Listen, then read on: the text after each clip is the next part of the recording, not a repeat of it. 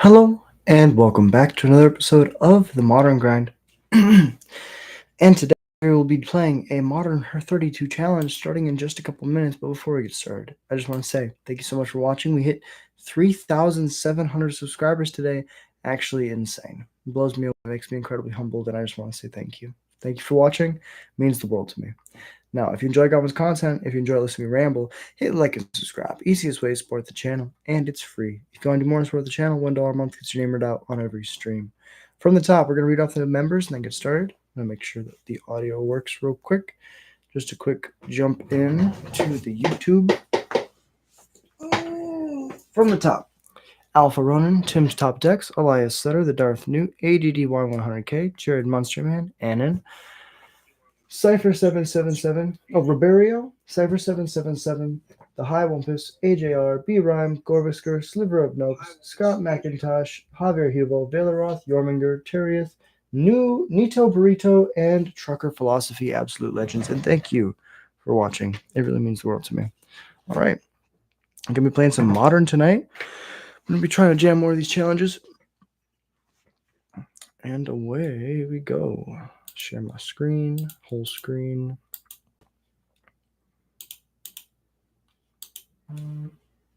I would like to play first. Sand is pretty bad. Sand's a lot better. Bottoming the Kiki Jiki. Keep. Bottom. I mean, do we want to bottom a land?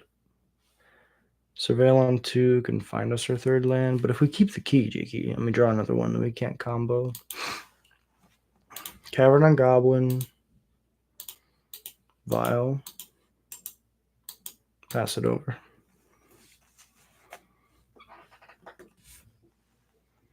Marsh Flats. So this is black-white. This is basically the Sewers deck.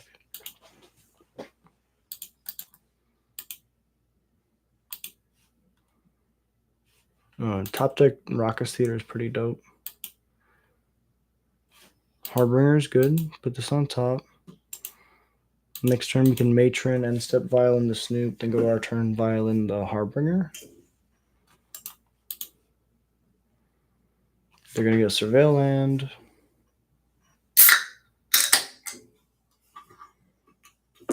We're going to get comfortable. We're going to be here a while. Bin and Unearth. That's very interesting.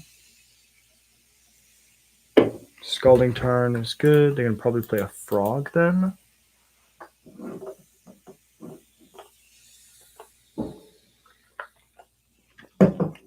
Esper Ketramos, okay. Trigger, yes. Draw the Harbinger.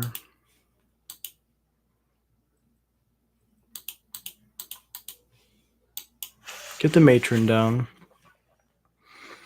Do we even grab the Snoop? We could just grab a Ringleader. But if this Harbinger enters, then we can just put a Ringleader on top. Let's pass through their turn.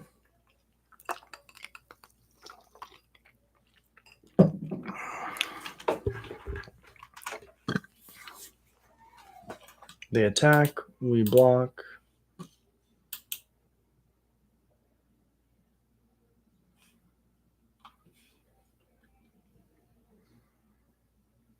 Oh, we F6'd.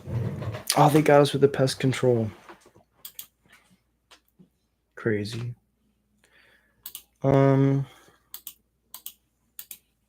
Big punts.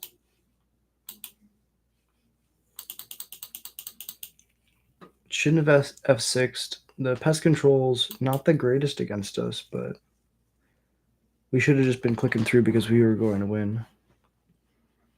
I think now we just pass. Really well played by my opponent. Knowing I'm probably F6 to the end step, so if they just play it fast, they don't have a response. They use the Fatal Push.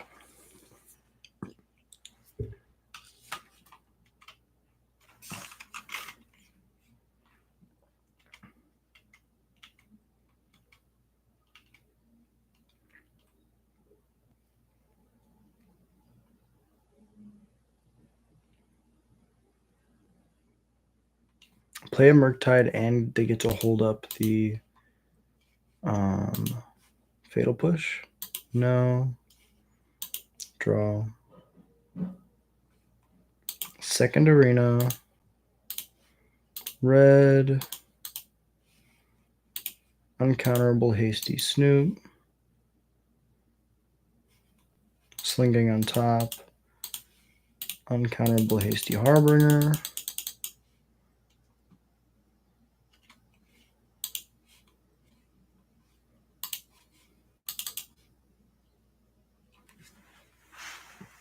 And they concede!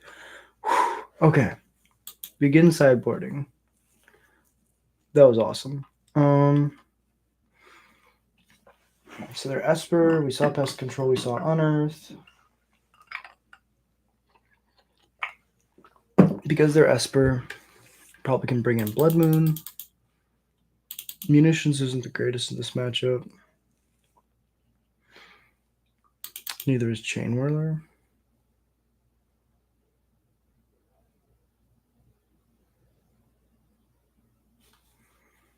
And Chain Whirler is decent, but I think Chain Whirler is better than Munitions. It's just so many 3-drops. But it is a castable at least. There's going to be situations where we just can't cast the Chain Whirler.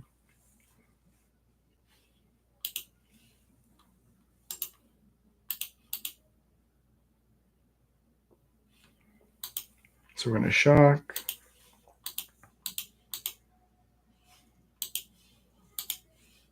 Thoughtseize.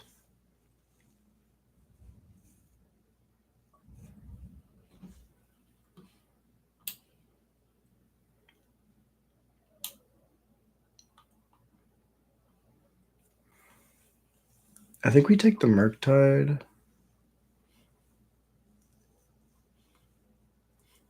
Could just be Trespasser. Because if we take the Trespasser, they unearth it, so we're not going to do that. We're just going to take the Murktide because they can't bring it back.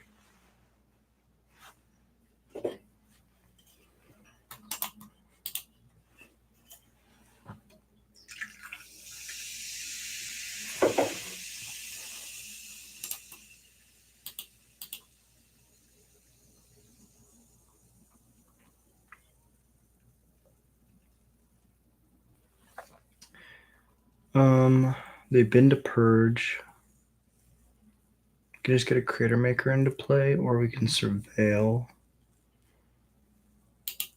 I think we just get this Crater Maker into play. Punish them for leaving up Counterspell.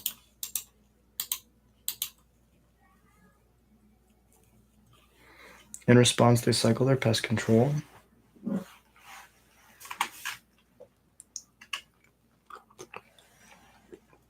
Draw Bog.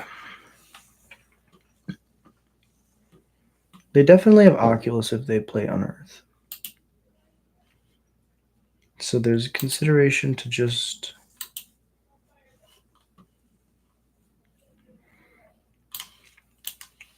I mean, if we just fetch for Matron, play Matron, grab Snoop, play Snoop, next turn combo, that's pretty good. But if they top deck a Murktide, I'm going to feel pretty dumb.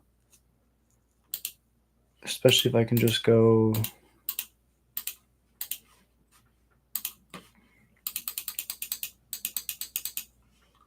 Trawler, Bog them, Yield, Combat, Attack. Okay, they drew the push. So the Matroning right off the bat for Snoop would have been bad. Top deck the Ringleader. So let's Matron. Let's go to combat first. Combat. Attacks. Poke.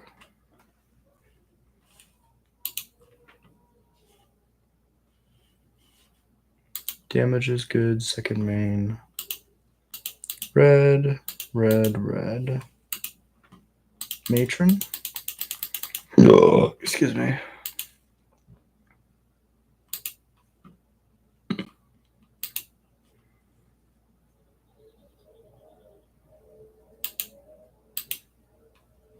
So I know half the cards in their hand. Yes. Go grab a snoop, pass it over. Cycle the pest control.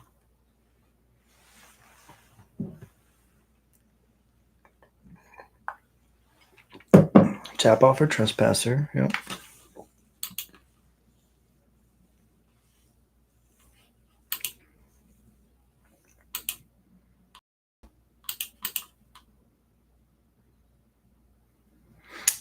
We drew our second Kiki Jiki, which is pretty tough. So it looks like what we're doing now is a fair game plan. So to do that, we just go to combat first, swing.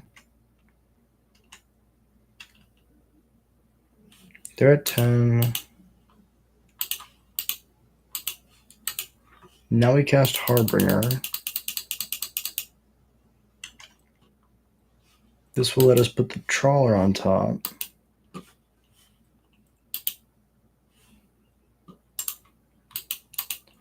Trawler will let us get a Trash Master down next turn, and we can start to swing in for quite a bit.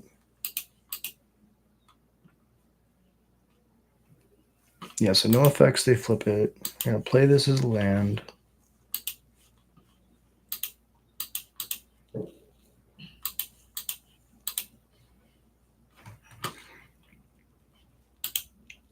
Just get this Trash Master down.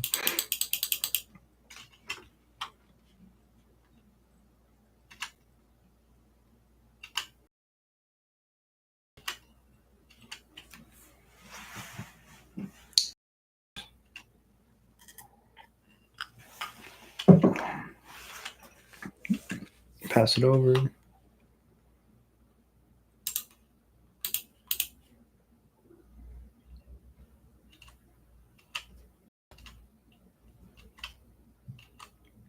Bins a Stern Scolding. Plays a land. Unearths the Trespasser. It's still nice. They get to gain a life, 2 life. Yeah, they get to gain a life. One of these is a creature, one of them is not.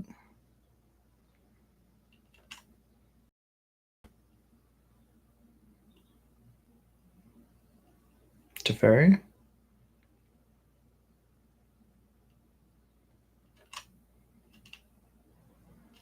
Oculus.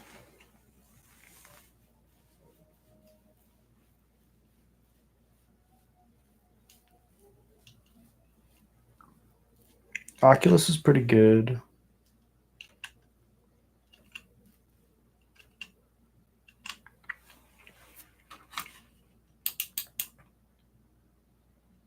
I think my out here is a munitions expert.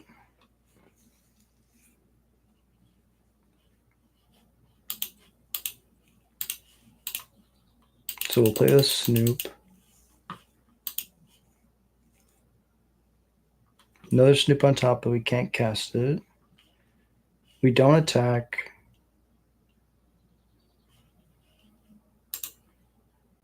So we're going to yield through the turn. Cast a Harbinger next turn, put a Sling Gang on top. If we attack, I think we die because they have better blocks than we do.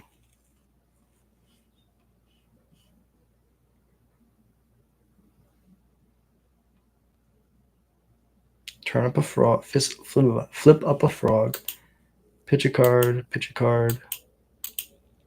Oh, they have 10 in the air? Oh, that's frustrating.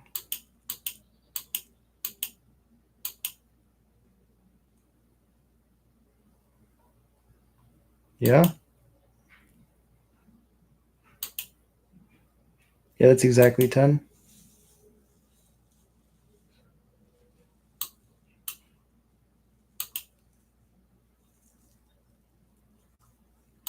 Yep. If we attack, do we win? They're forced to block. I have the Snoop.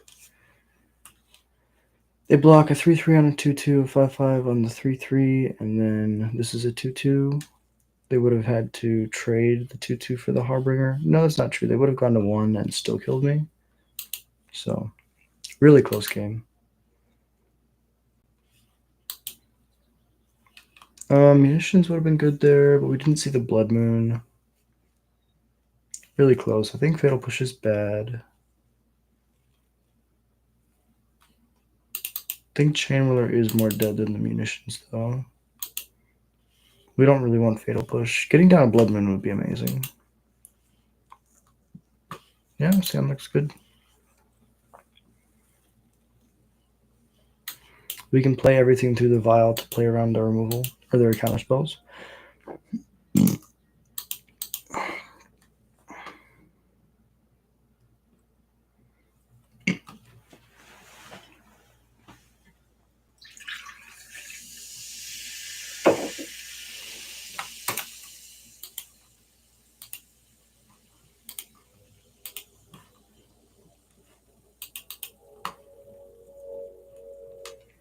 Ringleader's the best card in the deck. They definitely have a Fatal Push, so we're just going to end step, do a lot of stuff.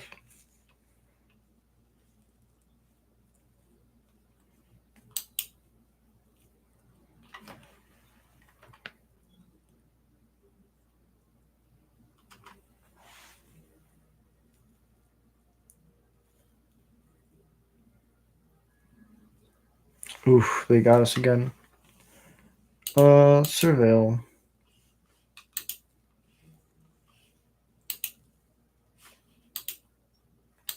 I don't see a reason why not. I guess we would have had a 1/1 play that could start attacking. Kind of would have, that would have been good.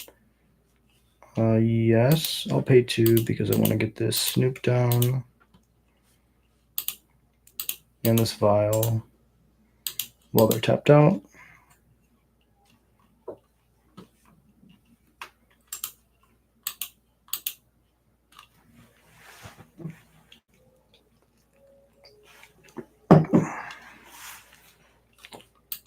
Trigger goes to 1.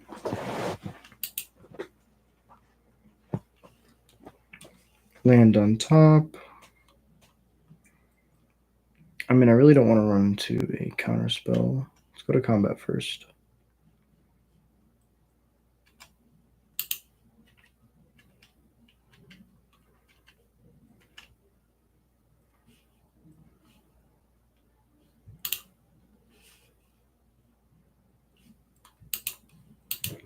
Put Skirk into play.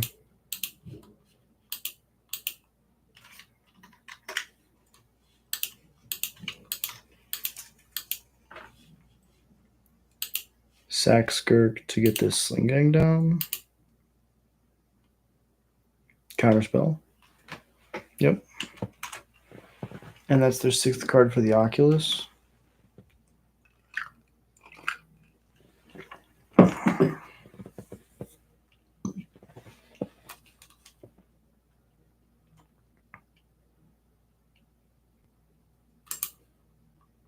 That's fine. Upkeep trigger's fine. File's good.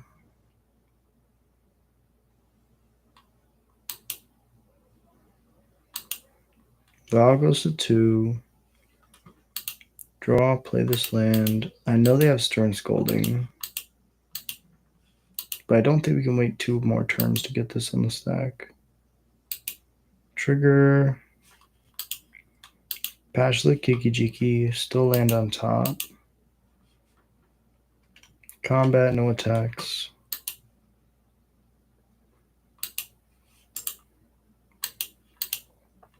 They can fatal push my Snoop.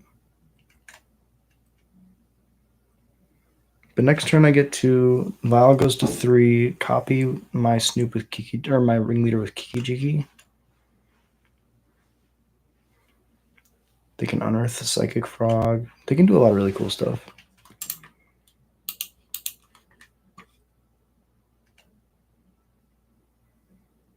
All.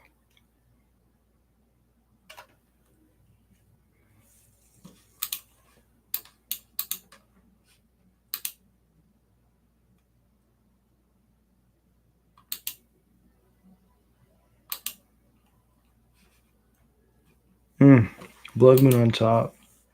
It's pretty good. So this is 5 in the air again.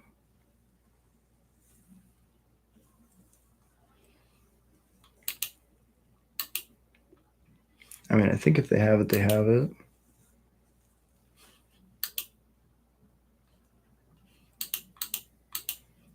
Thoughtseize on top.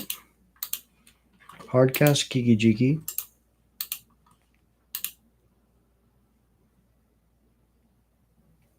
Second counterspell, yep. I can put a Mons in play.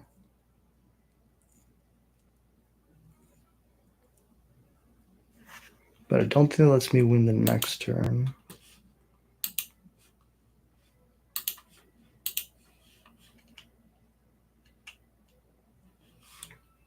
No attacks. So they have 4 cards in hand after they draw. That's 5 counters on this frog. That's 10 in the air. I'm at 1. If they can kill one of my blockers, I just lose. I guess Trespassers enters. And it also drains me for 1.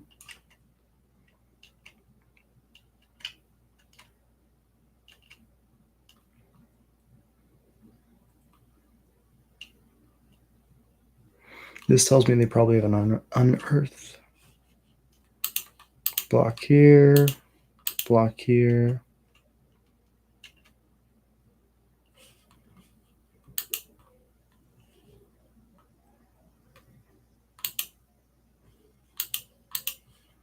Put on a 10.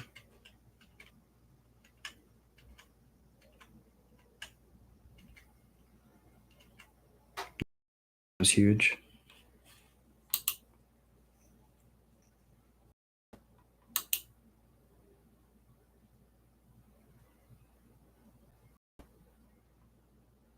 Ooh, Harbinger. That's pretty good.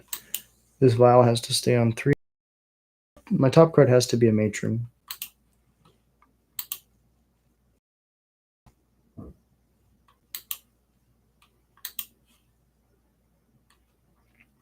Oh, Kiki Jiki's so good.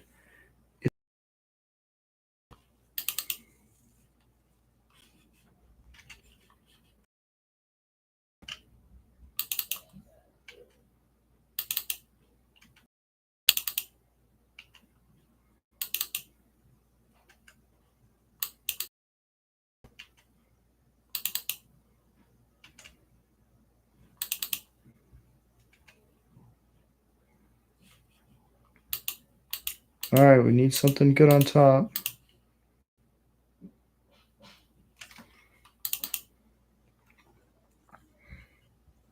So here's the thing. We need a Sling Gang or a Mog Mob on top. If we would have, as crazy as if we would have held our Sling Gang, we would have been fine. If we hadn't ran it into a counterspell, which is crazy to think about. We also could have kept our ringleader alive, which also would have won us this game. So we had a couple punts here. It says 5, 10. We need to get to 20.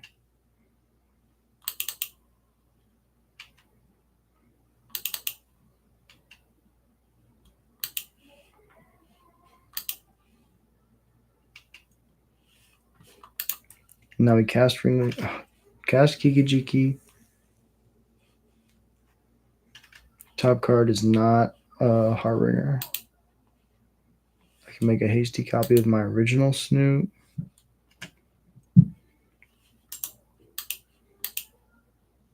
Activate.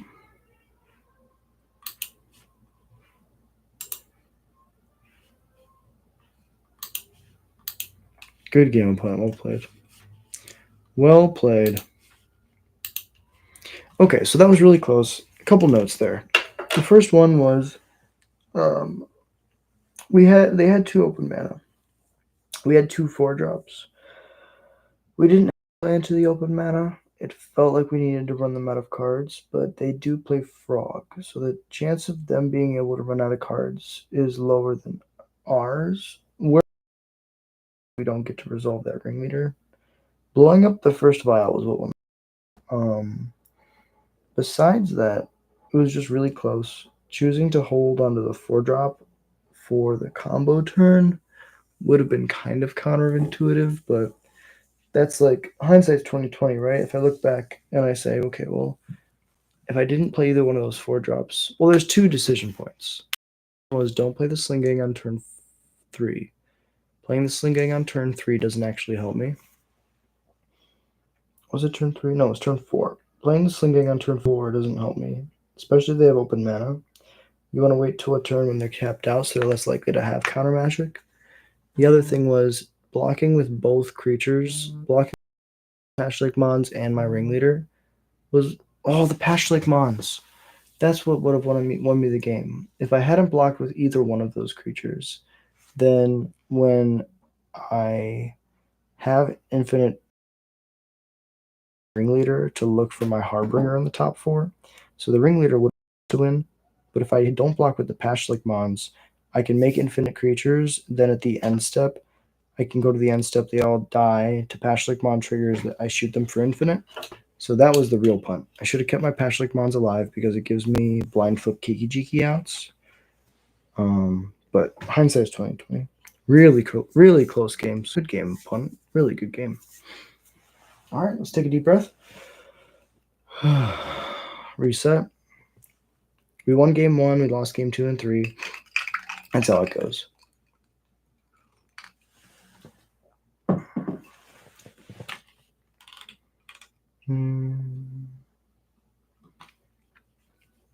Young dingoes in this league.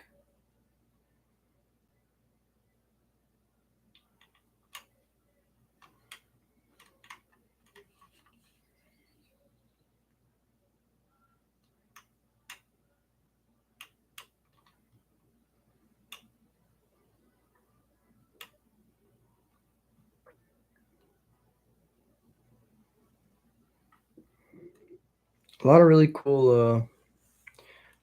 cool names.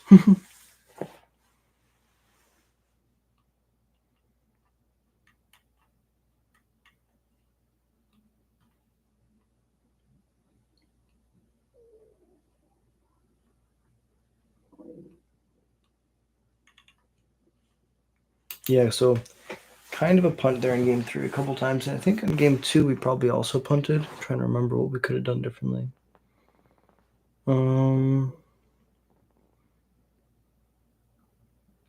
Oh yeah, not F6ing so that the pest control doesn't kill my Vial without me being able to put a Snoop into play. Definitely would have won me game 2. So that was the big punt in game 2. But we have to go back and think about these things, otherwise we don't get better.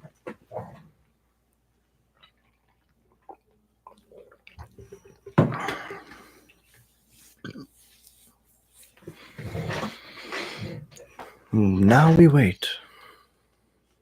We're going to look at this game. Kind of just leave this up here as a motivation. Yeah, so not blocking with the Patch Lake Mons. That would have been it.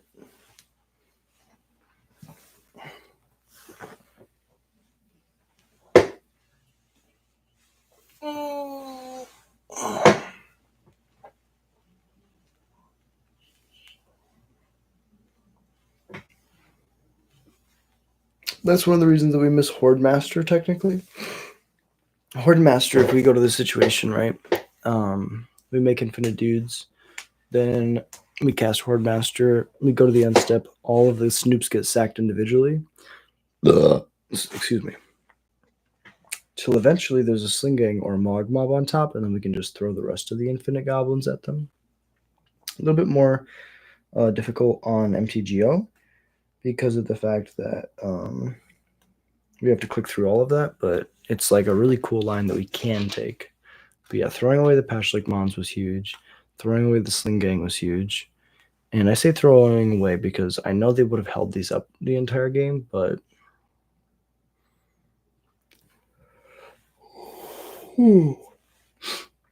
sometimes you feel like you have to play through your opponent's cards. And sometimes when you play through your opponent's cards, you just die. the game's gonna be like, it was over. You don't get to draw another card. No, I don't want to draw it. All right. 6 more matches to go.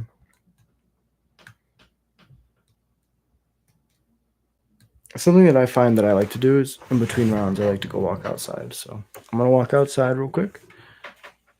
Check the audio again. I'll be right back. Oh.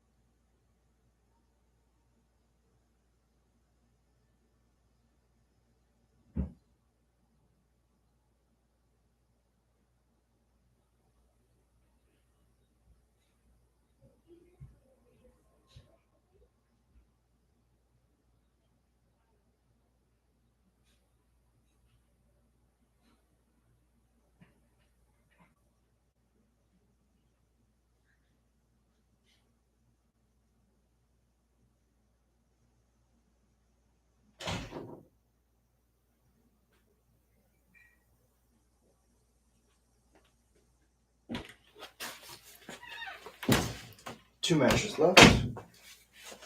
It's going to be a damn good day.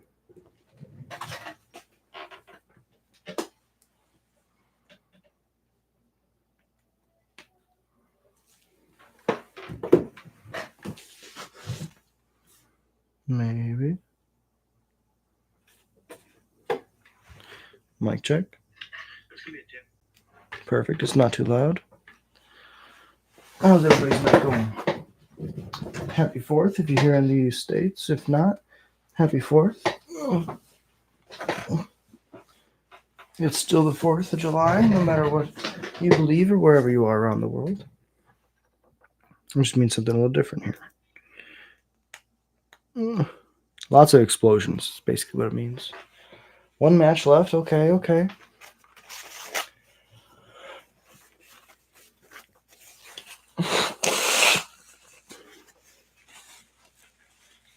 Round 1 was against Esper Frog.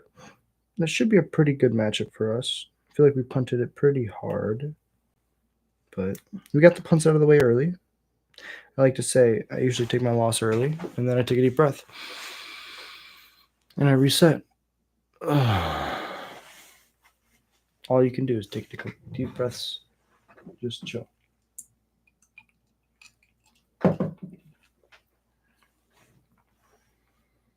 Because I'm just a one man runaway.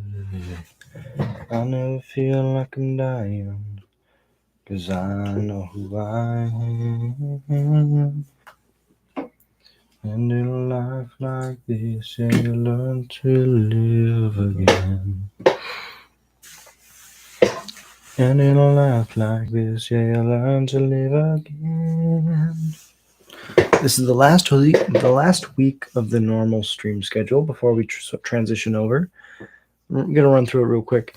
We're going to do Modern on Wednesdays. We're going to do Legacy on Fridays. On Saturdays, we're doing Commander. Sundays is going to be Limited.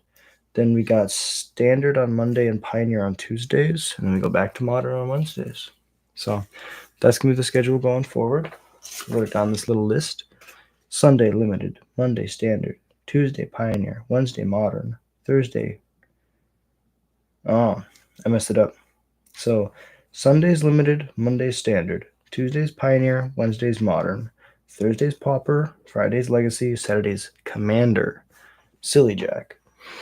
It's going to take a little while getting used to. I'm used to just sitting down in my studio and just doing whatever I want.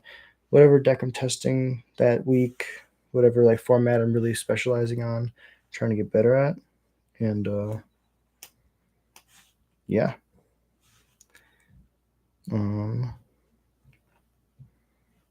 Going forward, we're going to be having a little bit more structure on the channel. Just trying to make sure that anybody who wants to watch knows what they're in for, when to go, when they can tune in for certain formats. I have been getting some comments where it's like, hey, the reason I watch your channel is because nobody really plays Modern, and you've been doing nothing but the Standard grind every night. And that makes a lot of sense. There has to be variety for the people who like different things. Because if I ever am just doing one thing for a long time, like Limited for, all the weeks, then all the constructed players are like, hey, when am I going to get a turn? And I want to provide content for everybody equally. As crazy as that sounds. Excuse me. And I like it when I get to play like a different format every day. For a while, I was doing 5 days of paper in a row, and that was a lot of fun. I highly recommend it to anybody who has like LGSs that are running events every day. Try to hit 5 days in a row. It's very difficult, like kind of exhausting, but just like you're getting 5 times the reps of everybody around you, and it feels really good when you do it. So I would highly recommend it. Even somebody who's as bad at Magic as me, I'm able to get a lot of experience, and it's funny how things change when you know the matchups, and you have to lose like 9,000 times before you can get one win. That's how I look at it. And if you're putting the reps in, you get your losses out of the way early, and then you get to do whatever the hell you want to do. So far, it looks like we're going to be dodging all of the 2-0 decks, which are probably Titan and the Cutter decks. I want to see what Young Dingo's on, but I'm not going to look up his stream. I'm sure I'll find out later. Keep on dancing. Dude, why is the song so catchy? Someone should. One of my friends sent me that song, and it was just like, why? Why'd you do this to me?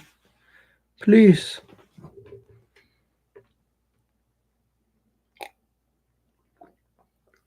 I wonder what they're playing. The last match. Oh, that's what I can do. I can shuffle these cards. I sleeved my RCQ promos just so I have something to shuffle. I got my foil Flusterstorm. I got my, and some of these are buy a box promos, mind you. They're not all FNM promos. And I got my 2 Nexus of Fates in here because I bought those 2 boxes back in the day. Are there any other buy a box promos? Oh, I got the Quasari Revenant. And I got... where else? Deadeye Navigator. The rest of these are either top 8 promos or participation promos for RCQs. How many top 8 promos do I have? I have the Preacher, the Schism, the Reality Smasher, the Go for the Throat. One of each. One Supreme Verdict, 1 Goblin Guide. I think that's it. The 2 Lightning Strikes are like Friday Night Magic promos, I think. Yeah.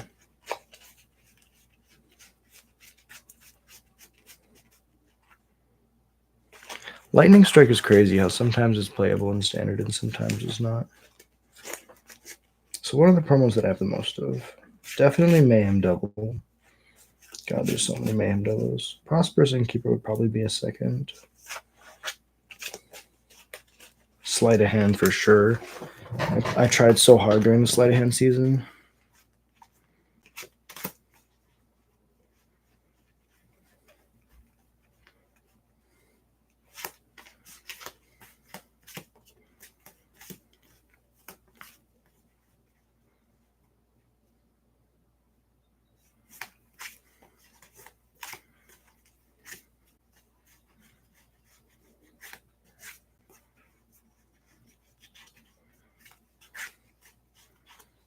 Yeah, I have so many Mayhem Doubles. Okay.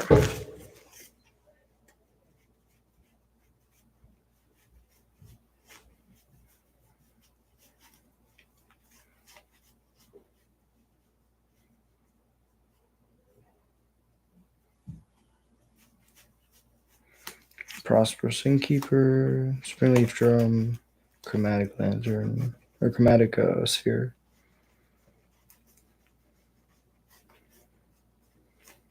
The Springleaf Drum promos are so sick.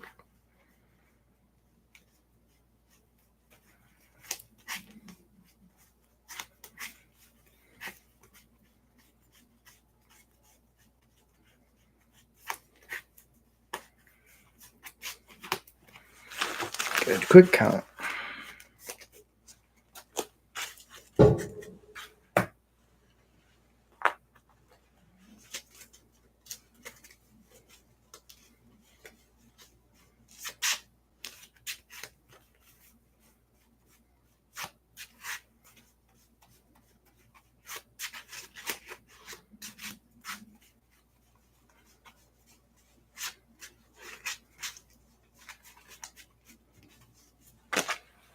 Okay, so Prosperous Innkeeper is a close third. I think I have 8, if I had to guess. I have 6. 6 Prosperous, 7. I picked up on this. 7 Prosperous Innkeeper promos.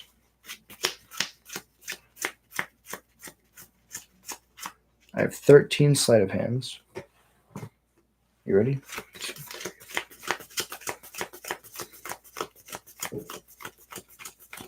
I have 20 Mayhem Devils, though. I feel like this RCQ season is going forever. So this is roughly 60 cards.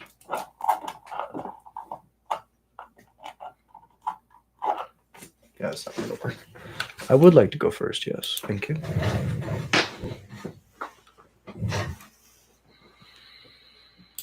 Yeah. Don't be playing combo. It's the only thing I really lose to is I don't have a turn 3. Unless I top deck it. But we play 4 Harbingers and a sample size of 7 is our hand. We get 2 looks at 2 next turn. Do we play a Snoop on 2 or a Crater Maker on 2? Vial could be really good in a lot of matchups. Yeah, it's good with Ringleader too. This would be the worst against red, which it looks like the Boros.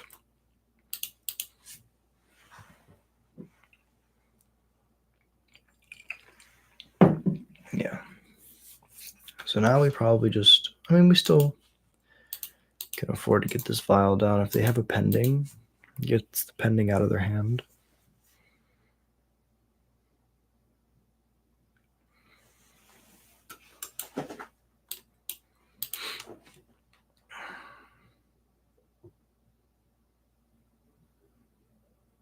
Surveil land probably means they can cast a Flage on 3 and they need that 3rd mana. And they've been a Flage. Okay, well now I need to prioritize getting a Trawler.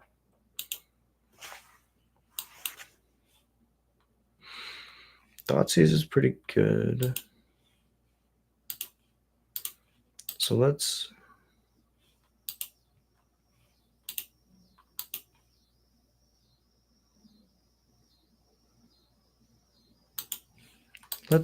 Thoughtseize now. Give them a chance to play more into the Chain Whirler. Okay, so they do have the discharge. I'm going to take the Pyro. Play this thing. Try to pull that Galvanic out of their hand.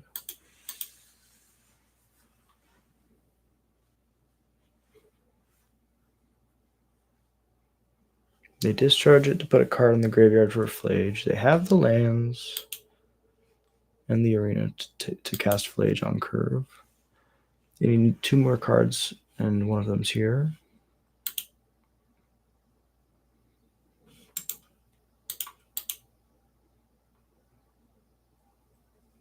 They're thinking about not binning it. They decide against it. So they're still 2 cards away. Land? Okay.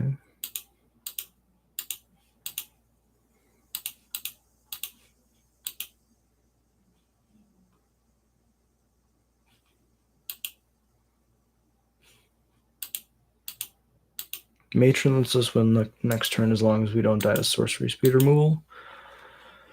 We'll just pass. We need to stop yielding like this. I should be individually clicking through everything.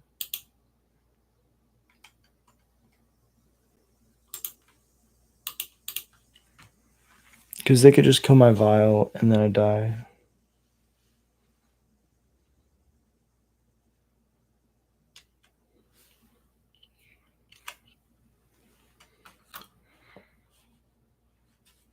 They target, I activate, put a Snoop into play, Pashlik's on top.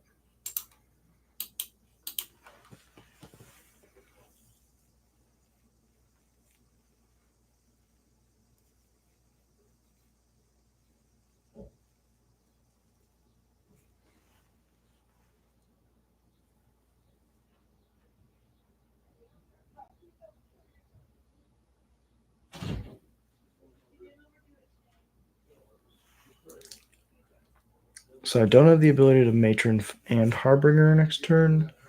So I don't think we can cast Chain Whirler again.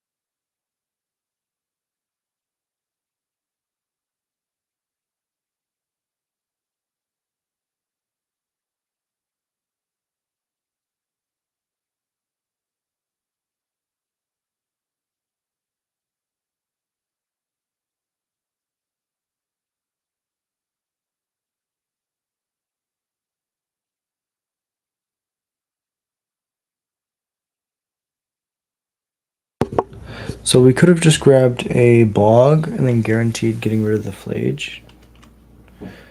As is, we're going to have to prioritize. Yeah, because now they have 5. Yeah. The fetch land is pretty good. I think we punted this quite a few different ways.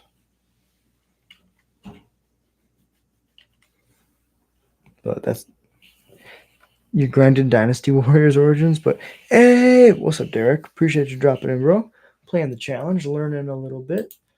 You know, you got to make mistakes to learn. So I'm diving headfirst into the mistakes.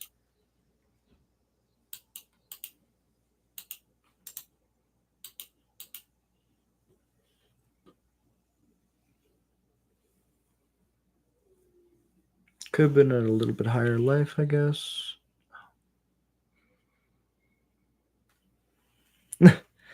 Hey, appreciate you, dog. That means a lot, dog. All right, let's see. Whatever I play, they shoot.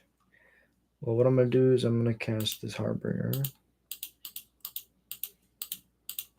And I'm going to say Goblin Ringleader. And then concede the game.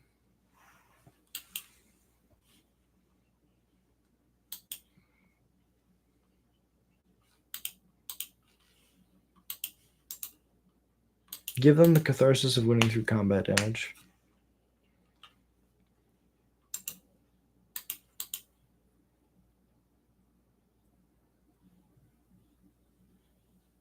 Good game, well played.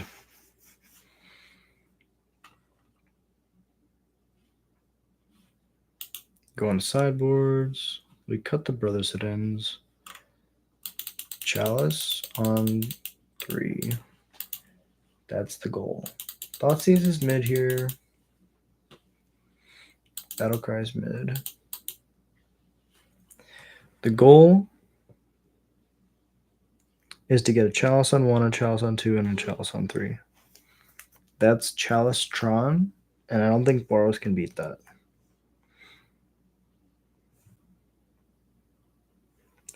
I've done it before. I had a Cavern of Souls on Goblin, and I went turn 1 Skirk, turn 2 Chalice on 1, turn 3 Chalice on 2, and then like creature Chalice on 3. It was awesome.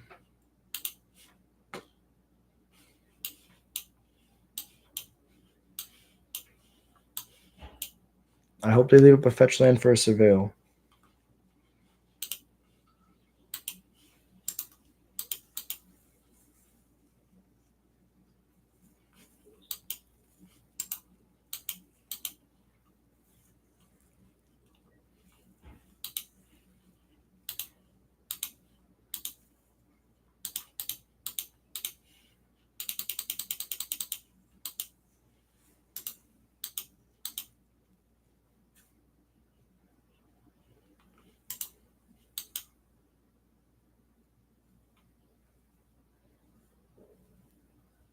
Been a Guide of Souls. Look, this was 2 mana, kill every 1-drop in your deck.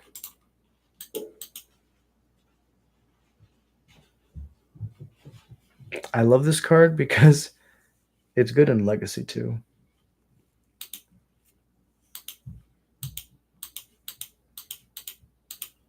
Matron, Grab Ringleader.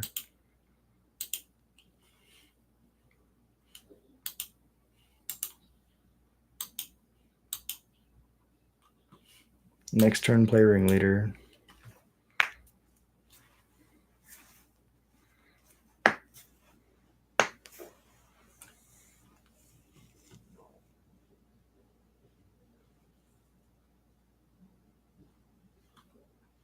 Oh, we got a Matron for Trawler.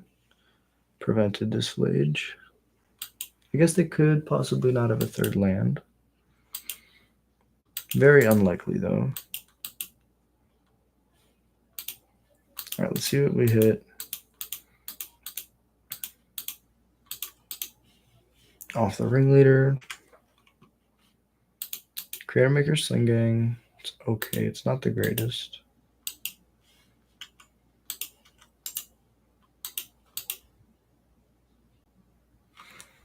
If they didn't play, oh, and they have the arena. Right, really well played by my opponent here.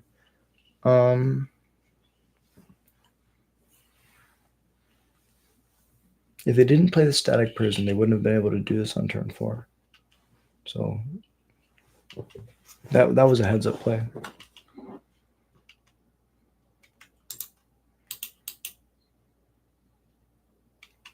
It's an Inferno Titan trigger. Oh my god. That's so good.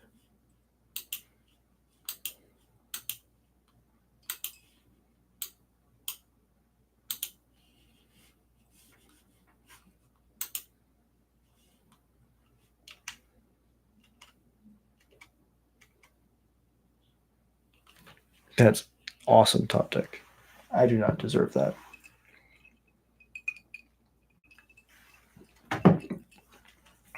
Replay Flage.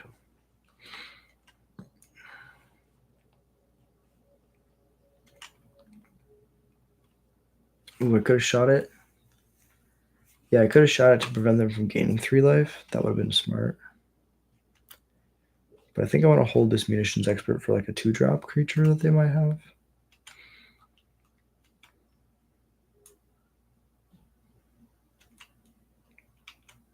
Cast a spell into the Chalice, start filling the yard again. Okay. Now this is when we start rounding the corner. We get to grab a Trawler.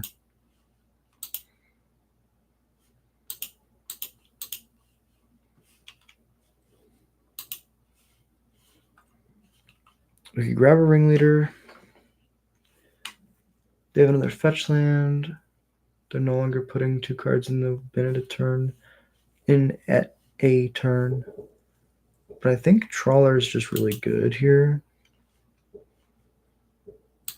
Then we can go Creator Maker and start attacking.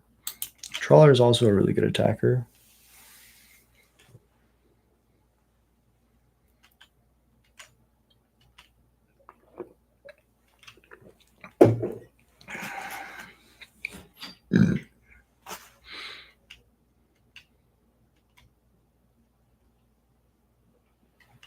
Discharge, yep. So they have 1 more mana to get to 4 cards. If they had another Surveil land, that would have been really crazy.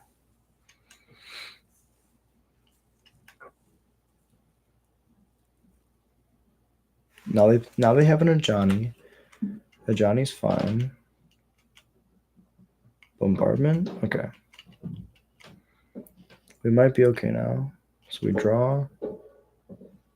Tarn is fine.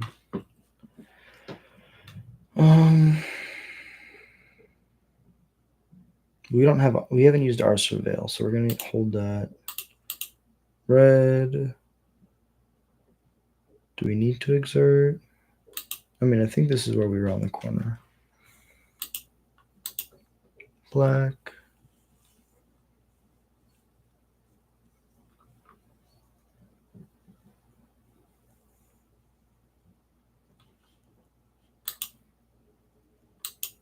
red. So we're going to go cast the trawler with the black, hasty red, and a red.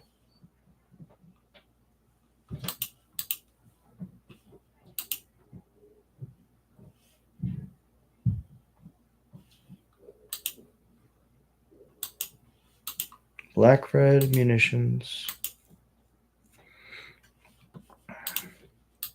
Kill the Ajani.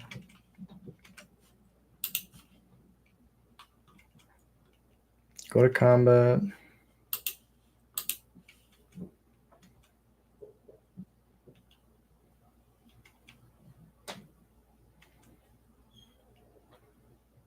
I could have fetched for a basic, but even though I exerted, I feel like this only dies to another Ajani, but I'd rather have my Crater Maker for that second Ajani.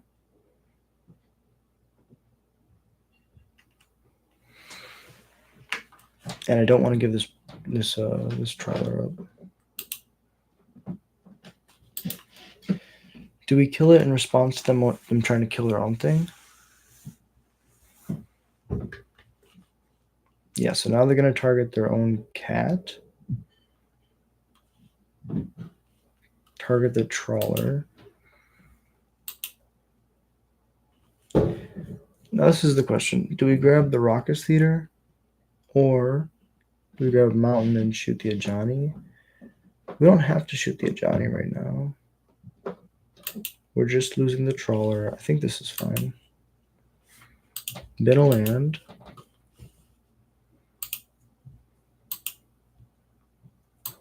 That's gone. Combat. Attacks are fine. I still have the Crater Maker.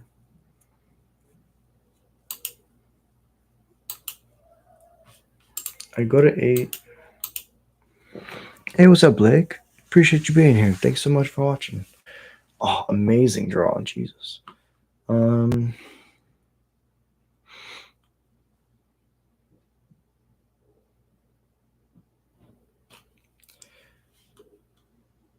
Interesting. So if we hadn't exerted, we'd be able to cast both of these, as is. Oh no, we can still cast. I think we played defense pretty well here. I mean, I'm at 8.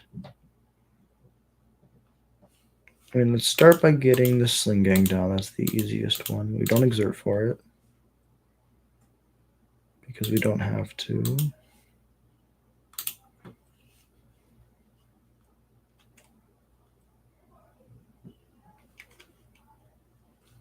Now we play this. We don't shock.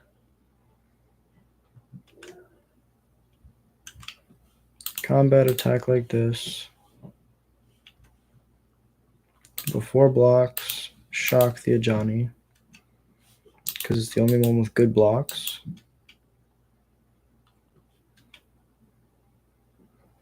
They go to 23, pass it over.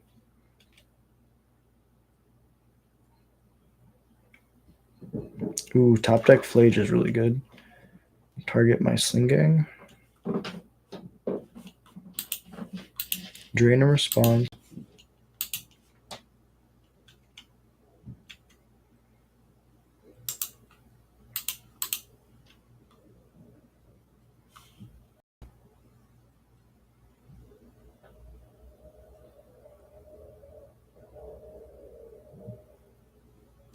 So they still trade next turn, so I would not want to. Oh, this is so good.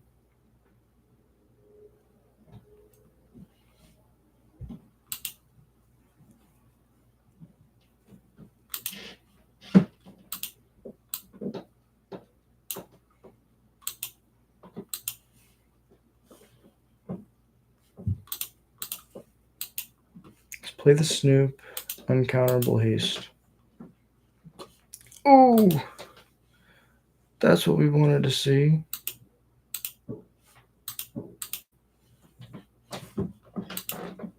Harbinger, yes. Kiki tap to target. Tap to target. Tap to target. Tap to target. Tap to target. And I think we still have a Mog Mob left, so we don't have to do a lot of clicking.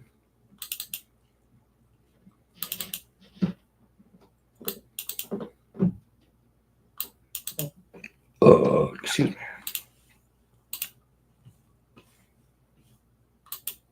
I'd like to put a Mog Mob on top.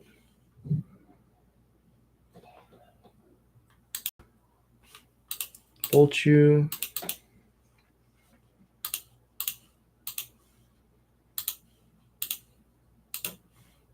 All right, game 3.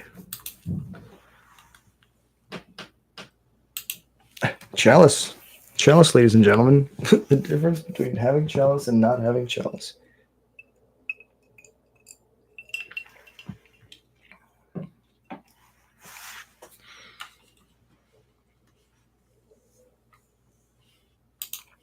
I mean, we have our trawler, which is our answer to the flage. Ragavan's pretty good, I gotta say. Oh, screen glitched. Ragavan's pretty good against us. Mountain. Vial.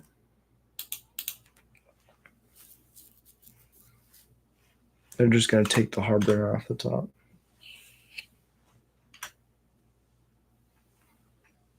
Land, get it out of here.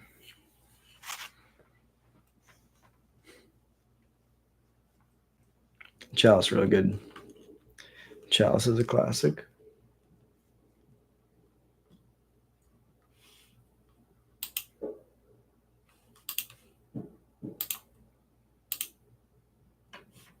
Oof. We did the thing. Oof, we did the thing. We played the wrong land. I really don't want to play it into their bolt. That seems like a really... I guess it draws the flage out. So bad. So here's what I should have done. I should have played my Arid Mesa, held it up, and passed. Then I can flash in my Munitions Expert to shoot the Ragavan, chump block the Seasoned Pyromancer. If they don't want to lose their Ragavan, they bolted the Galvanic Discharge. Then my following turn, I get to Violent Snoop and Violent Harbinger. So that's what should have happened. What will happen is I'll just play a Snoop. They're going to have a Flage. They kill my Snoop with a Flage.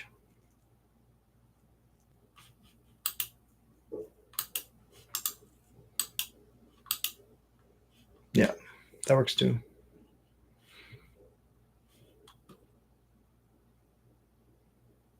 Mountain, exiled. I would like to put this to 2, yes.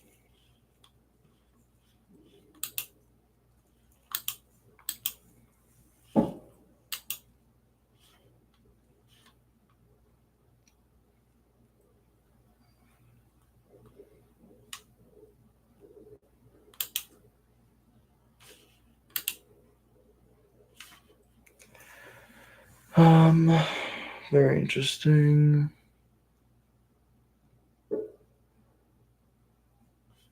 I think this lets us get somewhere, so we'll leave it there.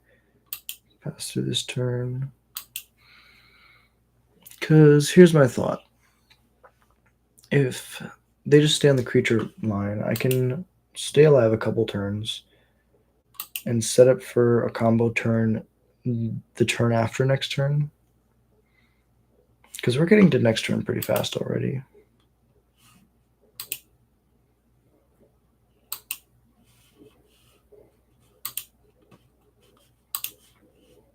Kill Ragavan. They can kill this thing in response to stop that ability. Then I get to go to blocks. Do I want to block? Yes. It's really close though.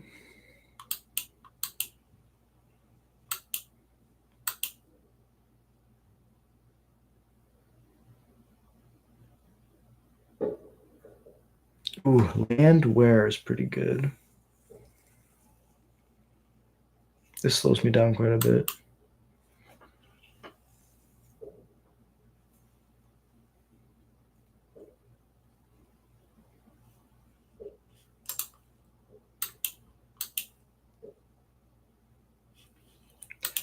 So here I just get to go. Yes. Put a Snoop on top. Play a land. Pass it over. Next turn, I get to go Snoop Harbinger in one turn, and they only survive if they have a discharge.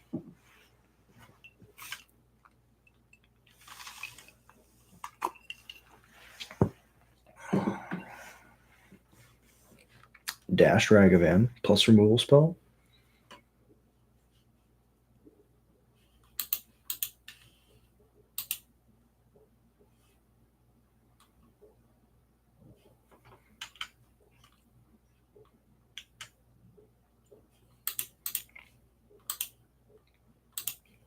Exert, red, Snoop. Don't want to split the mana. Yes, it's free too, so why not?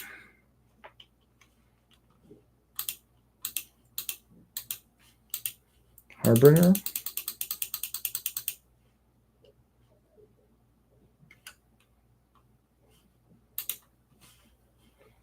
Kiki Jiki. Tap target. Tap target. Tap target. Tap target. Tap target. Tap to target. Tap to target. Tap to target. Tap to target. They're at 16, so target the Harbinger. Harbinger, yes. Put a mob on top. Bolt. Bolt. Bolt. Bolt. Bolt. Bolt. Good game. Well played, opponent. Ooh-wee. All right, well, we got there against Boros, which is, I will say, the deck that we're teched for the most in the main. Game one, could have done things better, but really close games overall. Well played by my opponent.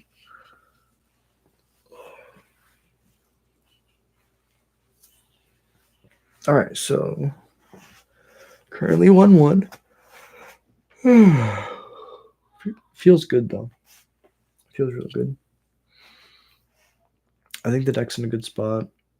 Our sideboard, our main deck is meant to grind the fair games, and then our sideboard is meant to beat up on the unfair decks. So I feel like that's a pretty good combination, especially when we have a pretty fast clock ourselves.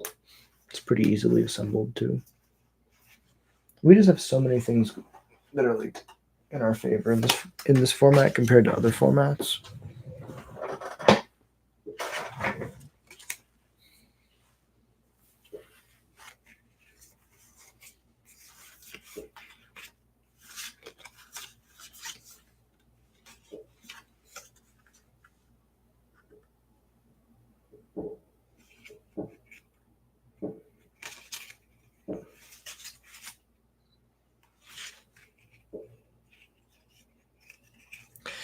It's crazy when you have to like practice your signature over and over again. Some of these early ones are so bad. I actually marked the one that says the first good one. I don't know if anybody.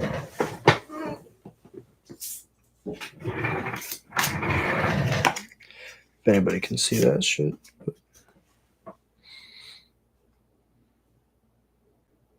The glare is crazy.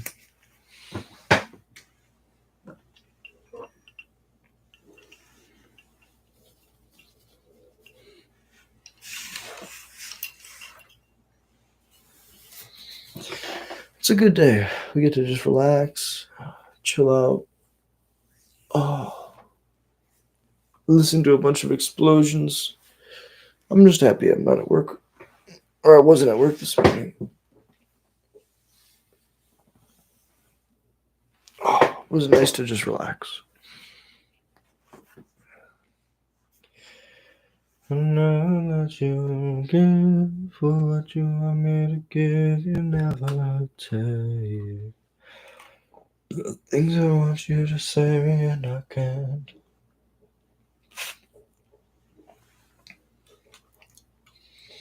So both of them are 1-0. Dragon Fodder is one of my friends. Dragon Fodder started 1-0. I would love to see Dragon Fodder.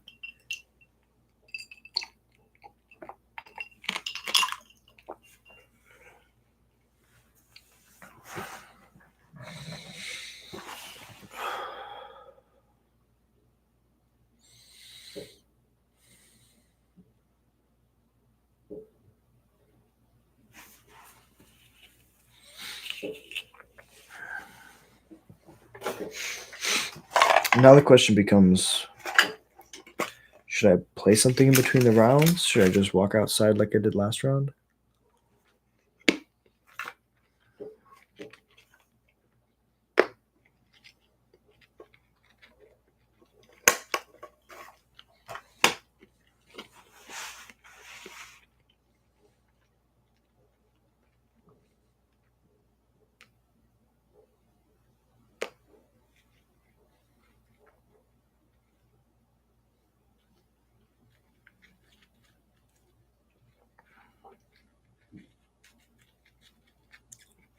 Hey, what's up, Trucker? Appreciate you dropping in. Happy 4th. We're chilling. We're 1-1 in this league right now. It's gonna be a nice night.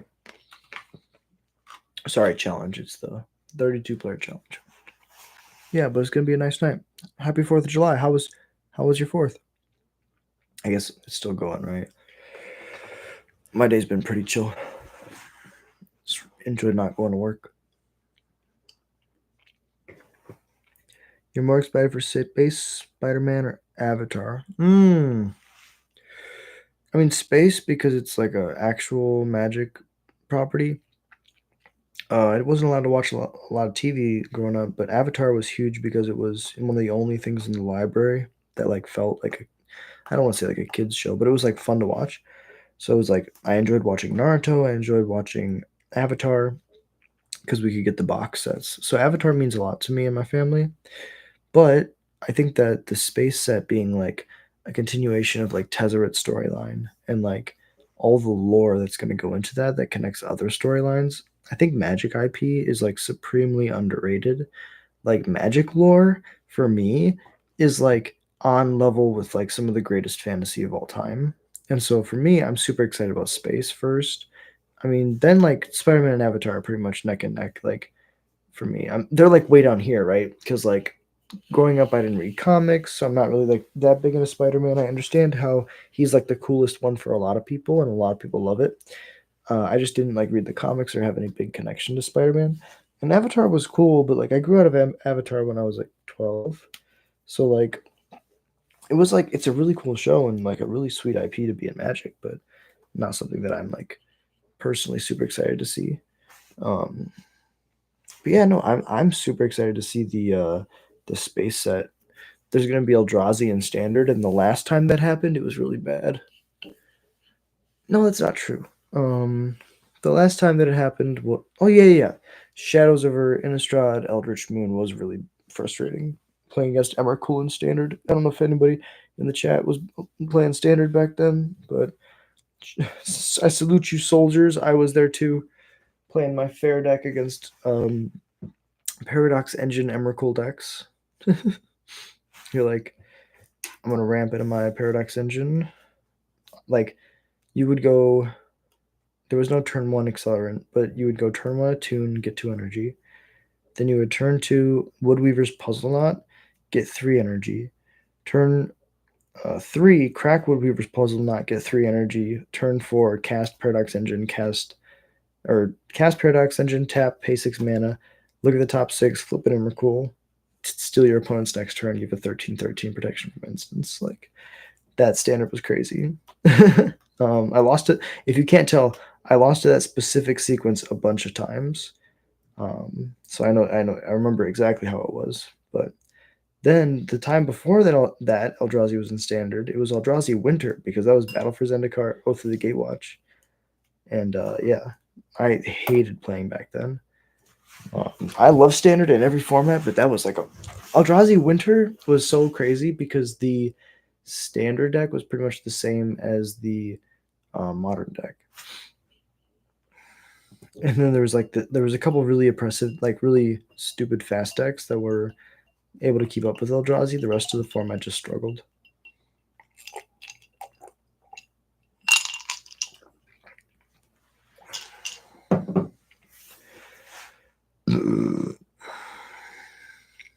How about you? Space, Spider-Man, and Avatar. Let me know.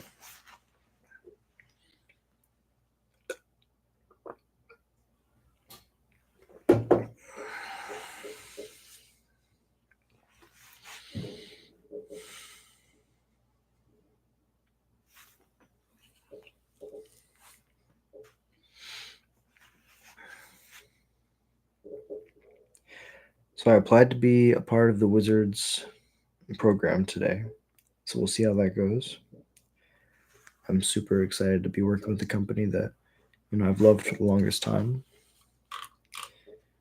I love the game that they make, I should say. Come on, Dingo, I believe in you. I think me and Dingo have the same. Yeah, we have the same record now.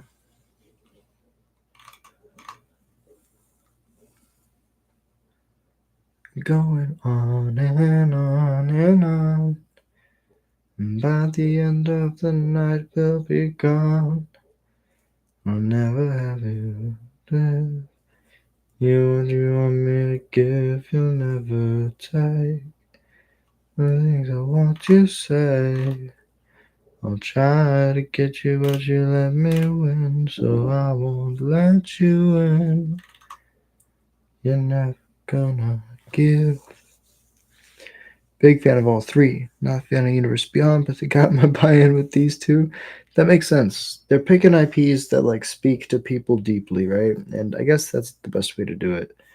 Like, I will say the way that they go about it, I can respect because they're not like putting like minimal effort into these things. Like we saw it in the Final Fantasy set.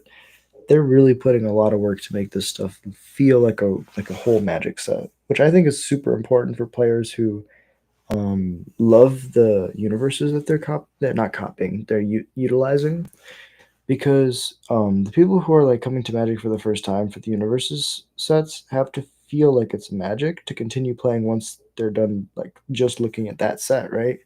So I think they're purposely like doing a great job with it, or trying to do a great job with it, just to see if they can permanently expand the player base, which is better for the entire game, and I respect it.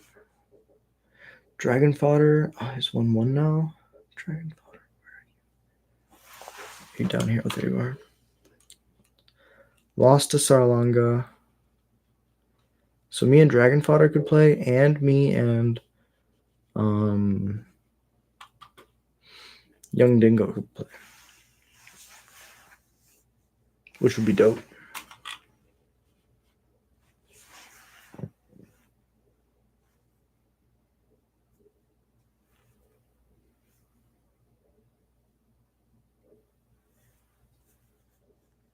One match left. Then we get to start round 3. The grind can't stop. We're addicted to the shindig. Chop chop, they said I'm gonna win big. Choose not the life of imitations. This goes out to you, the generation.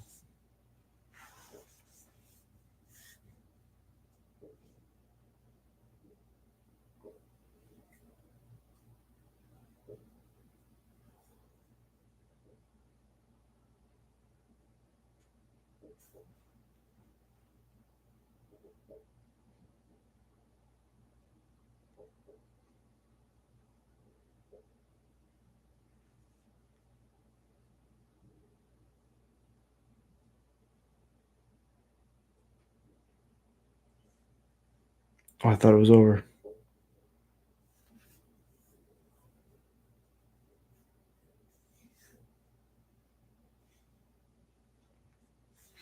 They're fighting for the 2-0s.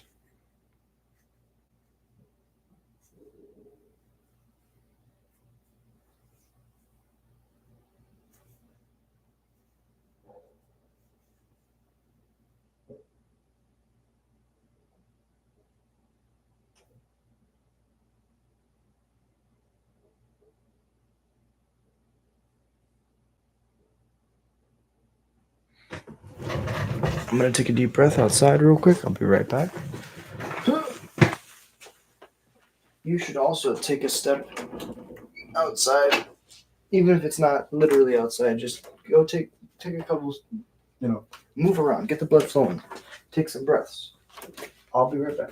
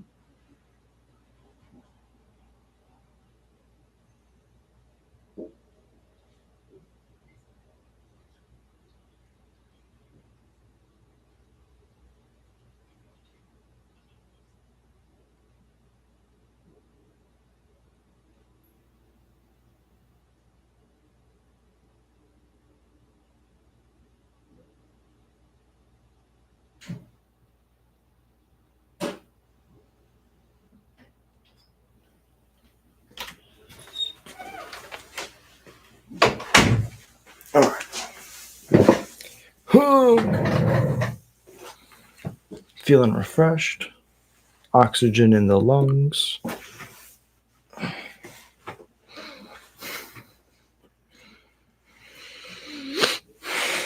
Let's do some deep breathing together.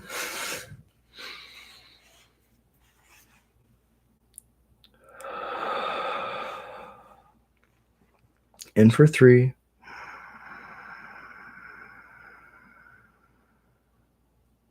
Hold for 1. Out for 3. In for 3.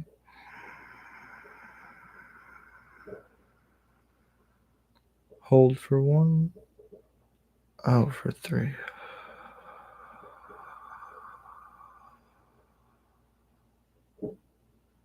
In.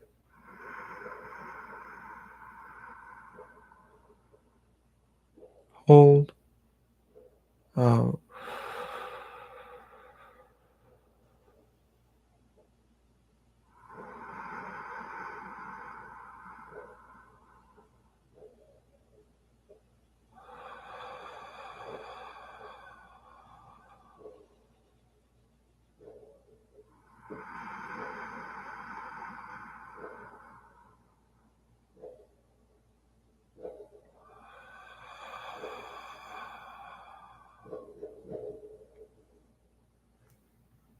And then you change your hands.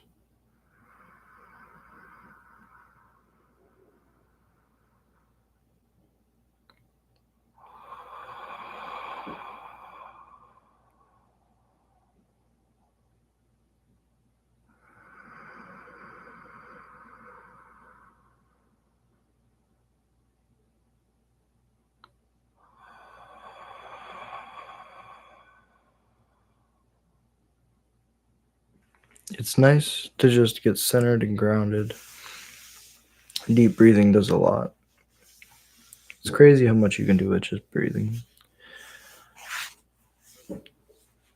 Changes how you feel. You can release a lot of healthy stuff in your brain that takes away the stress. Like, it's a beautiful thing. Found meditation when I was, younger and in a pretty dark place, and just the aspect of like feeling your body, understanding how important air is, like oxygen is to your body, and realizing for me how often I was holding my breath and gritting my teeth. And like, if you find yourself like, maybe you've never experienced this, but maybe you have, where you're just like, you feel fine, but you're like stiff and like locked up, or like you're gritting your teeth, holding your breath. Just consciously make an effort not to try to like do anything to undo that. Just consciously make an effort to breathe.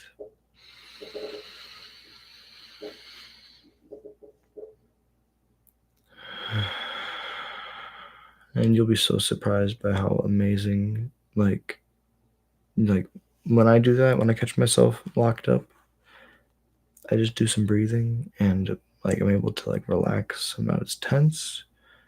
I'm able to, release my jaw naturally without like thinking about it. Like, there's a lot of things that just help. Yeah, mindfulness is huge. It's tough because like, a lot of people, some people put the work in to like understand themselves and like, how to like utilize coping mechanisms, but a lot of people will just laugh at you too. So for me, it was huge. Meditation was huge for me, to be able to just be okay. Like, being able to just breathe was so crucial. Like, being able to just be okay was hard. And so breathing, it like, it grounds you. Like, so often we feel like we're like in our heads so much.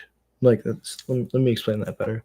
So often in life, we're focused on the things that we're thinking about, and that, if we have like a center of gravity, right? Like, how like our center of mass, like our weight distribution, center of gravity. What if we have like a center of our universe, right?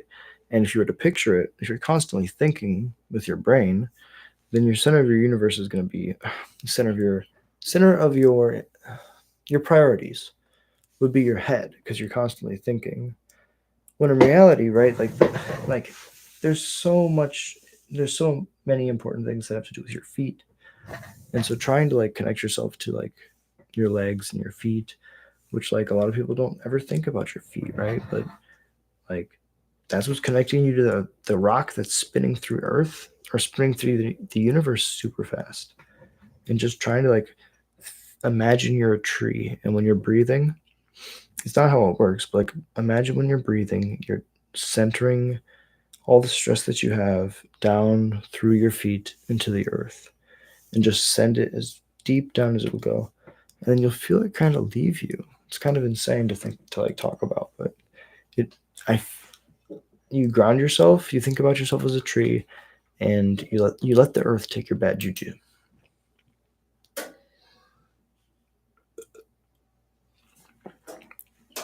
You can turn one vial, have cavern. It's probably not going to matter in this matchup. It's a little bit removal heavy, but like, we can go turn one cavern on goblin. Wow. Matron next turn or the following turn would be amazing, but for now we're just chilling. Okay, it's Yawgmoth.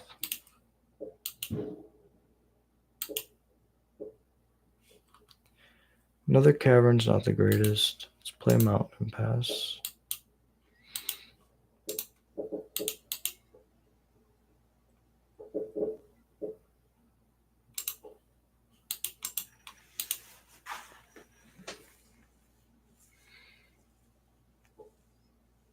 Rumble's fine. Could also be Brood Skill. Yeah.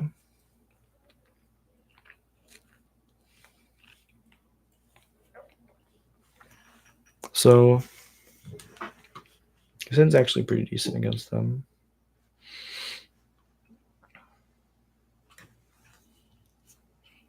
So they play the Flesh Raker. We get to kill both their things, but I don't think we want to actually.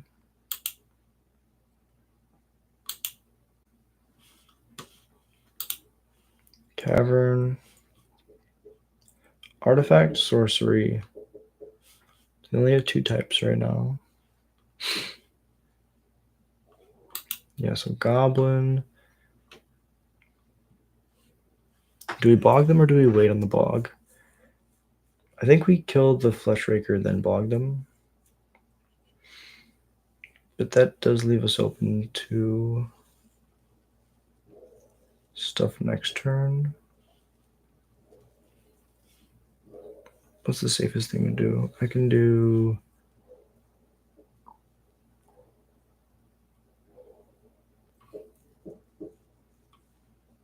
Not worried about an Emrakul right now, so I'm going to save the bog.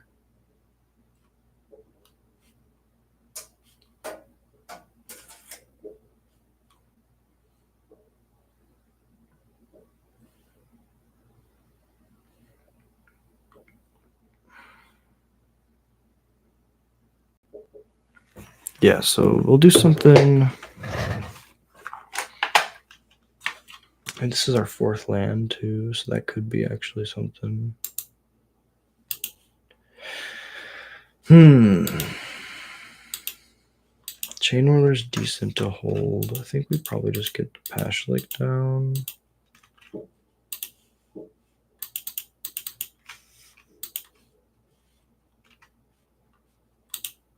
Then activate. Yes. We tap out, so there's a couple ways that we die.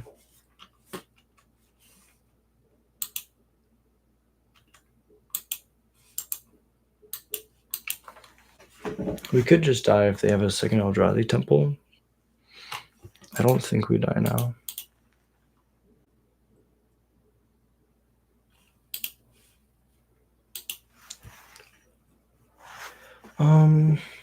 Yes, because we can violate the Chain Whirler. And then eventually the Sling Gang.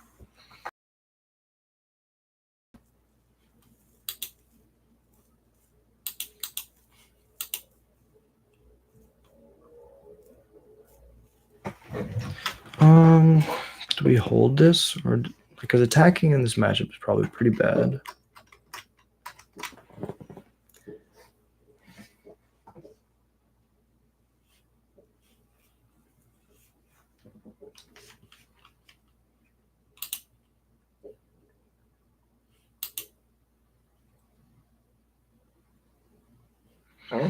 Let's just go to combat.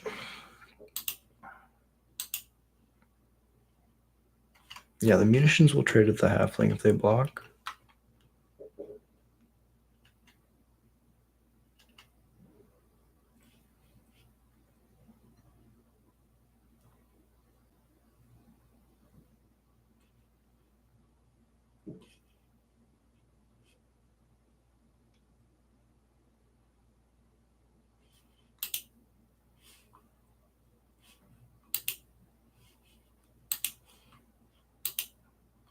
I think I'm just not going to die to a Emrakul. And we're going to hold up this munitions expert.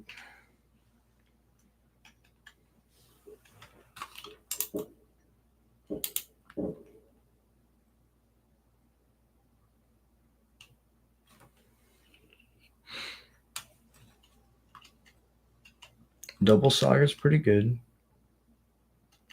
Blade is okay.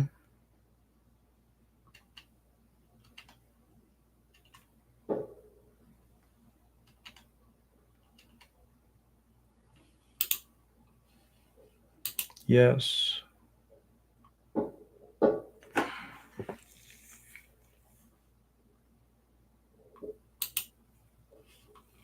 Ooh, Snoop is really good.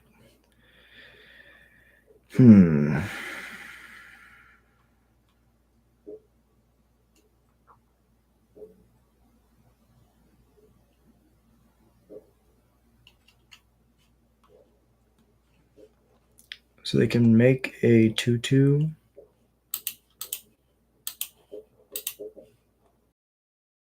I'm not going to attack with the Pashlik.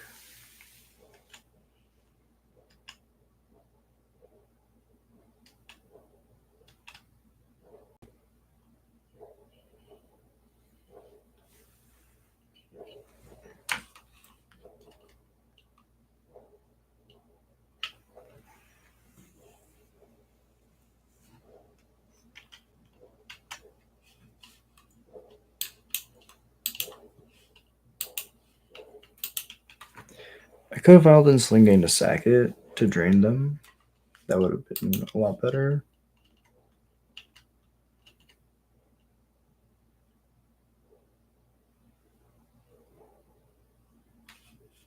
Because realistically, we have to kind of do this before this goes off.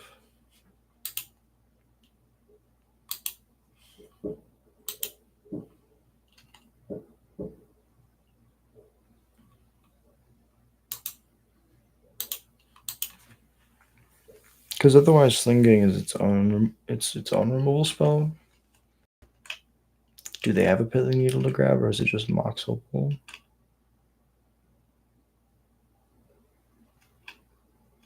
They're just trying to make creatures. Shadow Spear then.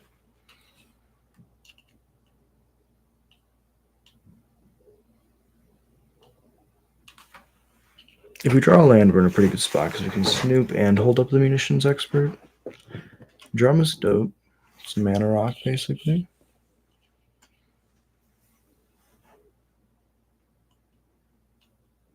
Two constructs a turn.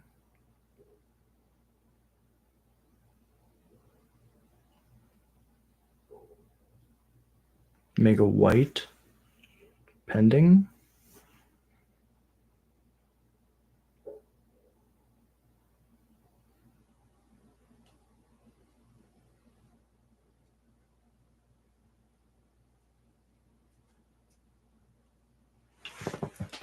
Equip it to a construct.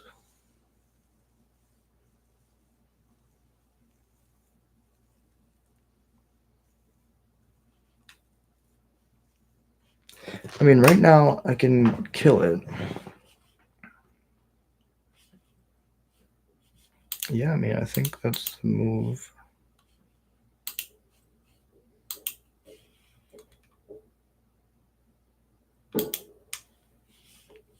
So what they could pump fake me here with? No, because I have the Slinging Pashlik Mons. If they had a Brood Scale and Walking Ballista on 0, they could technically still go into it.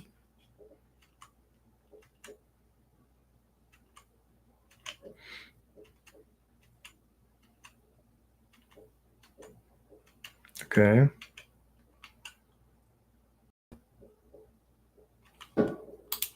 I would like to do this, but not. Oh, should have done it.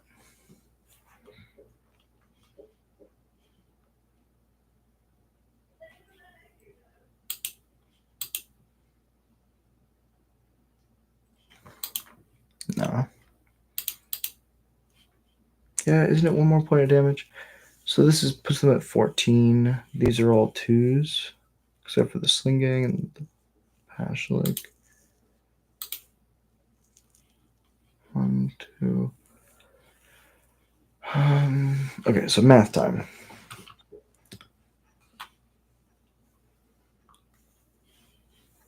6, 7, 8, 9, 10, 11, 12, 13, 14, 15, 16, 17, 18.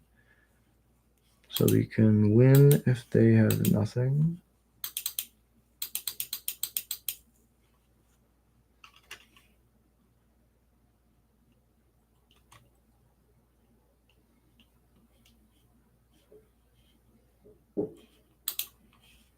Now we drain you, sack this.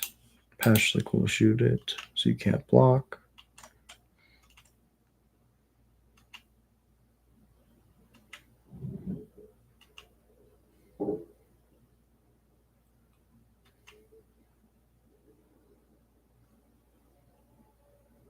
Make a construct, yep.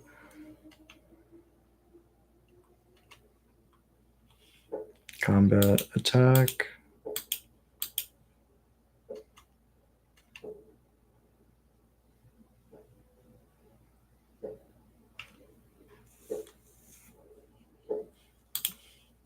Sack it to drain. Shoot you.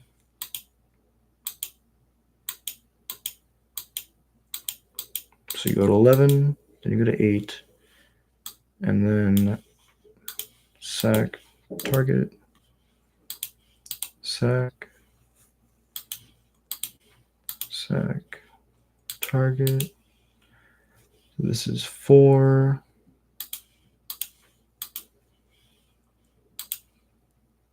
6.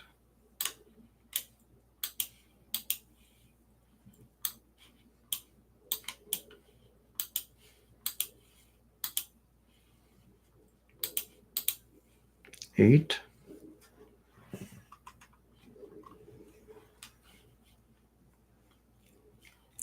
All right, let's go.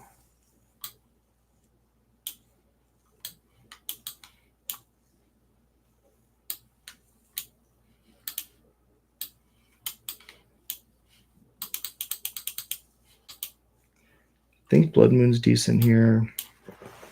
Let me think about it. Is it a Thoughtseize matchup? Yes. Take combo pieces. Fatal Push is decent, but they have an instant speed combo, so I believe they can just go off in response to my Fatal Push. Is Vexing Bauble good? No, they're spending mana on their spells. Is Chalice good? Chalice on 2 is good. Is Chalice on 1 good? No. Is Blood Moon better than Chalice? No. Push is decent. It kills the stuff you have to kill. Is Push better than Chalice? Yes. I think our aggressive plan doesn't work here. I don't want Fatal. Trimming on a Vial makes sense. We could bring in Chalice to play on 2, but then we lose to the evil. I think Fatal Push and Thoughtseize are decent. Play a 2-2 split.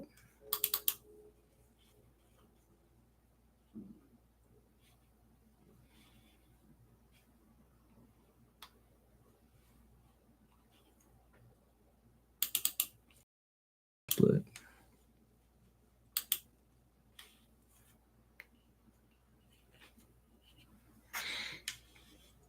Because Vial was really good.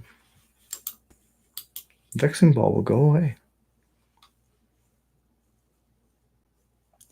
This is the opposite of our last hand. We have no interaction. This hand's even worse. Okay, okay.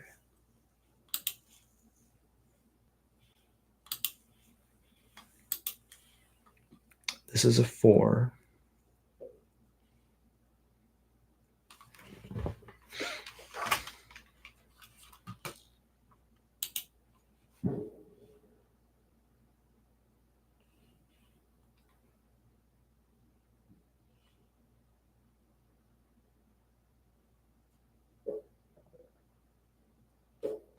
They're not countering my spells.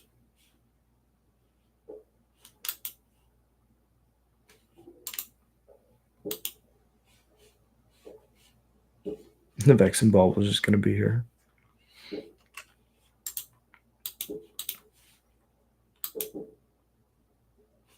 The Vexing Ball was just going to be on my screen. Wow. Powerful Vexing Bauble.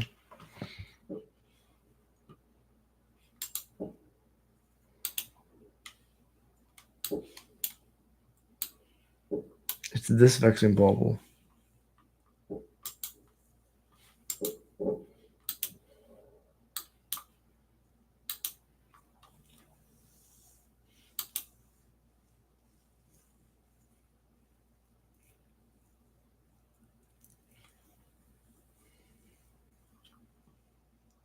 Eldrazi Temple. No shock. Pass it over.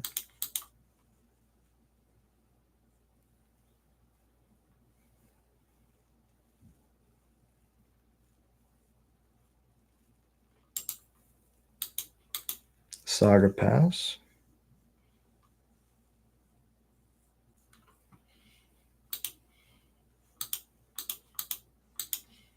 Snoop.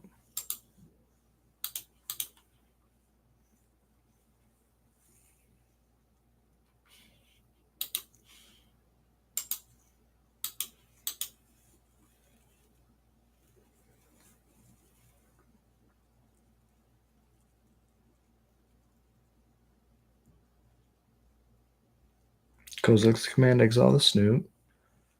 Yep. Grist. Sephiroth. Sack the...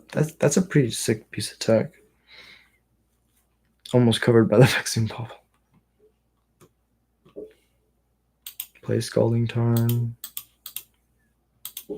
See if you have a second one. Oh my god, a third Snoop is so good here.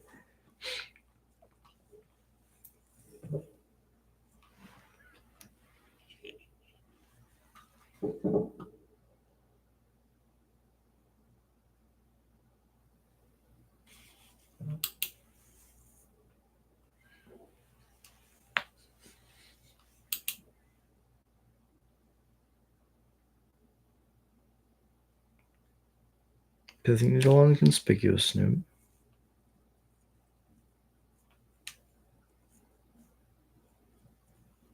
Yep. That's a good one. We have a Trash Master and a Creator Maker that can break that. But we have to be worried about them getting an Emrakul into play.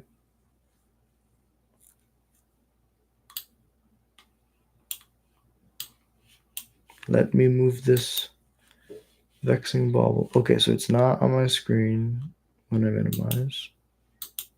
It's gone. We did it.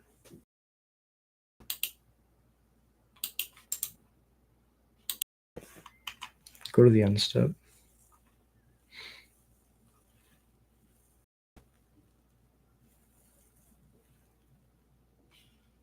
No blocks. I am confident. Do I want another Snoop? No activated abilities can be used, but I can cast spells off the top. I think I already have one. We really need something else. If we matron for a Trash Master, then this allows us to for sure cast the Trash Master.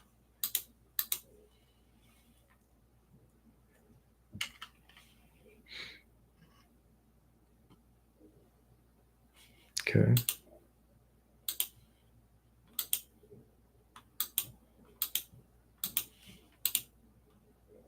Oh, could have cast the matron off the top.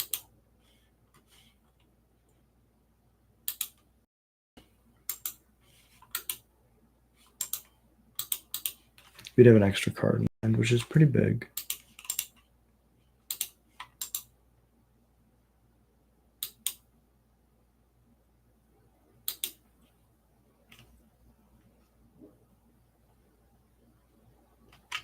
Rumble's good.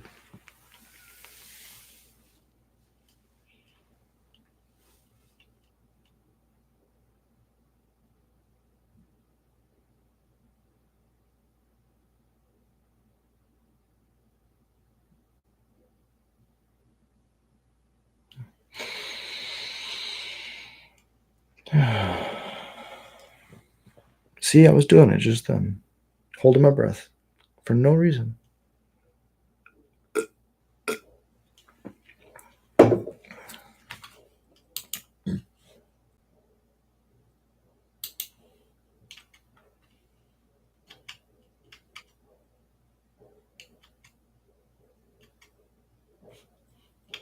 No blocks.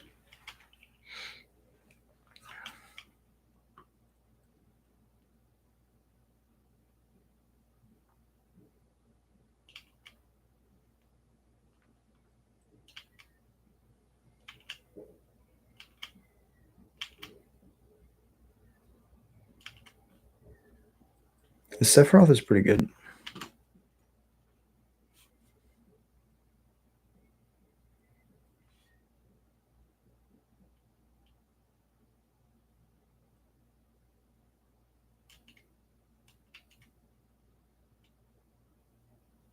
Deluge X is 2.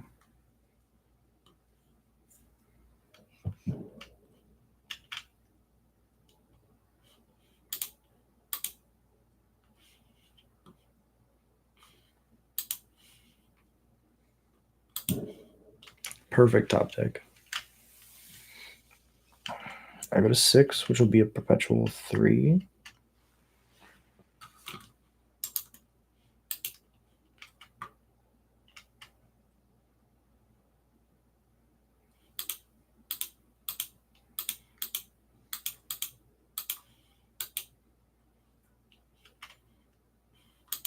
Just a matron. That's fine.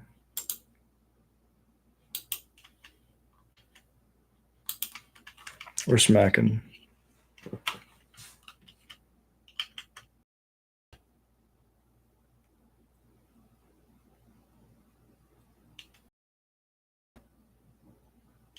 Flesh trigger is good. Oh, it's a 5/5. I can't do math. I am at dead. Well played, opponent. Well played.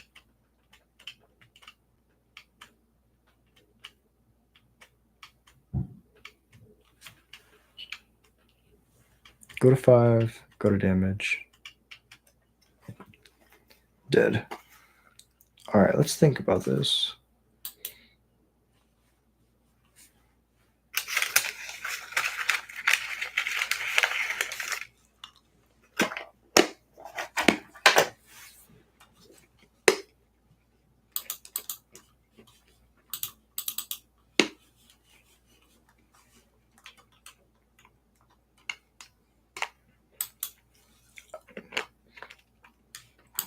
You could play a Blood Moon, but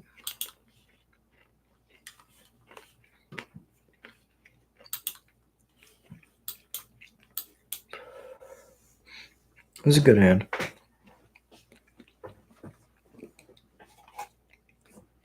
Matron can grab another munitions expert. Cavern on Goblin. Play the Vial.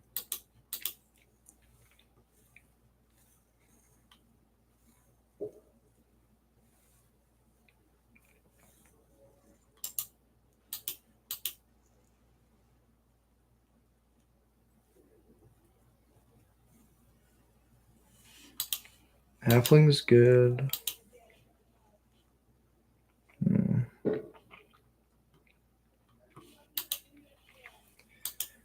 I can get a Snoop down next turn.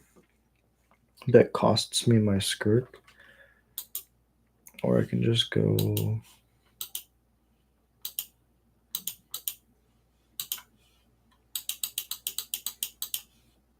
take them off, turn 2 Sephiroth.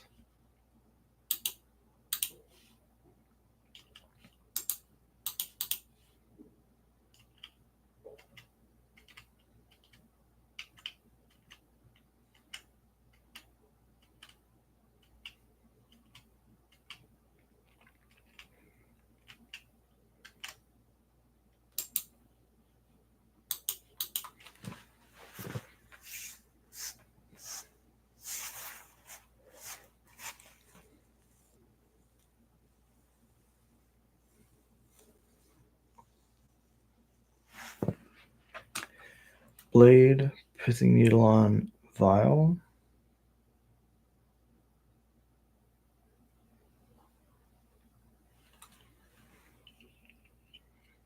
Snoop is the safe choice.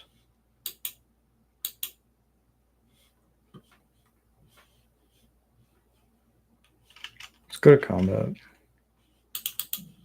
Swings.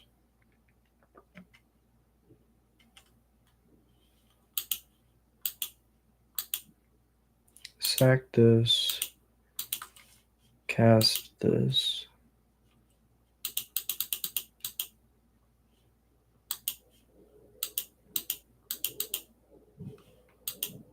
Yes. Now we could get a ringleader.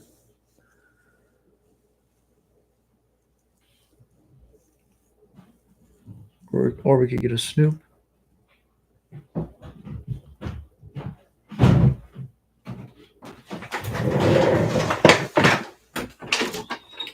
you okay?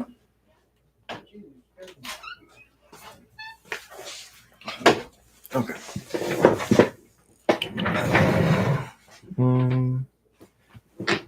I heard my sister fall down the stairs, and it was the laundry basket she kicked. Okay. Ringleader, snoop, ringleader, snoop, ringleader, snoop.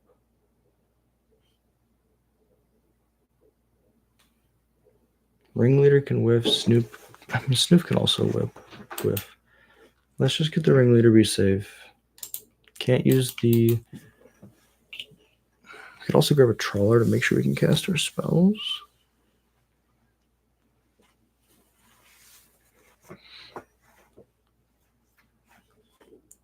The pivot to the Sephiroth plan is fine with us.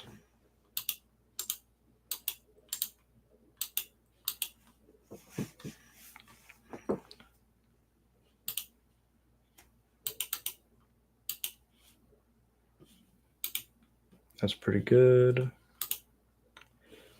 Activate Vial, yes. Put a Mog Mob into play. Shoot the Sephiroth dead.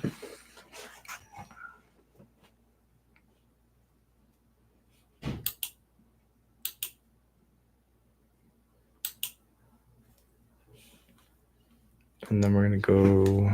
It's one more damage if I sack my matron. Red, colorless. Ringleader? Sure, these triggers are fine. Yes. Ah. And we draw 4 cards. I love it.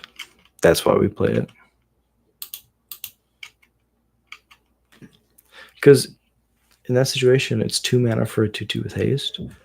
And then it's 2 mana for 4 cards. That's better Ancestral Recall.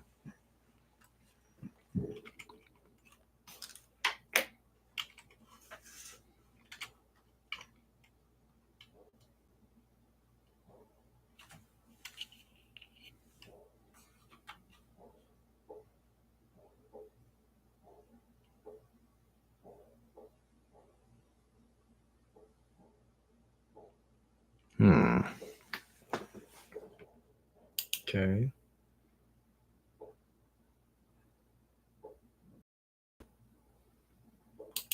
That's pretty bad. So they need to get it. They need to survive to their next turn.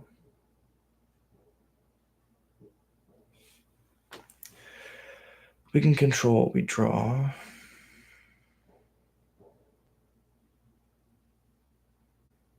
Get a Trash Master.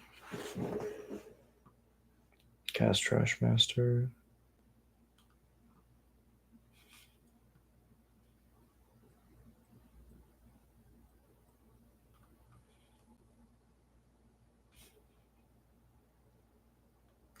Yeah, I think this is right. Activate in response.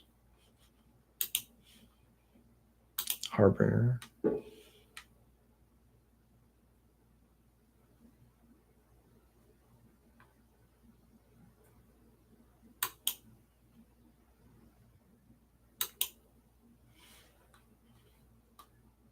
Grab the Trash Man. Then I'll say yes.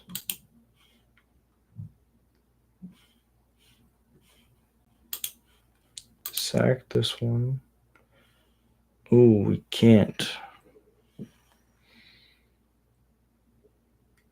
No, I think this is fine. They can get an extra counter, that's cool. But then we will cast this. We're gonna shoot our Skirk and then shoot our Ringleader.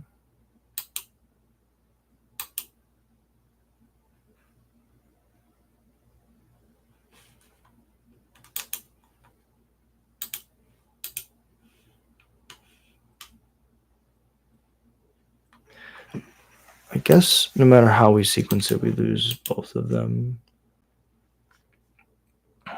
It's going to shoot our Trash Master 3 times. We're going to shoot the Pithing Needle. 1 is fine.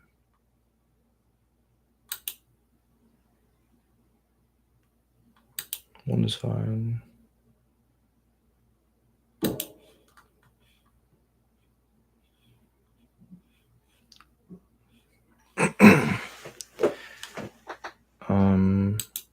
Shatter the Pithing Needle. I guess they could just kill me with Butt of the Blade Sheaf.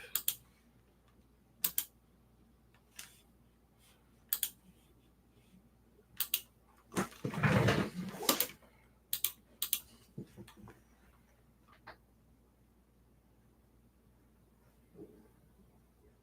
mean, drawing a land is pretty good here.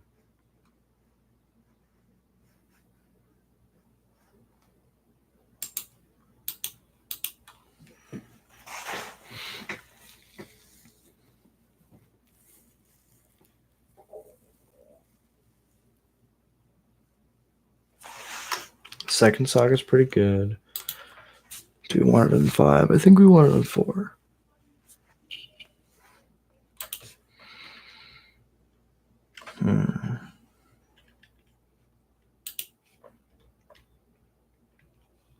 Land? Sting Scourge is decent.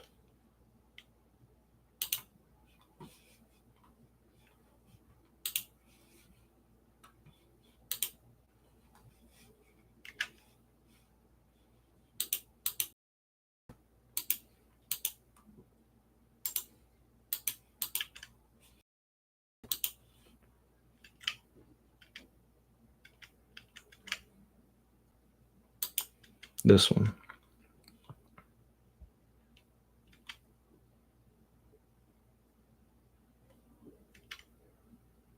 Make a 2/2 and trade.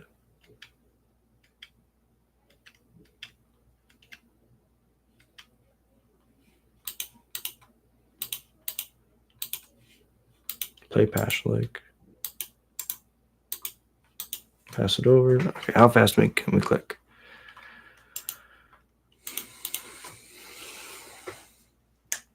So next turn, do we draw land, I guess is the question. Because if we draw land, we can go, we have a Pashlik, Slingang, Kiki-Jiki, but we need to draw land and uptick our Vial, both of which we might not do if the other's like not worth it. For sure, we can just go Slingang, Mob.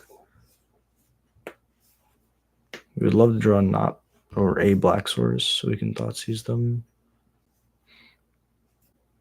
Is this Emrakul? Exile to Pashlik. We could have grabbed the Mog. We could have played the Mob. Would have been a little bit easier for us.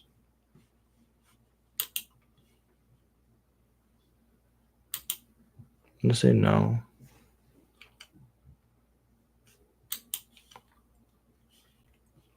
Yeah, that makes sense.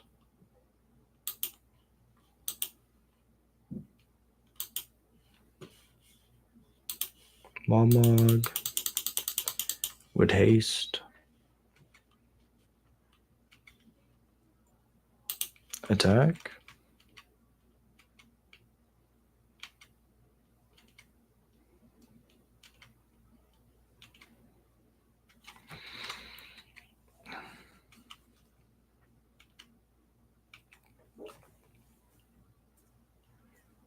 I think we have a decent amount of damage.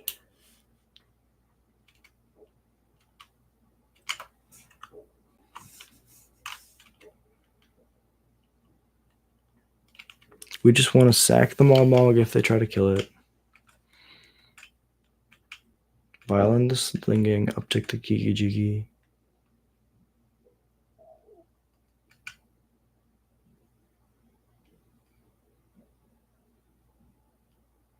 Emrakul.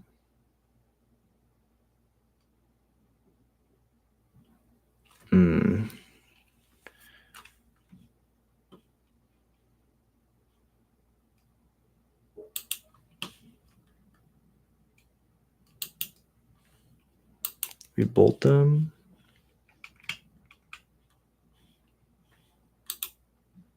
And then we activate.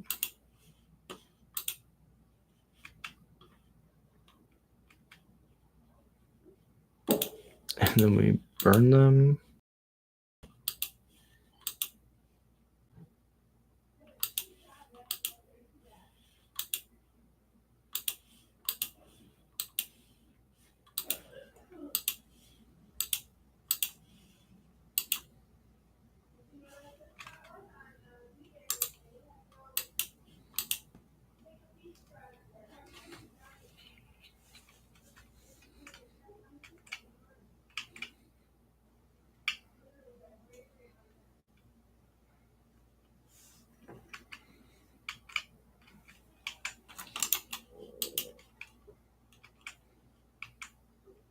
Another blade.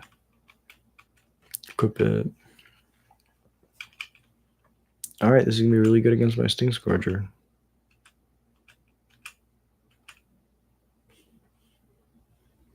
Do you want to take it up?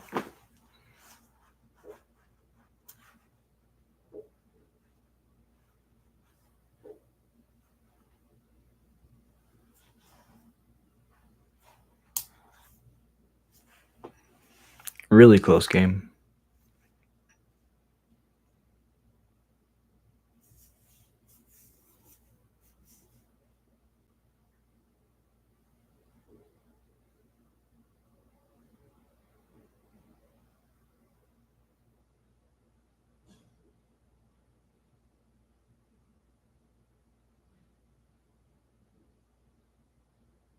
And what's crazy is my Sting Scourger would not have been able to attack.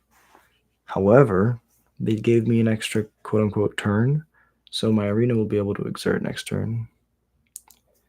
And they can't even cast my Harbinger. This is truly the best timeline.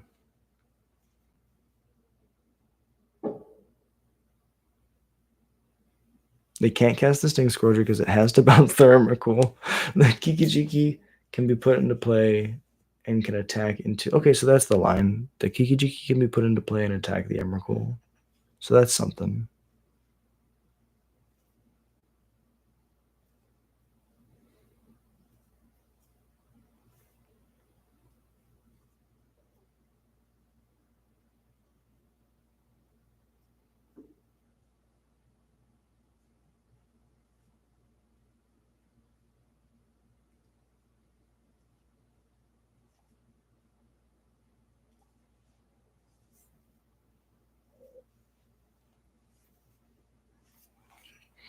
That's good.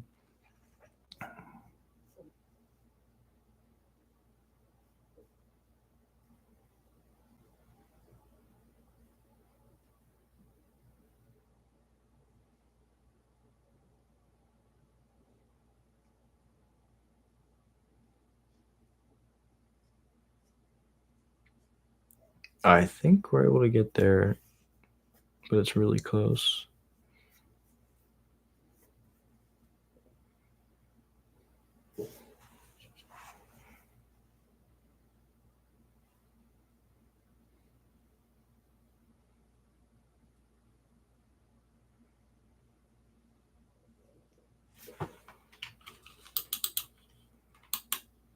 No. That's pretty good. Do we just take a swing in the air?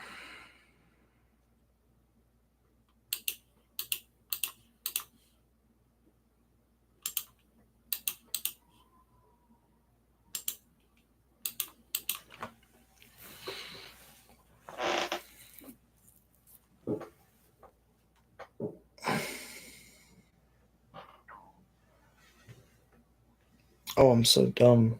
The pithing needle's in play. Jack, no. You can still do the Sting Scourger thing. I guess putting a Kiki-Jiki on top would have been good with the Harbinger. Very interesting line of play here by Jack. Jack, why? F's in the chat.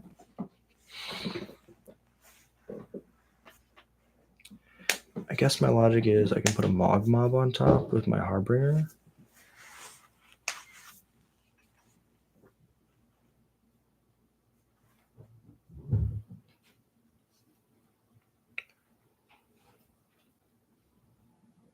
No. Oh, it doesn't work, damn it.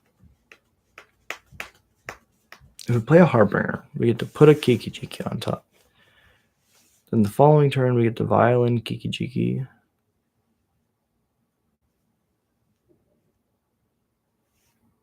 This way, they get to take control of my turn again. So let's go through that line. Play Harbinger, put a Kiki-Jiki on top. Go to our next turn. Violin Kiki-Jiki, casting Scourger attack. That's 4. Now it's going to be a lot more difficult. Because we can't double spell. So that was our window.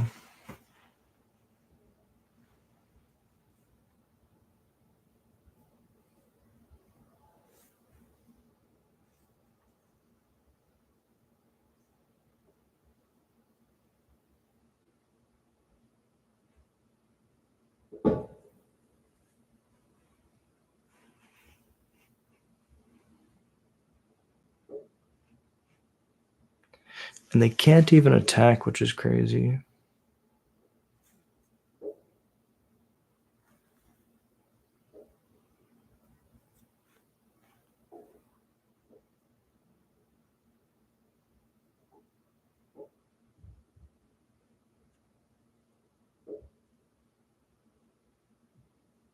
I think we still have it, though. We go Harbinger, put Kiki-Jiki on top.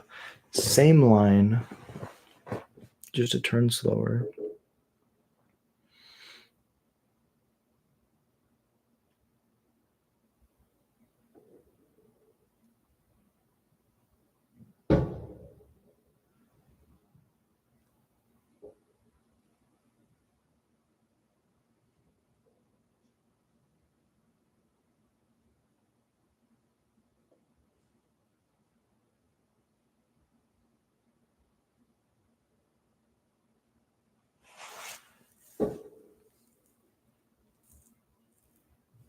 They might be thinking if they can attack or not.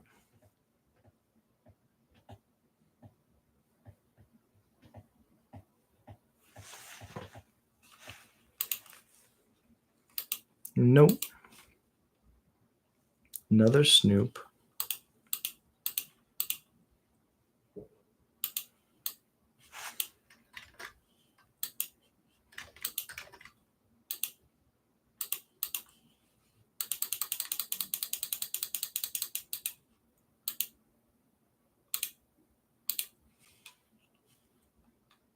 Put the other Kiki-Jiki on top. Yield.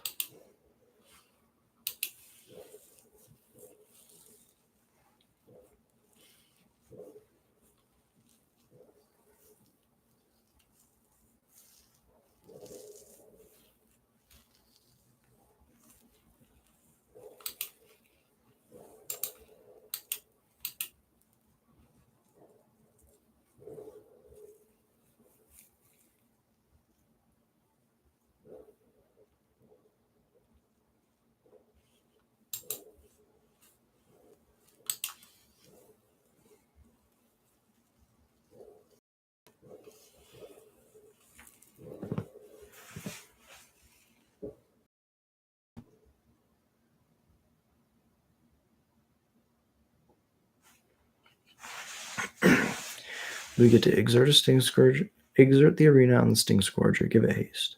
Violin the Kiki-Jiki, target the Sting Scourger, bounce both their Emrakul. Well, this is how we do it. Cast the Sting Scourger, bounce the Emrakul, after giving it haste, of course. Go to combat attack. They activate Saga, make a blocker. We activate Vial, put in Kiki-Jiki, copying Sting Scourger, bouncing their blocker. That's 6.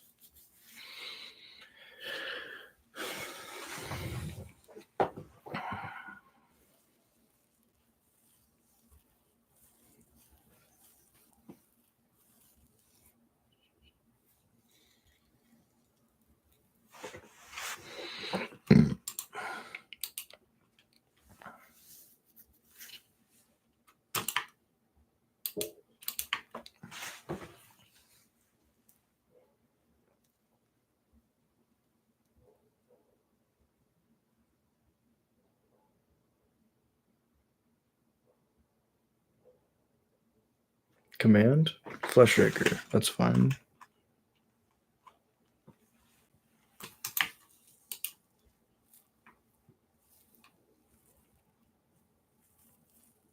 Brood skill.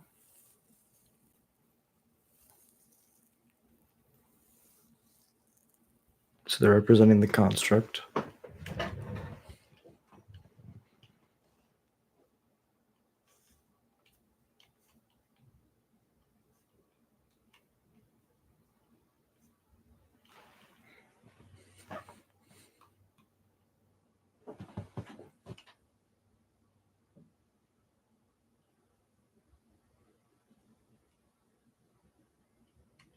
That's fine.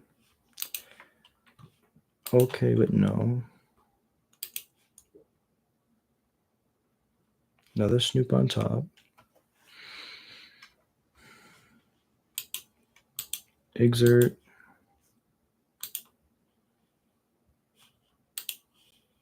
Sting Scourger.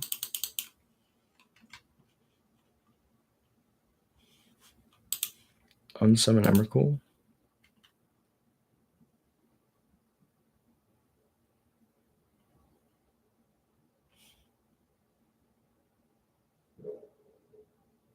That's fine. Now you're tapped out. I would like to, in response, activate.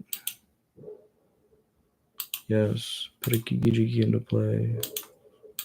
Copy my Sting Scourger. I would like to unsummon your construct.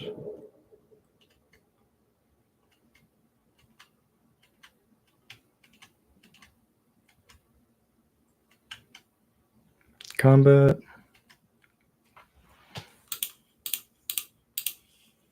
Swings.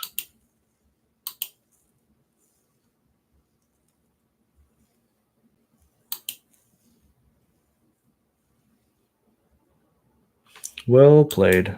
Really close game. Hoo-wee. All right, so there's one more match in progress besides us. Let's see how people did. Dragon Fodder 1-2-1. Okay, so Dragon Fodder's right now got pretty decent standing. Where's Mount at the bruh? Young Dingo also 2-1. We have the same records as both Dragon Fodder and Young Dingo, so we could play against our fellow friends. Oh, go get some more water, take a couple deep breaths, and I'll be right back.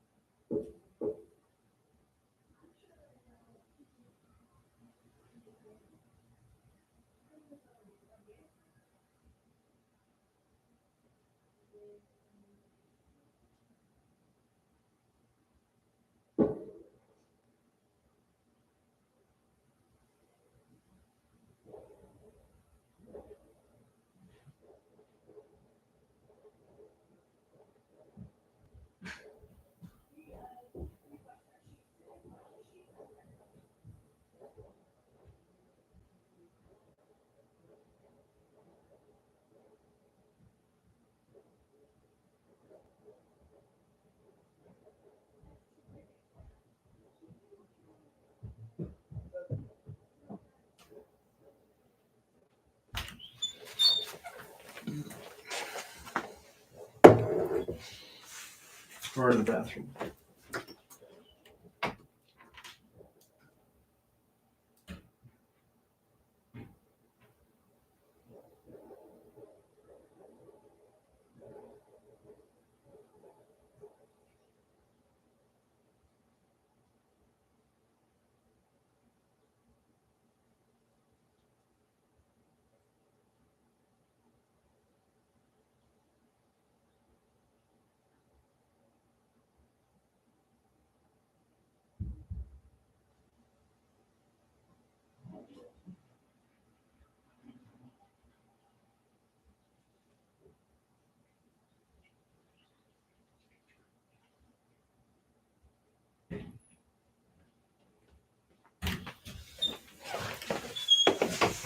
Alright. And we're back.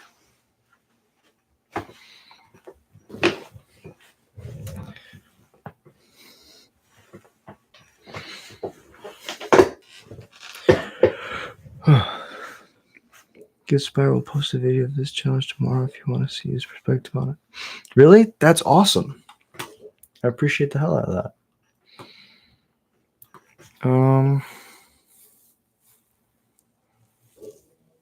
We have a turn 1 Thoughtseize. We have a turn 2 Surveil plus Skirk into a turn 3 Matron. I think I try it.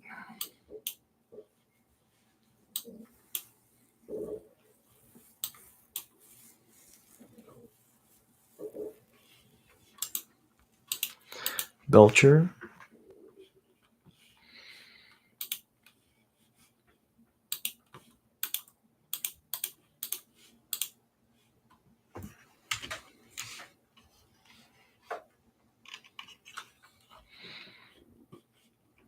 Disrupting Shoal can counter my Matron. Double Sync is good. Jabari is good. War is good. I think we take the Charbelcher just on principle. Especially because we have the Cavern.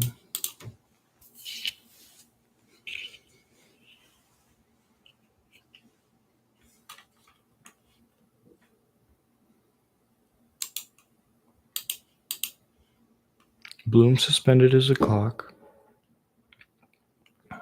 Top deck to Matron. Interesting. They don't have counter magic yet, I don't think, because they don't play 1-drops really. Let's get the Skirk down.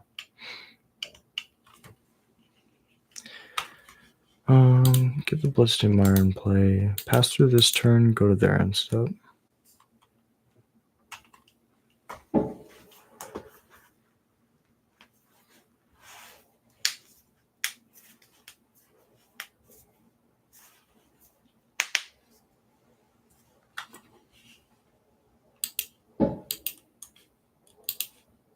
Alright. We did not Surveil, but that was beautiful because we kind of wanted that Trash Man. Play this on Goblin.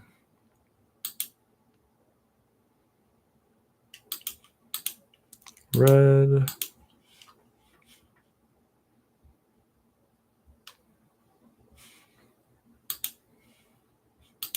Red.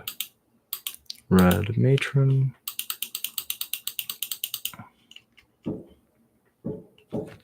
We don't really need a Snoop. We kind of just want to, maybe want to Pash like Mons here, honestly.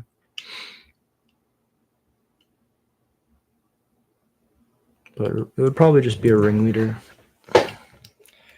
Bounce the Matron back to my hand, yeah.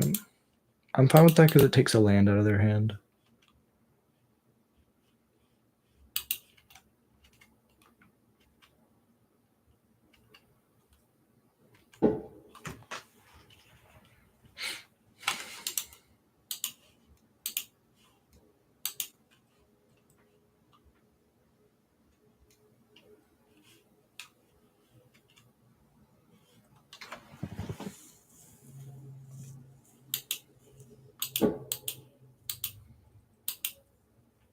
We can play into both. We can play through both their sinks right now if we do this.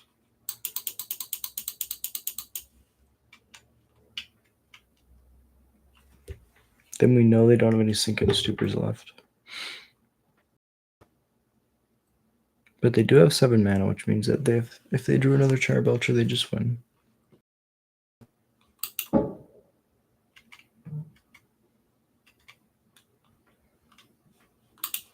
Attack.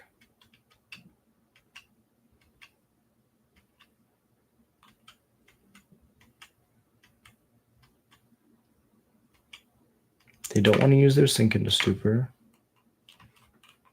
I'm going to set upkeep stops.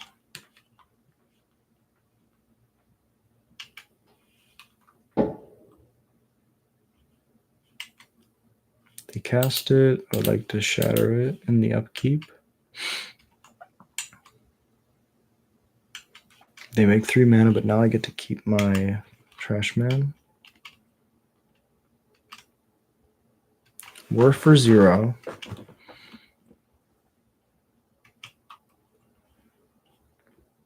Still in the upkeep. Shatter.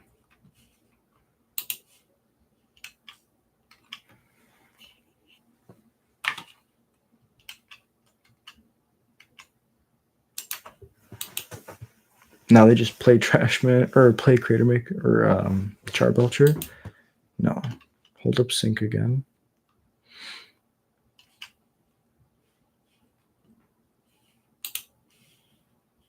I mean, I'll just play around the Jawari Disruption.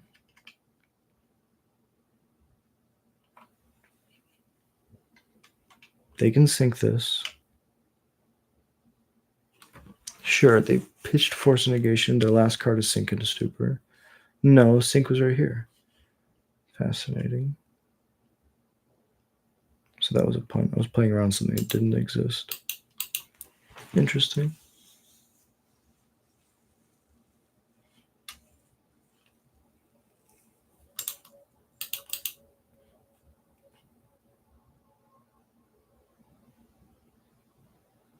Tap land pass.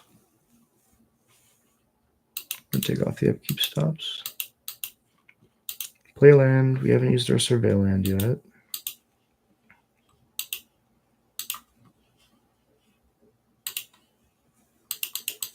Matron.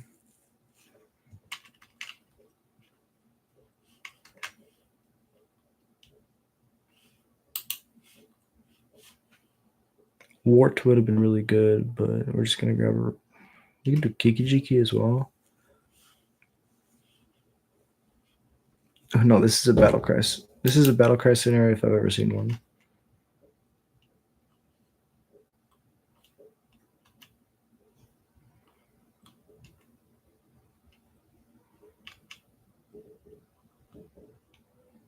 Okay, so second main. Do we want to get this Mob Mog down? Yeah. Bin the 9 or 6. So yeah, bin the extra land. Yeah. Do they have a Jawari Disruption? No. They could have another one.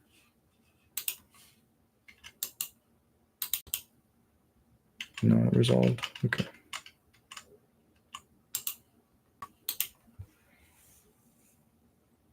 Flagi's fine.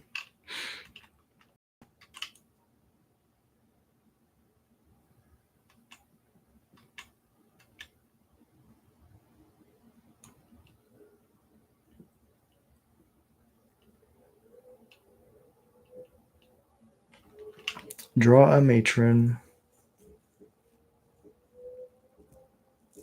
We can play Slinging and activate.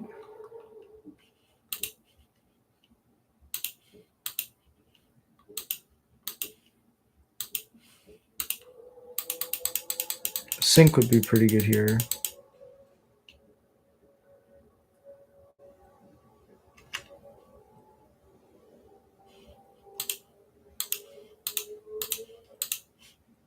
Pump. Combat.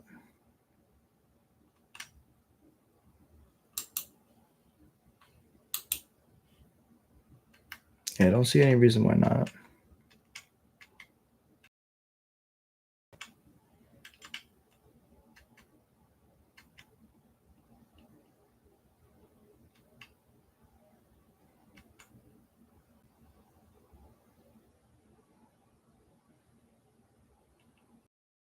Oh, no. That was the way that we lose.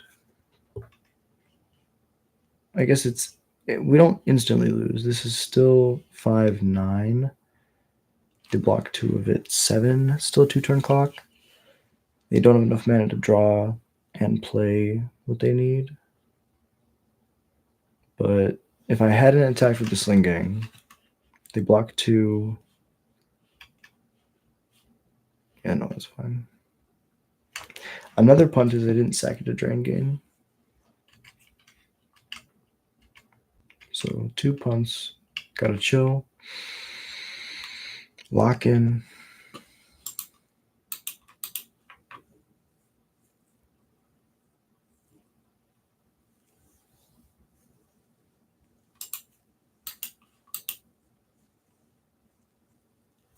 Archaeologist is good.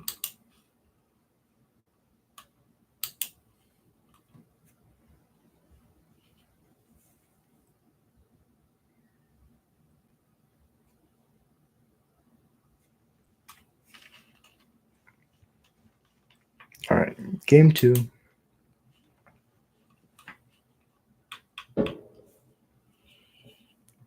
Chalice is bad.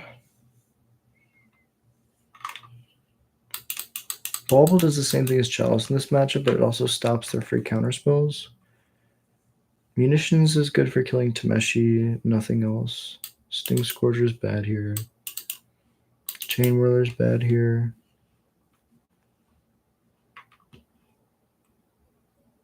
Is Vial bad here? One of the Vials is probably bad.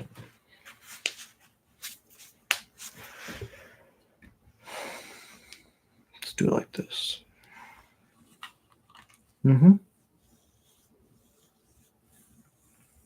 This hand loses to... I guess we shouldn't have cut the Vials against the all counterspell deck. But I mean, this stops the Lotus Bloom Tameshi thing.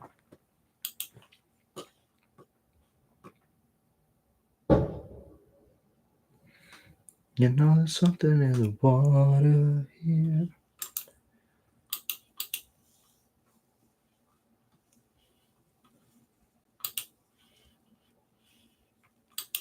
Yes.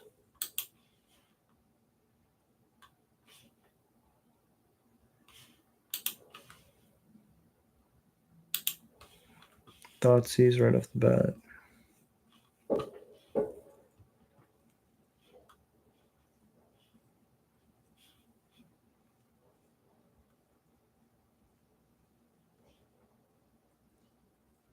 I mean, suspend is their interaction for the combo.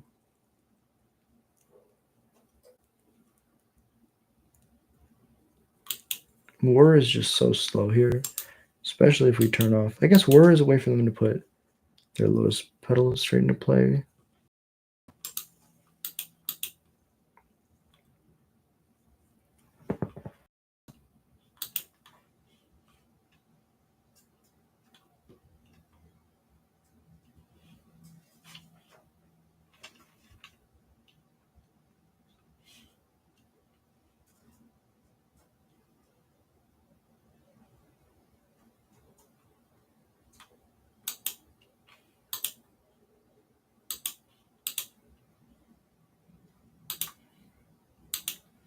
Let's just get the Snoop down. Because we get to start manipulating the top card of our library as soon as possible. If we have like something decent on top. Well, and the highest upside, right, is we just get to win.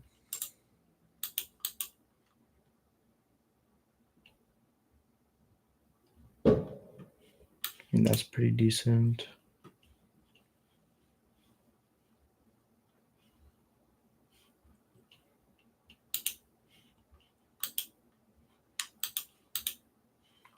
Play the bauble.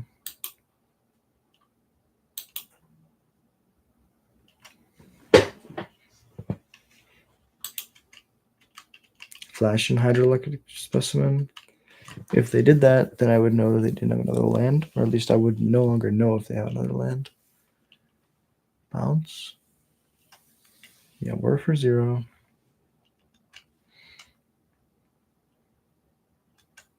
Land. Lotus Bloom. I guess, no, it doesn't even stop Tameshi. I'm so dumb.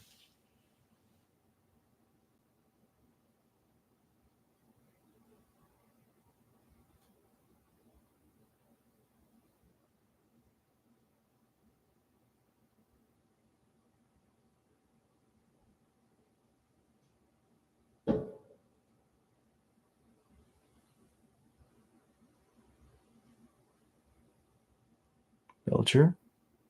Tameshi is 2-3. Okay. This plan doesn't work anymore.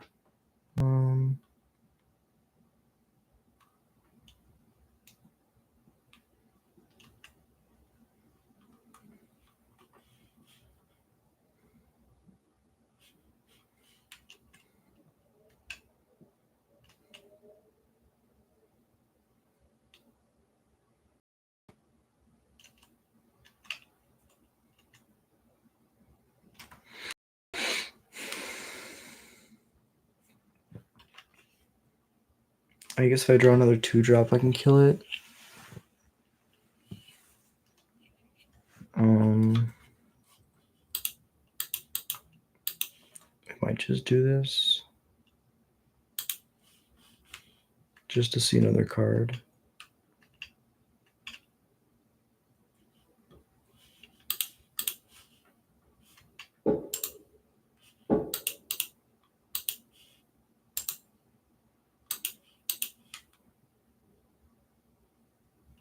That's really nice. They're at 12.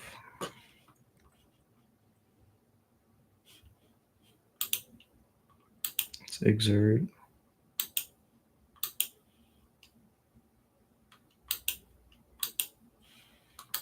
Play the Mog Mob. With the Cavern. Come on, come on. Haste, uncounterable.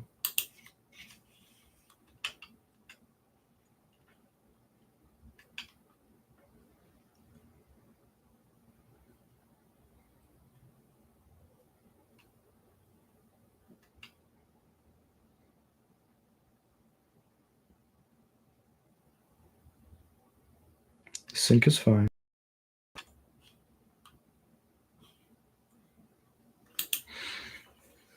Does this do anything that stops him from countering my stuff for free?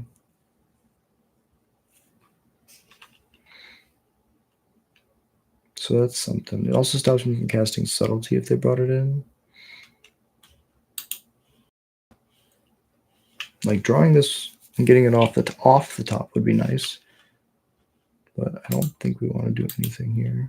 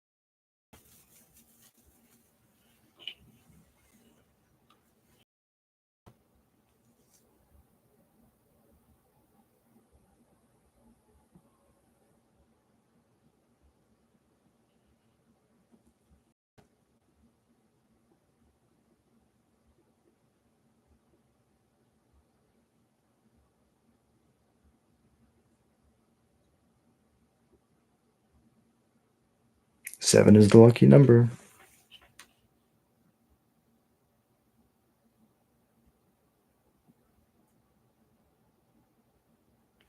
So if they drew another word, this is probably what they would do.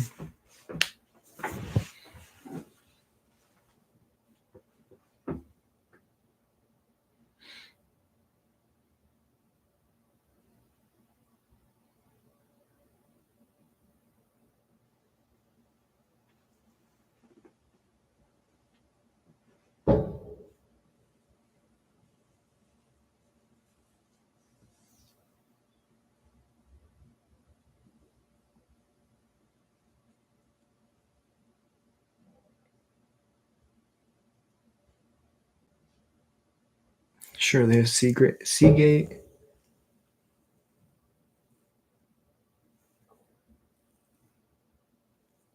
Found the Charbulcher. That makes sense.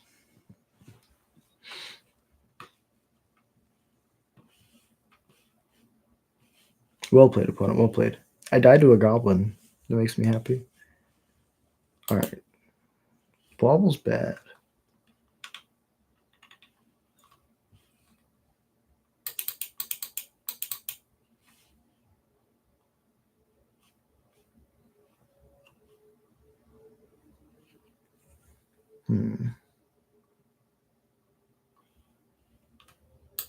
The Vial's really good.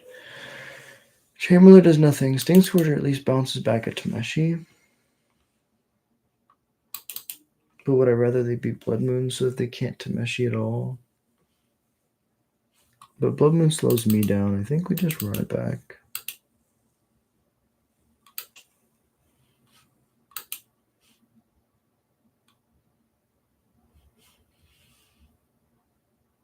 We don't have a cavern.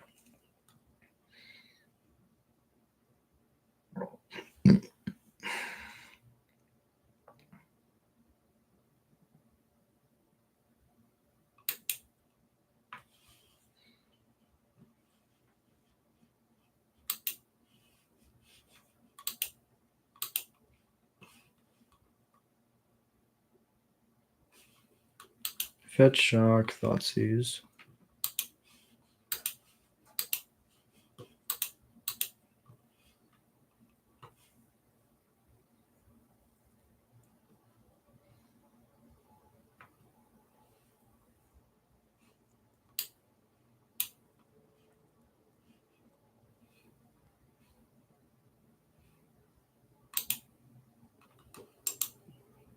The Disrupting Shoal's only 2-drop is the Archaeologist. It also digs the most for the it's the cheapest way for them to find a Charbelcher, so.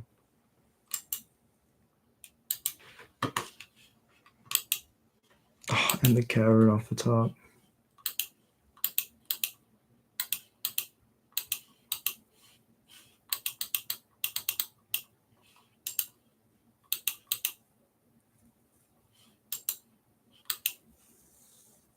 And they can't cast Sync until next turn.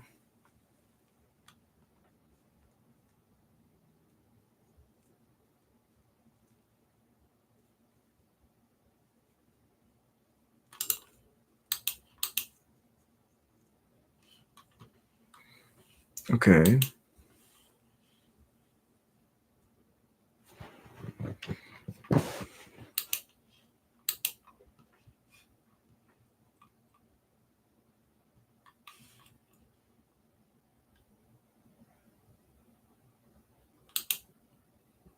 I have another land for the Surveils.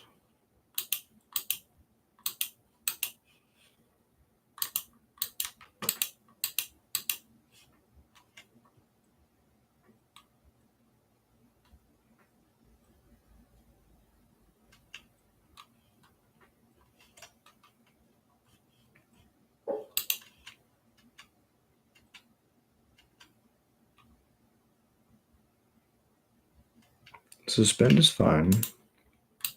We have a second one.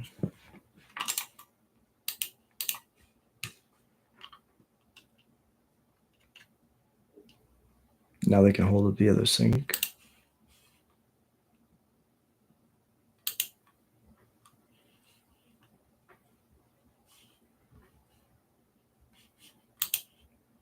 Play an Uncounterable Snoop.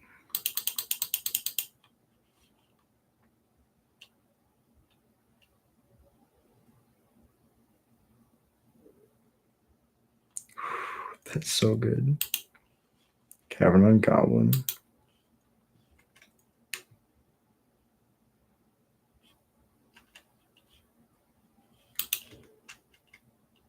Morg Mob swings. I mean, if they have a Charbelcher, they have enough damage to kill us.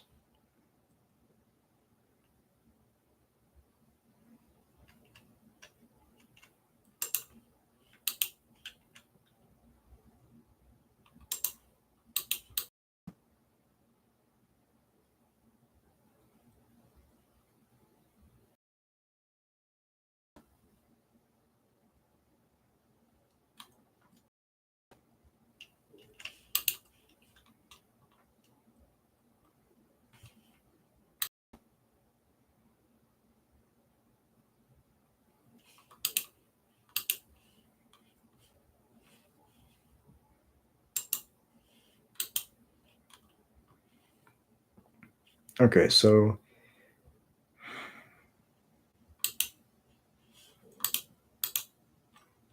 I want to see what this card is. Because if they sink it to the top,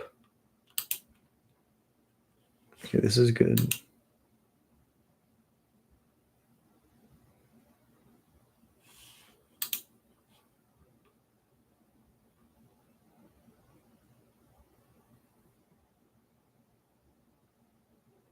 That does. We could just put a Crater Maker on top. Or a Trash Master.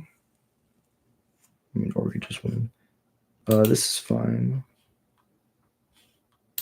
They'll cast this uncounterable Harbinger. I know they have another Sink and Stupor.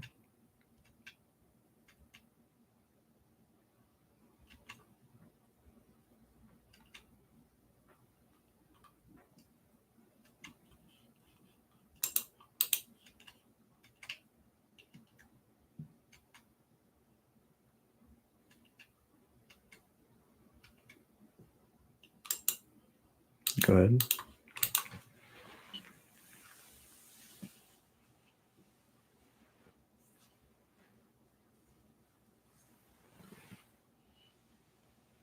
Well played, opponent. Well played.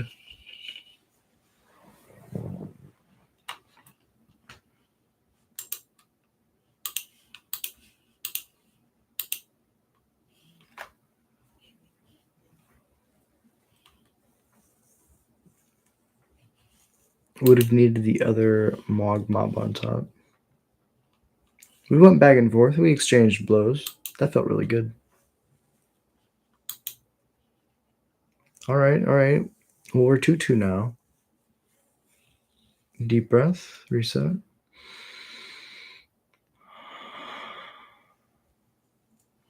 I think I got. We got the green apple. I got like water.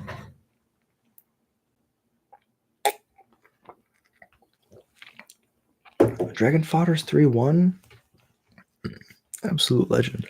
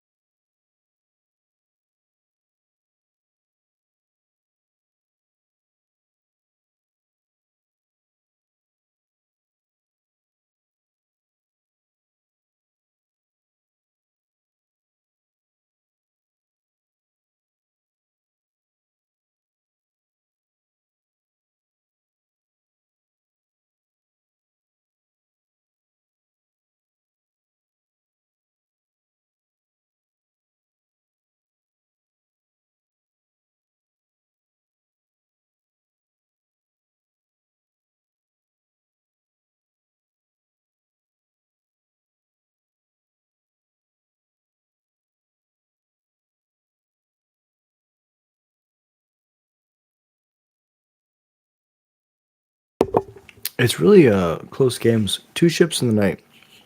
That's how I like to play Magic. I should definitely have more stuff on my sideboard, but it's hard to interact with the Charbulger. You almost need like Pithing Needle. Actually, Pithing Needle wouldn't be half bad. Disruptor Flute would be better, I guess. Because you could name Charbulger. Not only would it cost more, but it also can't be activated. You can also just like name Solitude or whatever you think you're gonna lose to. I mean, I kind of like that a lot.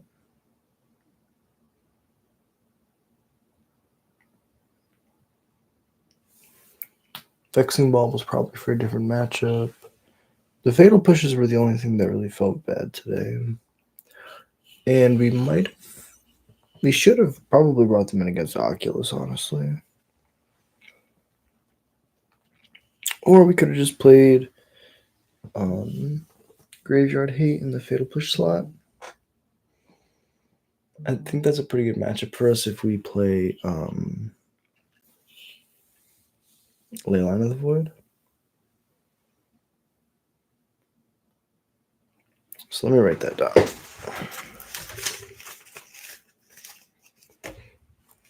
Notes.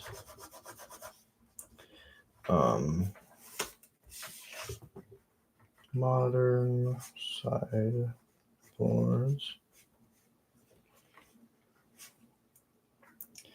Fail push is bad.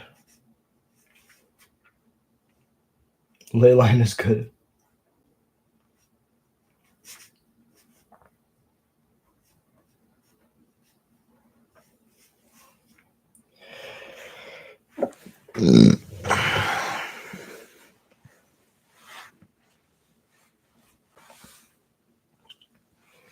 It's almost like I want to play an Active Treason style effect. But that's crazy. Surgical's okay. Disruptor. Flute. Hits. Belcher. Fatal Push is bad in the way that we have the deck built. Leyline is good. Disruptor Flute hits Belcher. And it was Disruptor Flute, and we're thinking about Leyline, but Leyline could be replaced by Agatha's.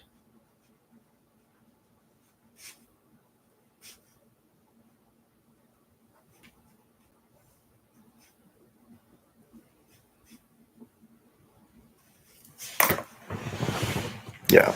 All right, so that's the notes. And that's why we test. That's why we grind. All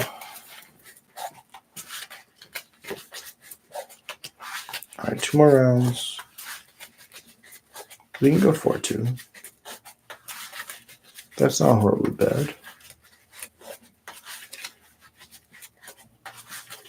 I want to play more of these challenges. They're a lot of fun.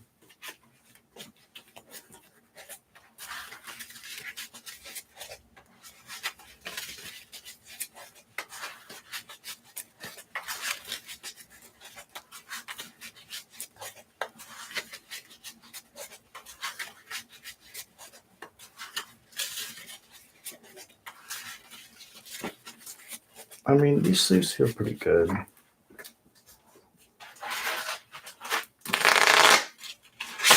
Oh, they're really bad riffling though. I'm on a quest to find the best sleeves. I've been using Dragon Shields my whole life. I mean, these Spectrum sleeves are like decent at like if you're just shuffling from the side.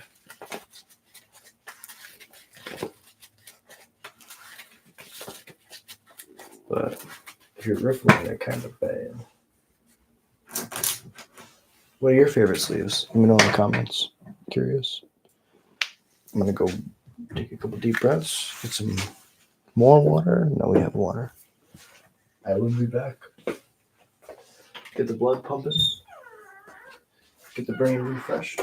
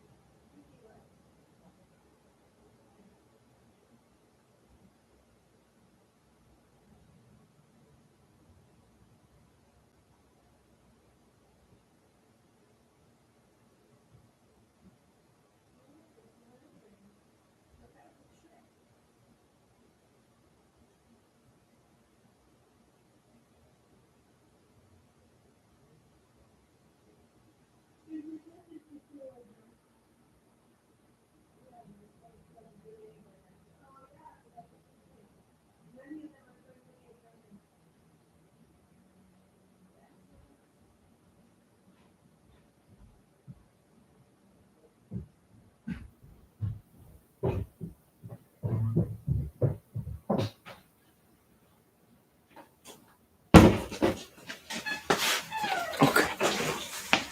And we're back. Got a bowl of cereal. We got some fruit. We got me and we got you. Really appreciate you being here. If you enjoy God's content, if you enjoy listening to Ramble, like and subscribe. Easiest way to support the channel, and it's free. Oh, okay. 57 seconds. Quick, make the bowl of cereal.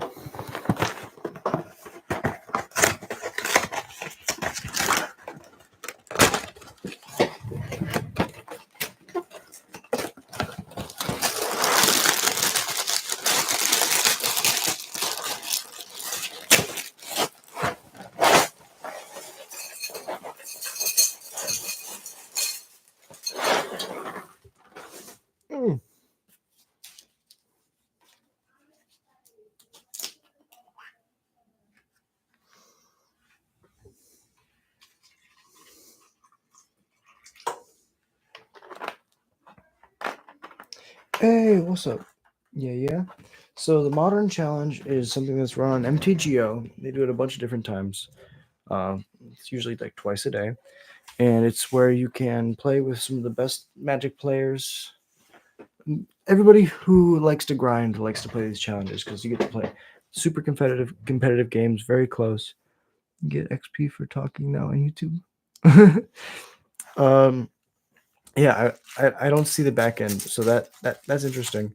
But yeah, it's basically just like a big tournament. Not everybody's able to go to the in-person ones, so now you just get to like kind of play online. And this is like been going like this since I think 2001. But yeah, the modern challenges are pretty big for Magic. I love it because it lets me play basically like a 1K without leaving my house. Because sometimes you can't.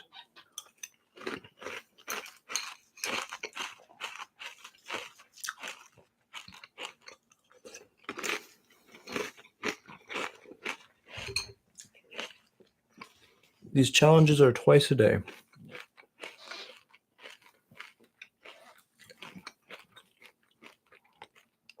If you Google mtgo challenge schedule, it'll pop up with the times when all they are.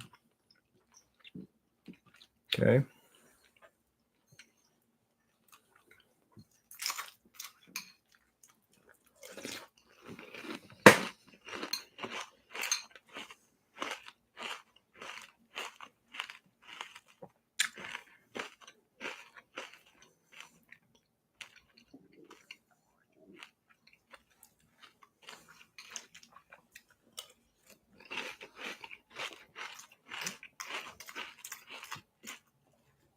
But yeah, I highly recommend them. They're a lot of fun.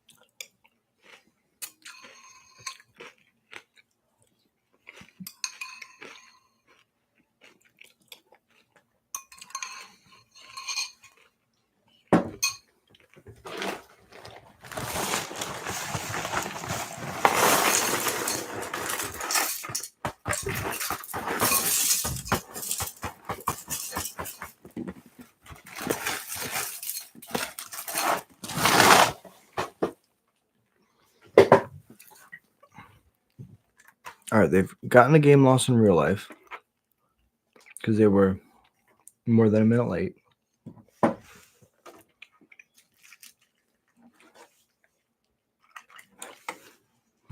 But I've definitely been guilty of that before in the bathroom or something.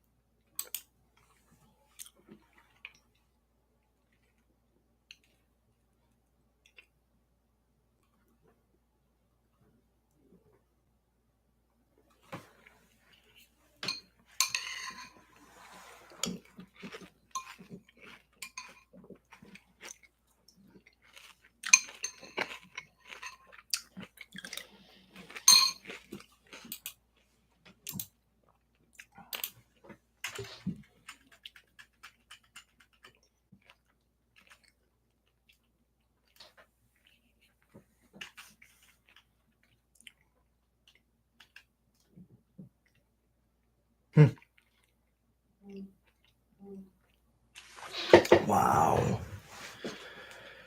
Oh, yeah, that's pretty good.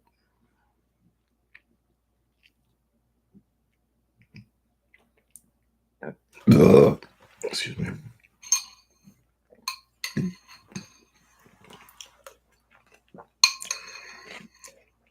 I guess if I fetch and there's a magma on top,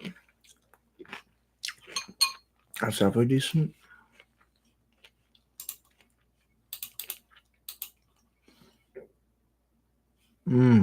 That was a punt. I knew there was land on top for the rag event, so that was good. Pass it over.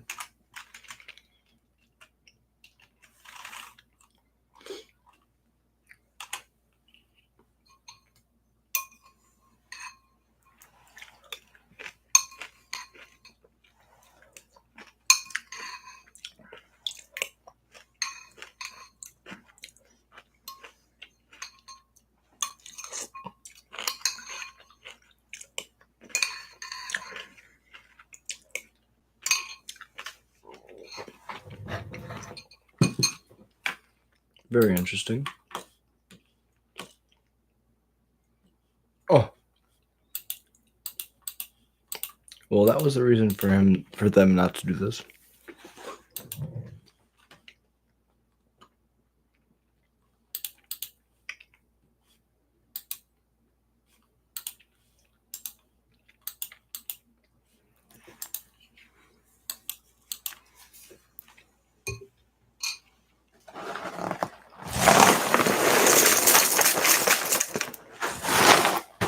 I mean, now we're going to be grinding, but that's kind of like slow, efficient, slow grinding game plan is going to the late game favors me. The words were not making sense. They definitely take one of the matrons.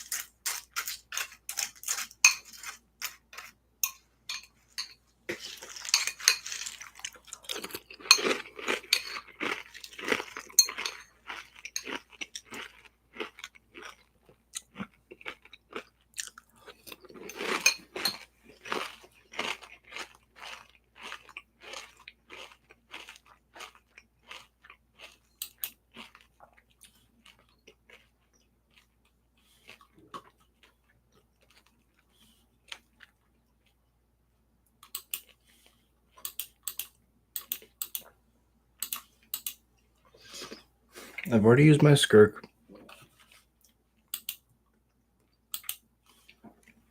Grab chain whirler.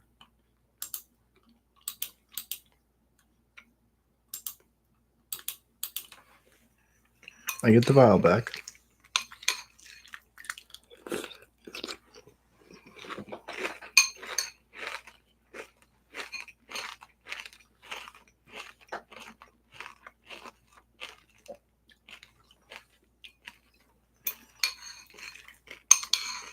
I believe I have died.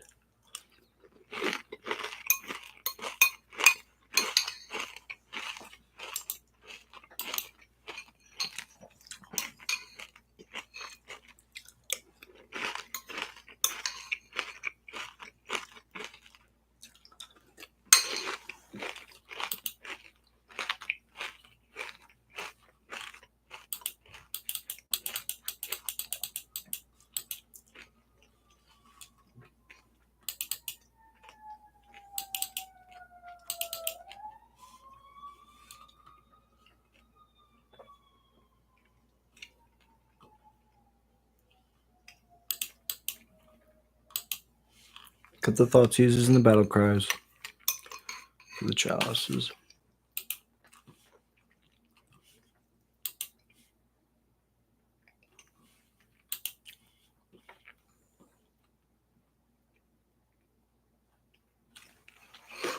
I might just bottom the vial.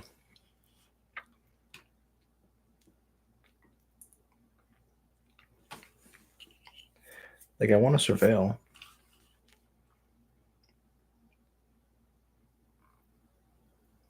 No, let's put the patch icons back.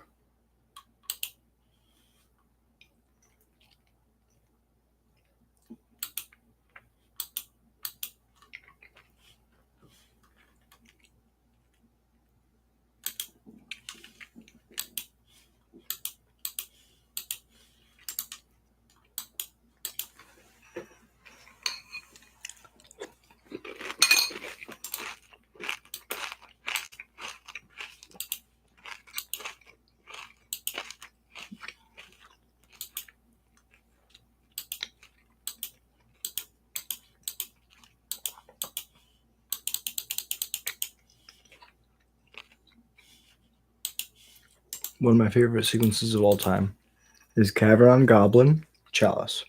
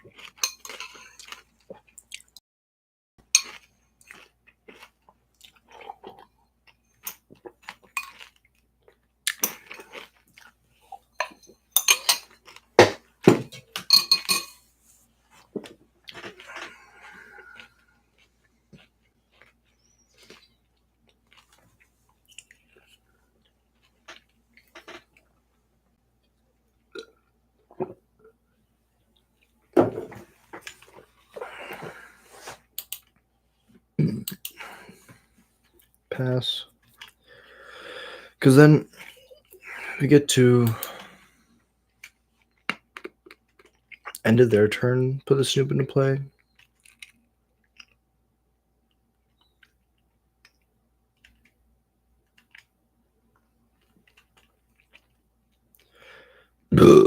Excuse me.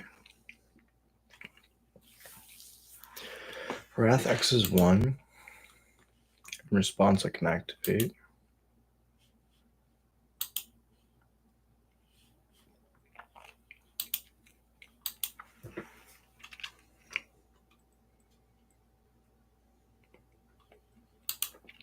In response,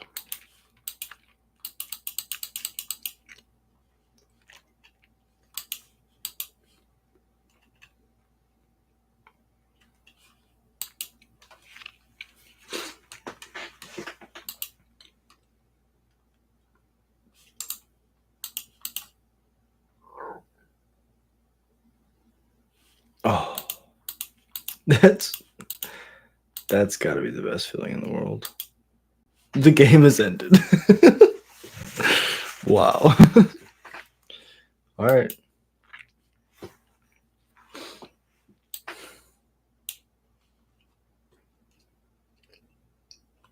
Blood Moon will keep them from escaping Plague, but they don't really care about Blood Moon. Yeah, I feel like that was a good showing.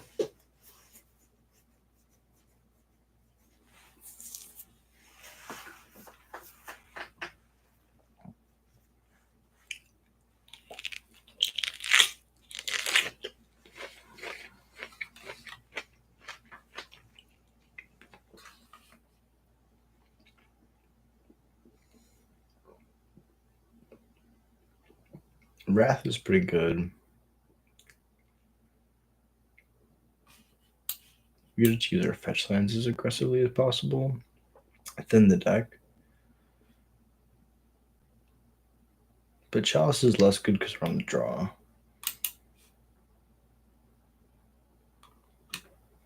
I mean, oh, we clicked mulligan. That was our hand. Mulligan. Okay. Keep. Bottom. Trawler. Munitions. Matron.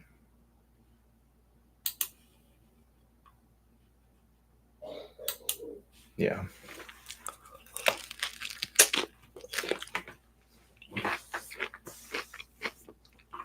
Yeah, the misclicks got us for sure.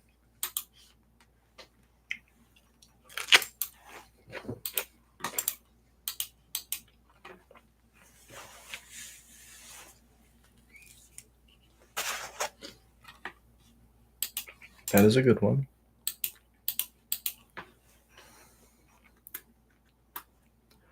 Chalice is nice because it protects us.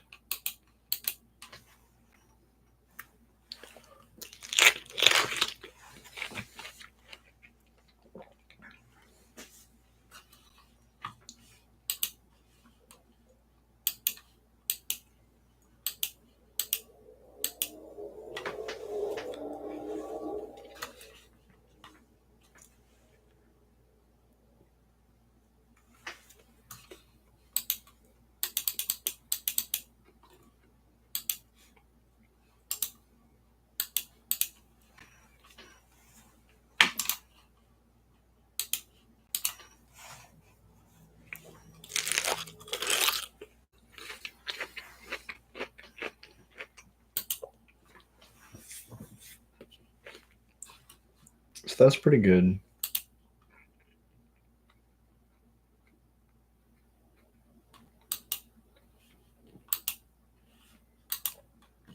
Play the Creator Maker.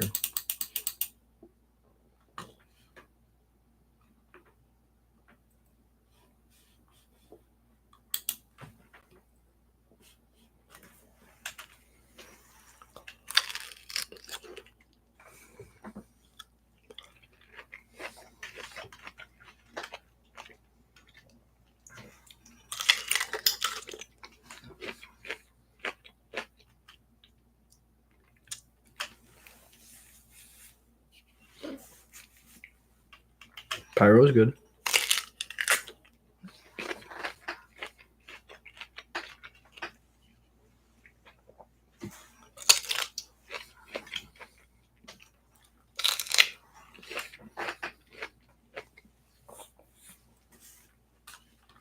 Go to blocks. Block.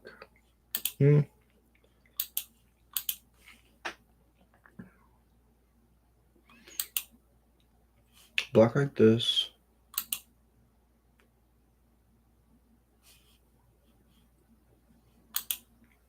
In response, fetch. Oh, in response. Sure. Could I have done that better? No, because they had enough to hit it no matter what. Looking for a chain whirler. That is not a chain whirler.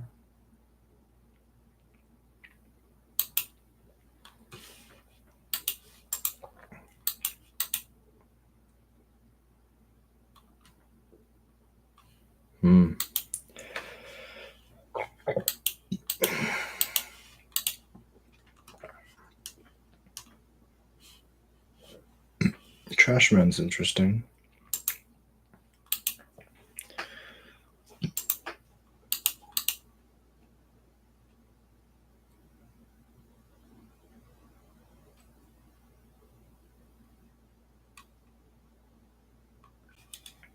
Flage is good. In response, I'll cast this. Munitions. Yeah, if we would have just kept that double vial hand, I think we get there against this hand. I don't know the rest of their hand because they could have just a bunch of 1-drops locked in their hand, but it definitely felt like that.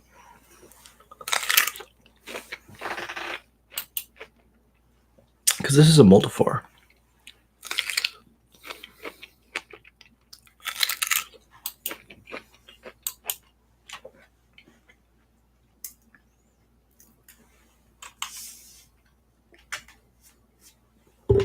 Yes. Shoot it for 0, please.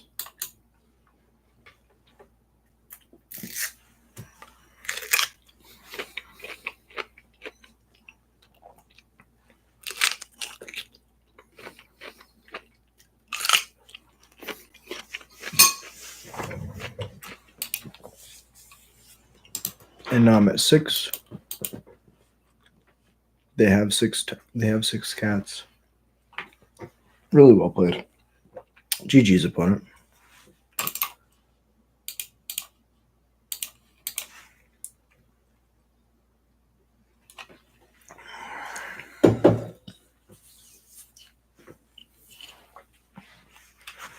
Wakapui. GG's. Okay. Well, we can go 3-3. I believe in us. We are right there. Oh. Dragon fodder got there. Okay.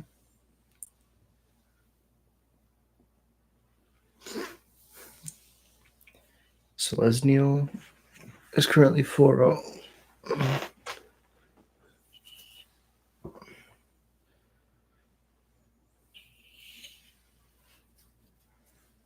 Dragon fodder's 4-1.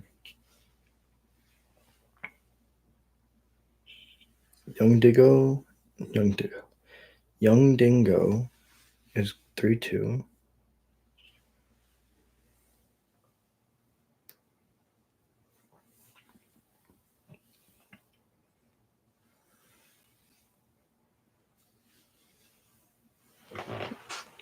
So what's the challenge? So challenge is basically like a 1K. It's either a 32 or a 64 person tournament that they do online on mtgo every twice a day roughly. There's like one in the morning, one at night. If you go to mtgo challengeschedule.com, if you Google mtgo challenge schedule, the official link will pop up, and there's basically big tournaments always going on for the people who can't like afford to make it to the paper ones. So they're really good ways to play against amazing players. You know, like play against people who get your ass kicked. Pardon my French, and just become a better player. I love playing in these challenges because I always learn a lot. And then when I go back to playing paper, I take the knowledge that I have and I transfer it over, or at least to try. And it's fun. These things are so much fun. So if you haven't done a challenge before, I understand it if you don't have an mtgo account. I'm really lucky. I only play goblins, so I don't have to worry about like the money aspect of mtgo. For me, it's really cheap because all the goblins are cheap. Please do yourself a favor. Slow down. Take a hair more time to play. Make clicks. Yes. Thank you. I appreciate you. Yeah, Derek, you're right. I was thinking too far ahead before I had actually like it's funny because I was talking about meditation and grounding myself earlier, and then I got anxious again. I just gotta take time, not go fast. Deep breaths, back to mindfulness.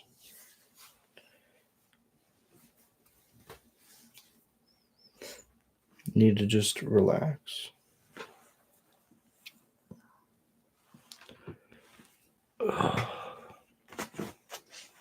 Got 5 matches left. I'm gonna go outside, take a couple deep breaths.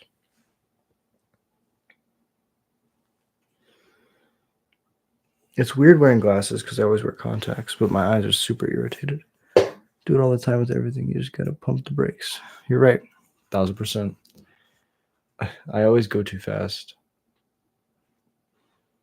I think we had a lot of agency there. I think that we had a lot of like good decision points. I think all of our matches have been in 3. Besides maybe the Belcher match, I don't remember. Yeah, all of our matches have been in 3. So super close. So we had a loss, then we had 2 wins, then we had 2 losses, and then if we have a win, then everything's even. 2-2, another day in the office. Which is all I ever want. I don't want to win. I don't want to really win anything. Like, I want to, right? But like, it's not the goal. The goal is just to be consistent. Got a lot of experience with one list. I could play fast, but it's still a bad idea. No, it's true. Yeah. Well, like usually my brain is on autopilot because I have so much data that like I understand what to do at any given time. The issue is when I let myself think too much. Like there's a very fine line between thinking too much and playing too fast. Usually I like to like, when the lines are comfortable and they make sense, I can go fast. But then sometimes you're right. I do make the mistake of carrying over my comfortability into when I'm supposed to be in the tank. And I assume things or I make guesses that don't end up helping me. But I will be right back. We got water. I'm gonna put the milk away. Deep breath, reset. Get the blood pumping. 3-3, baby.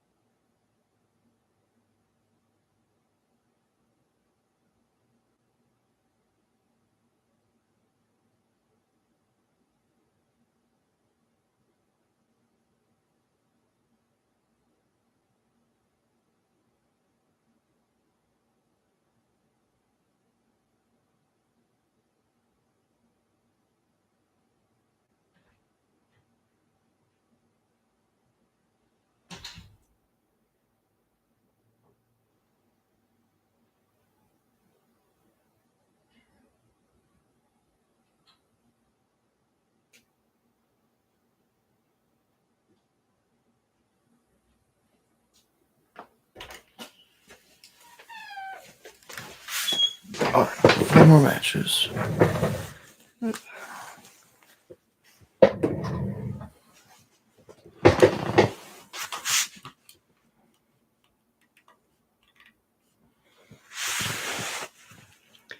Meguo, Unbanoko. If we won against Unbanoko, we could be playing against Lesnio right now, which is wild.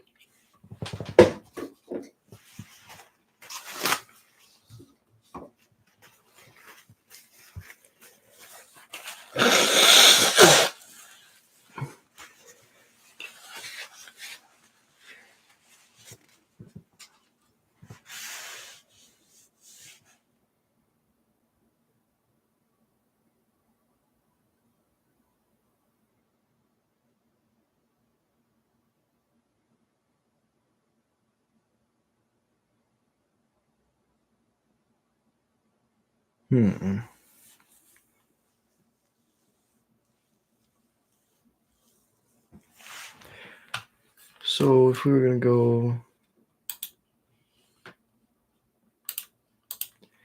back to the collection,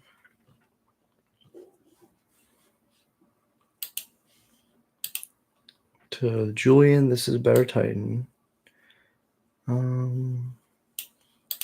Blood Moons were really bad. Fatal Pushes were really bad. Vexing Bauble really didn't do anything, but we didn't see the matchups that it's here for. Flute.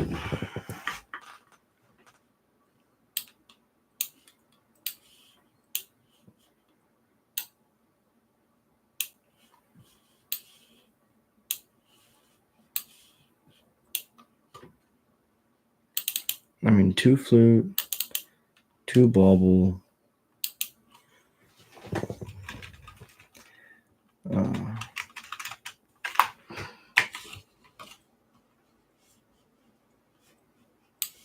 2 Agatha Soul Cauldron.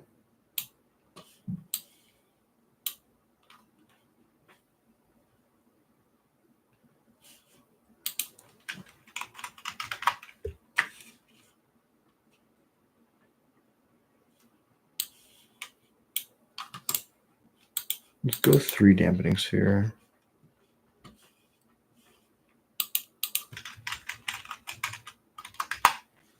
3 Agathas.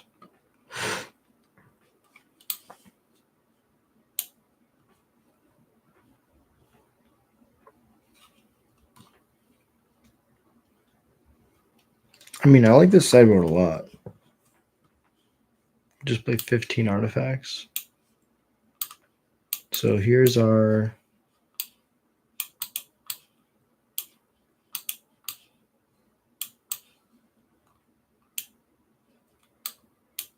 this is anti-0 mana cost spells and Cascade.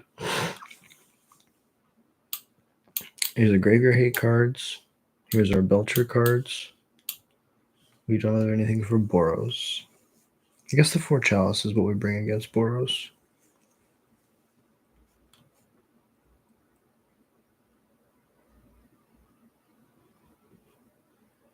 This is good against Belcher. I mean, this sideboard looks amazing.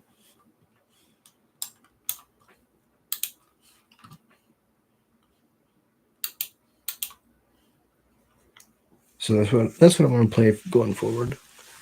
Test out the all artifacts board.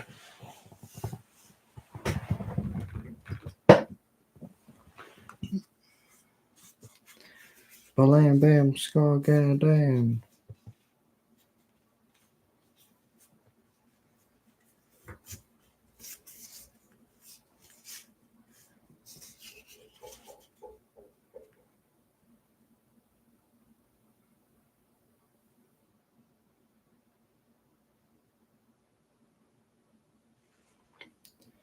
So many cards I haven't even read. God damn it.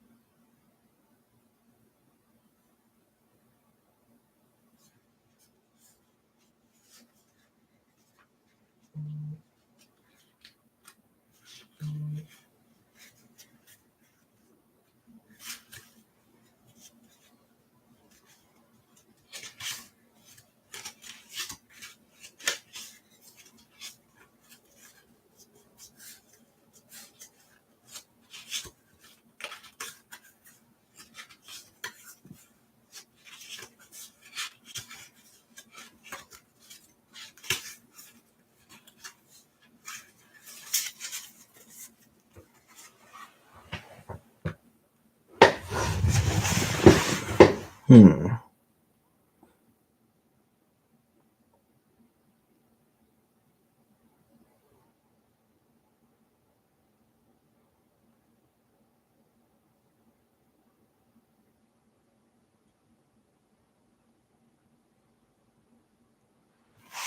My brain.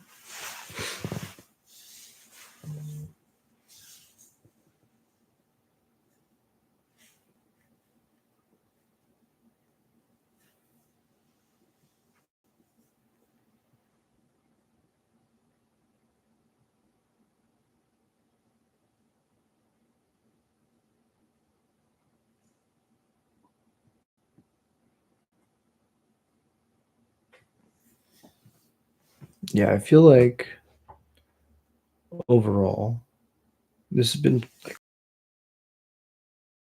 and I want to do more of these challenges. Maybe we do a challenge once every week. Modern is Wednesday.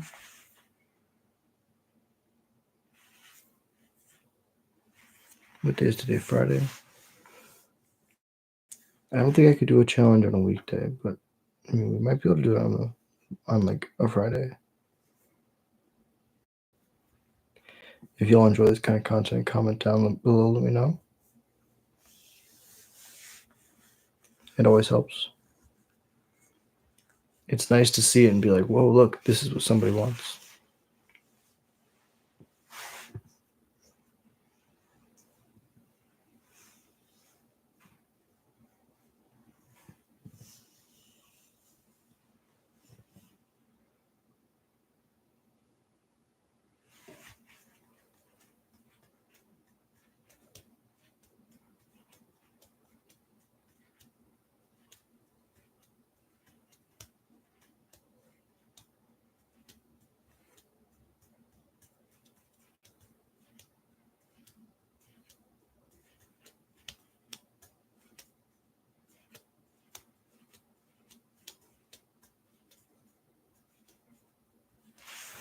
I'm curious now.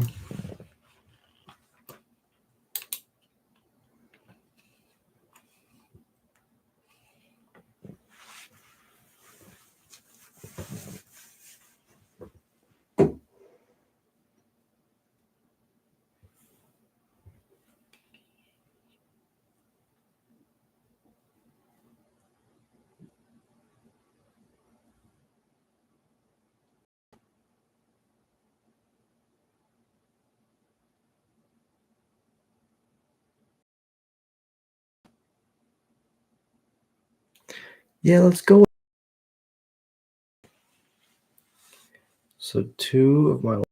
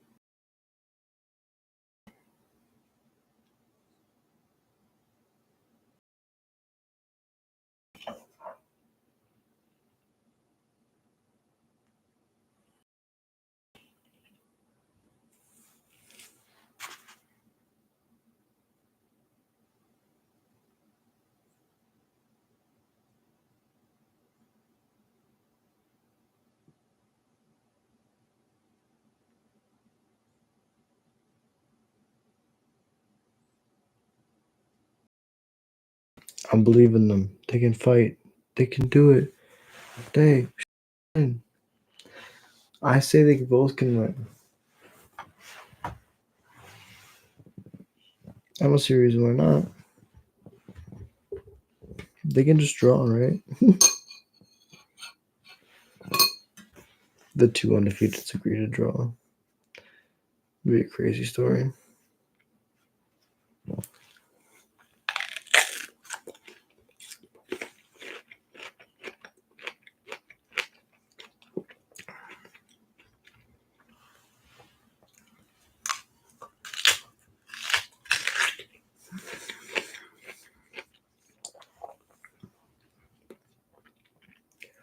That's some IRL stuff, like shortcutting.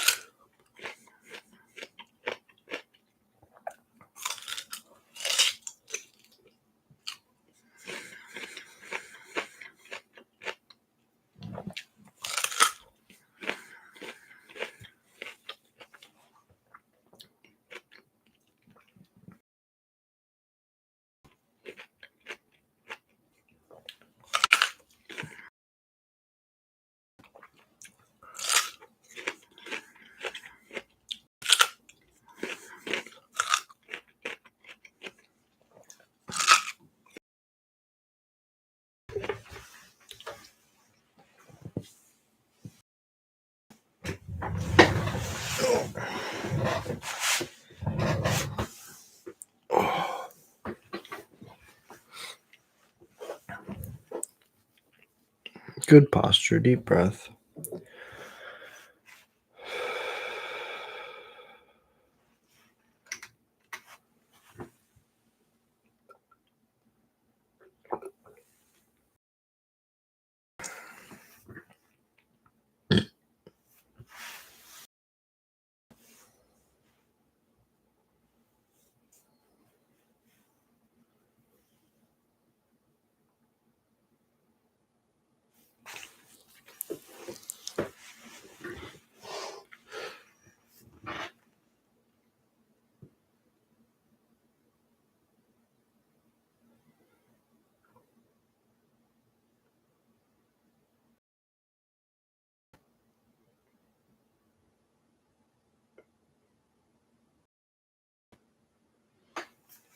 It's nice how it shows everybody's pairings.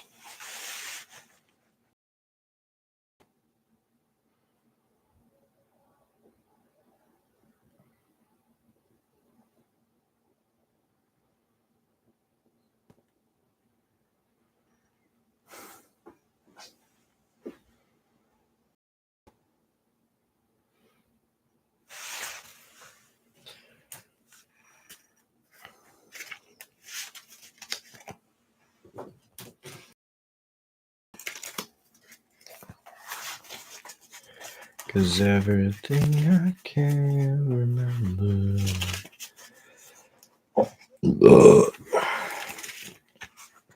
as fucked up as it may seem. The consequences that are under.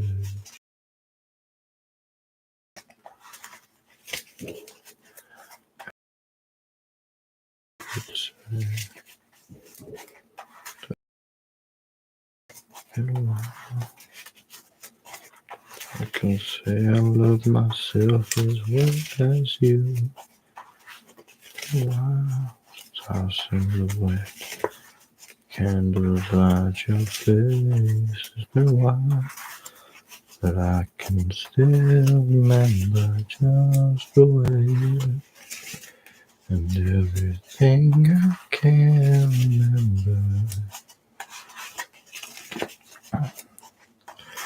as fucked up as it may seem to be, I always see consequences that I've endured.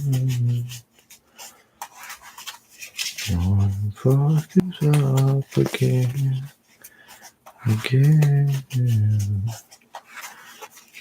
Why must I feel this way?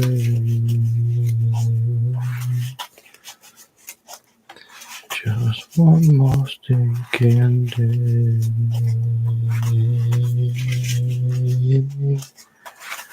Just take this all away.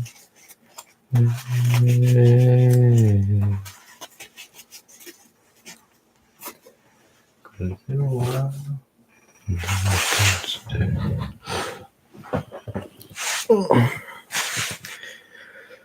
Alright, Batunina. Bat-ut-in-ha.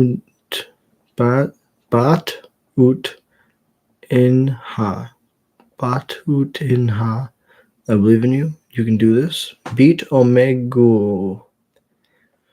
I believe in you. Take him down. Down. Just like Unban Oko took down Selesniel from the second seed. Like a sniper rising from the deep.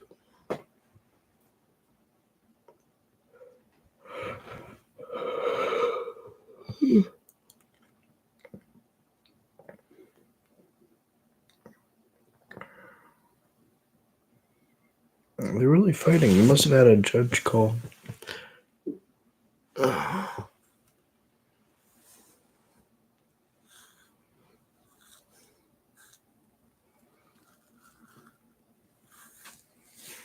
Both of you start with 25 minutes. So a match that goes over 50 minutes is kind of crazy. That means there must have been something that happened. Like something. Maybe they both got extensions, or Wi-Fi crashed, and so it didn't start counting until the game actually started. But yeah.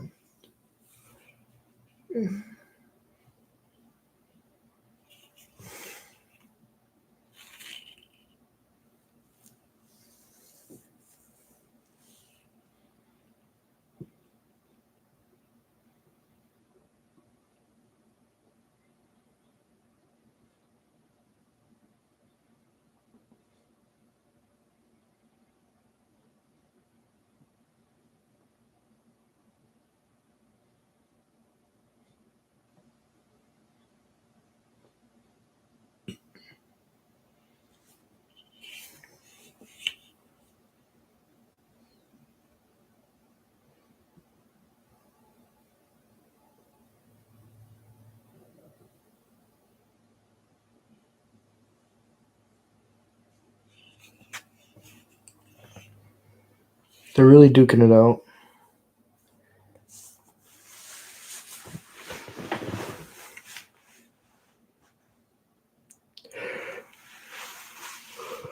I think the number three seed is gonna get it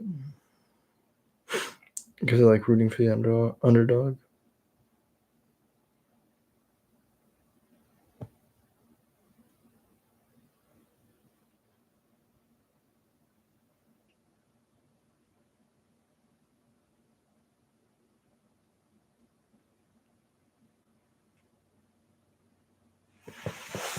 Please, brain, don't bail on me.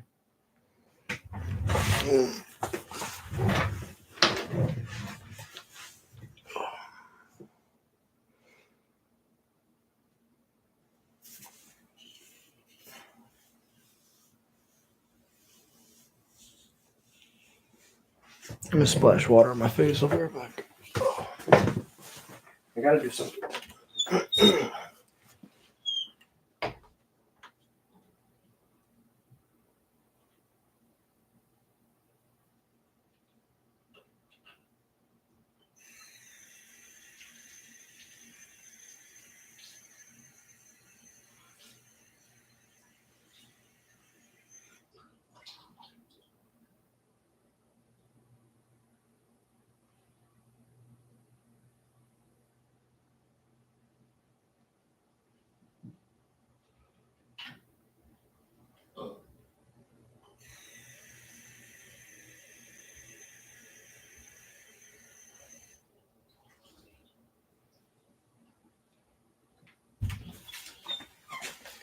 Okay.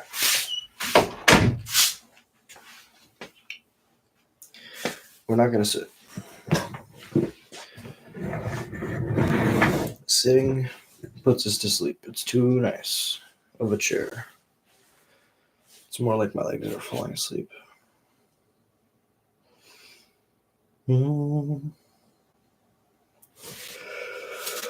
Alright, so we want mtgo to win.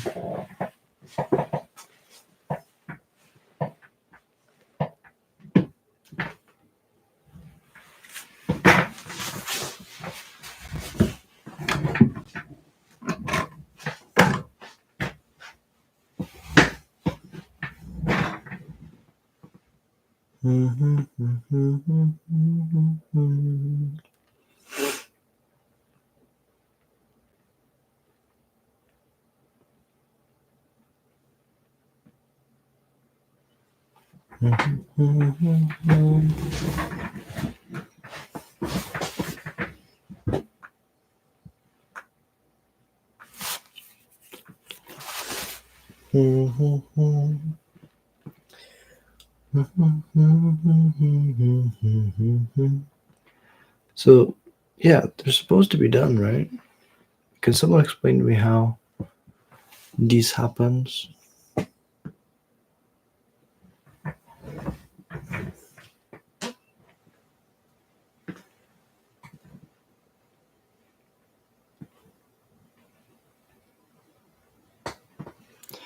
Because usually when your timer runs out, you die. By now, both of those players should not have a timer left. So they should have both auto-died to whoever ran out of the time first.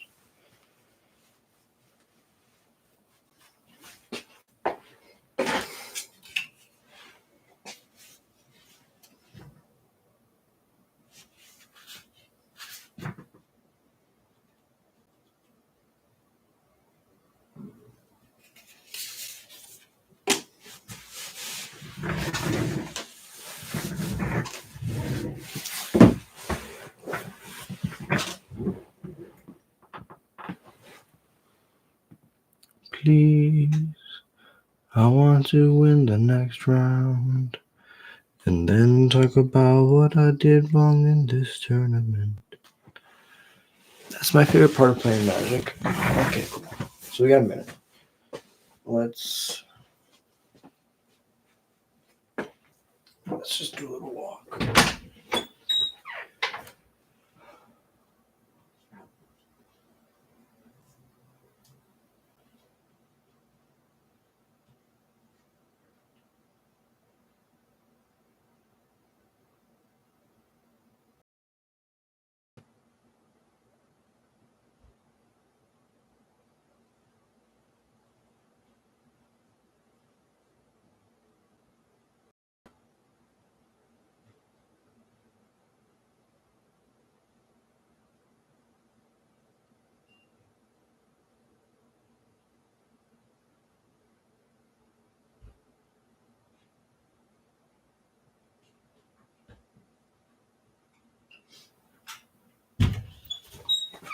All right.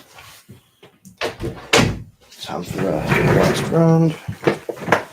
It's like 10 degrees cooler in my room than outside my room because the computer is going crazy. Thank you, PC. I love you so much. This is a shelf version. I don't know what to call it.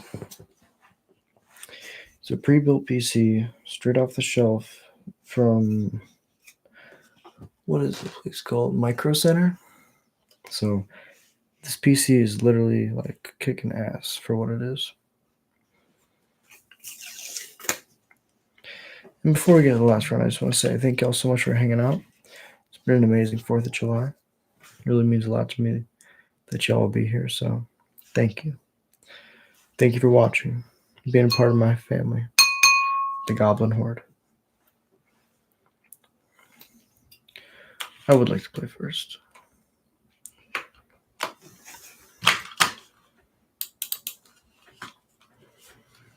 Yeah.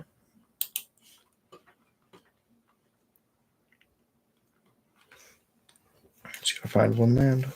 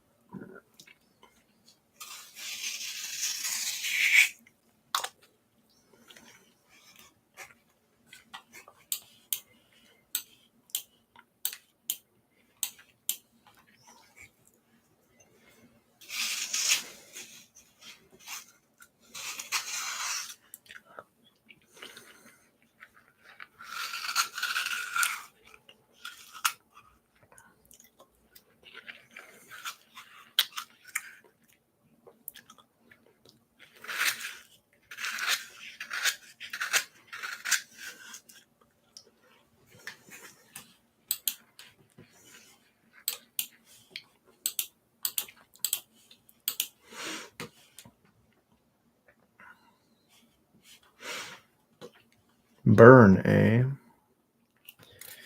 We don't have a good answer to the Goblin Guide.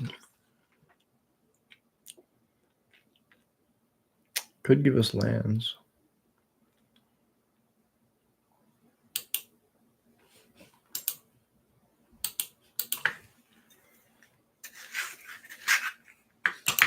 Suspend. Trawler's fine. Yield. And step.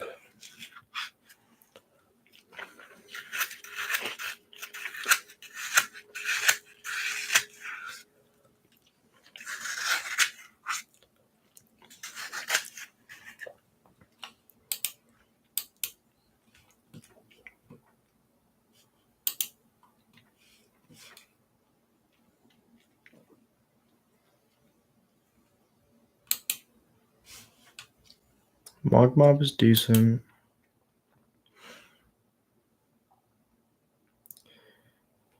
But I really want a land that doesn't bolt me.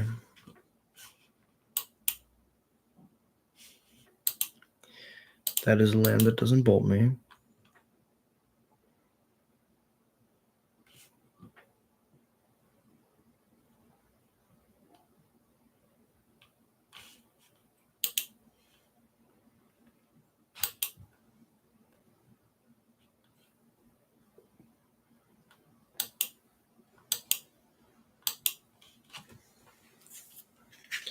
So those are the cards we still know about.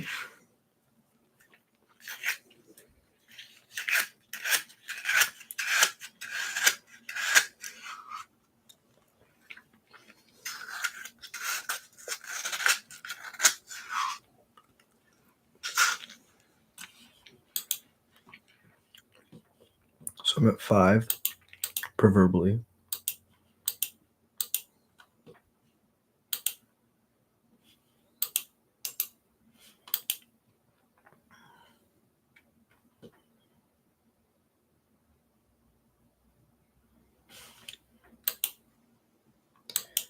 Even lower.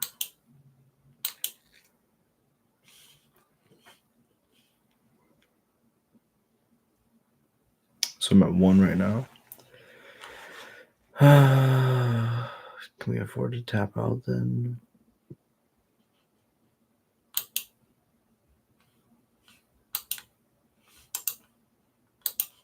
We don't really have another option.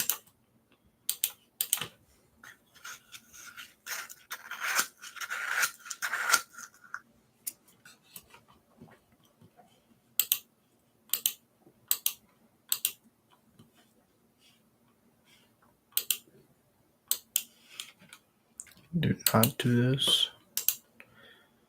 Yield.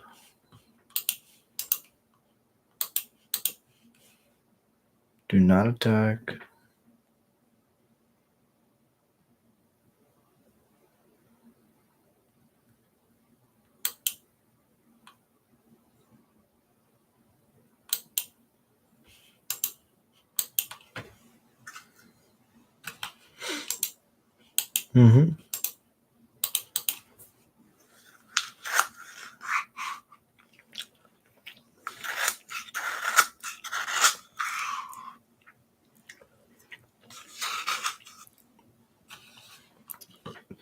What?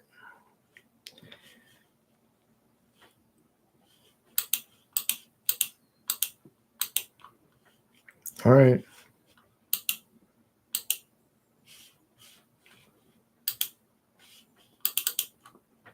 Now it's up to me to not look dumb and fuck this up.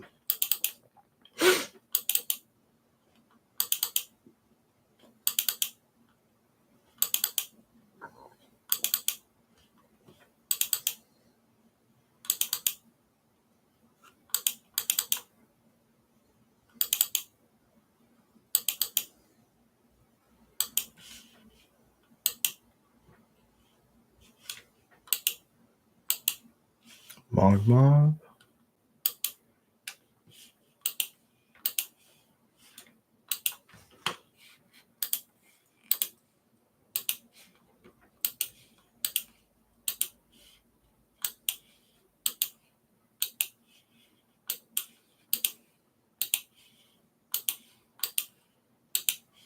Okay.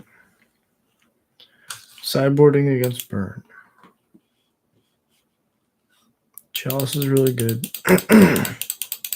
Much better than Vial. Thoughtseize is bad. Fatal Push is better.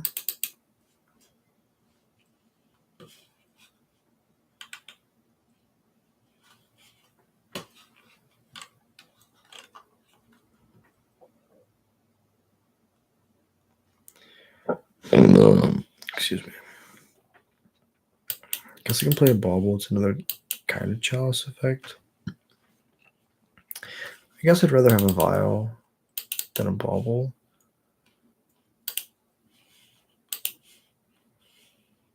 Let's try like that. Blood Moon could turn off like Boros Charm.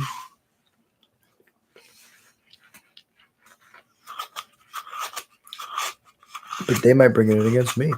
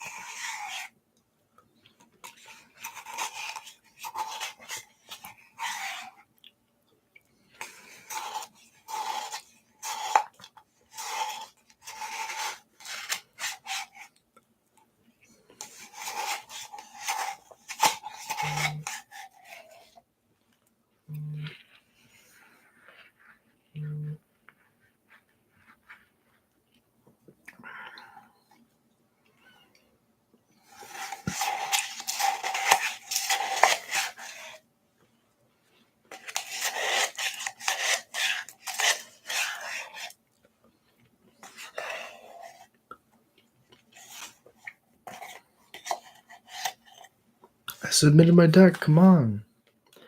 I swear. Why are you red? Don't yell at me.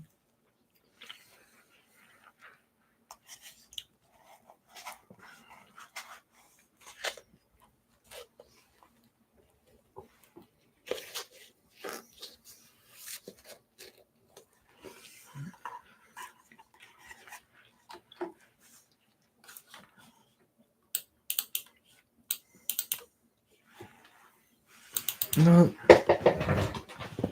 It's tough.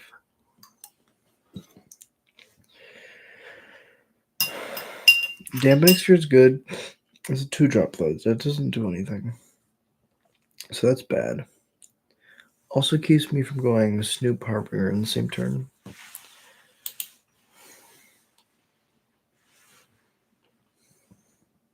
Goblin Guide? Yep. I remember these days. Draw me a land. Why don't you?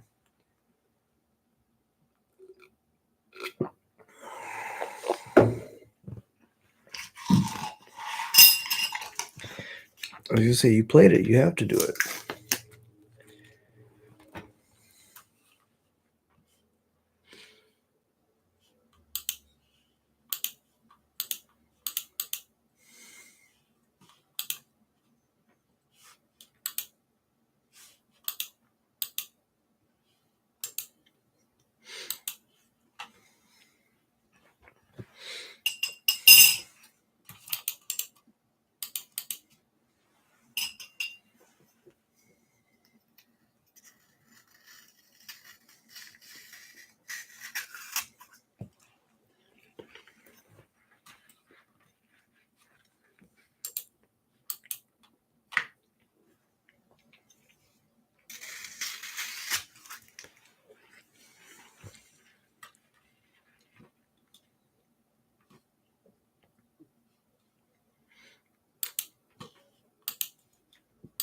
Goblin.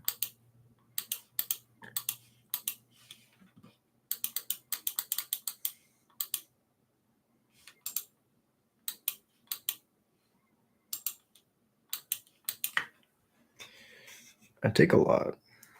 They go to 7 after everything. If they don't cast spells, which they probably will.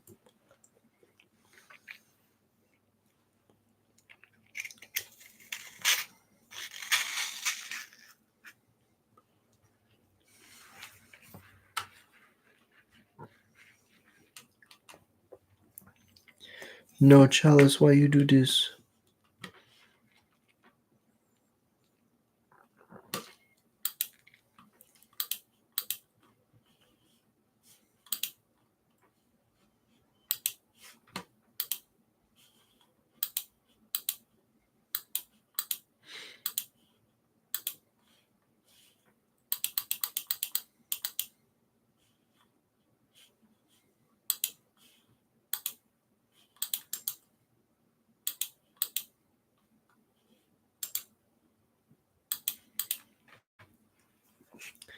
Double bolt me?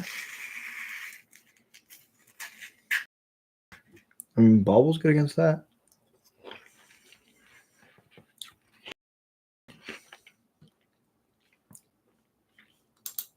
Bauble's better than Chalice against that.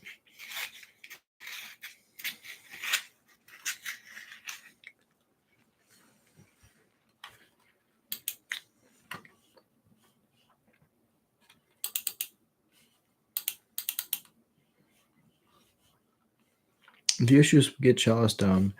This counters our Chalice. No. But Chalice will counter that our Vexing Baubles. If we go to play them.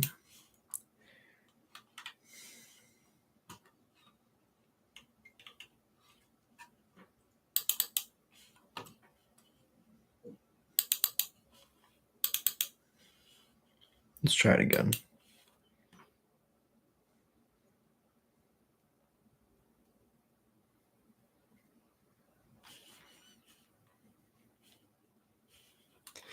And Thoughtseize was really good that game. Why is there a Chalice on 0 against them? It was just because I had 3 in my hand and I wanted to get one out of my hand. What's up, Jared? How's your day going, bro?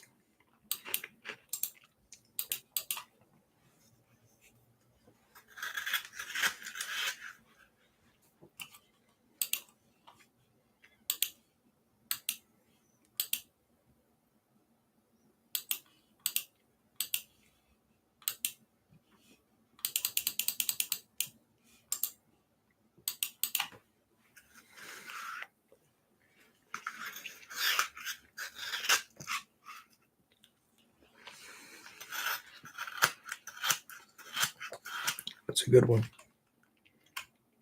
Been a minute since I see a Searing Blaze.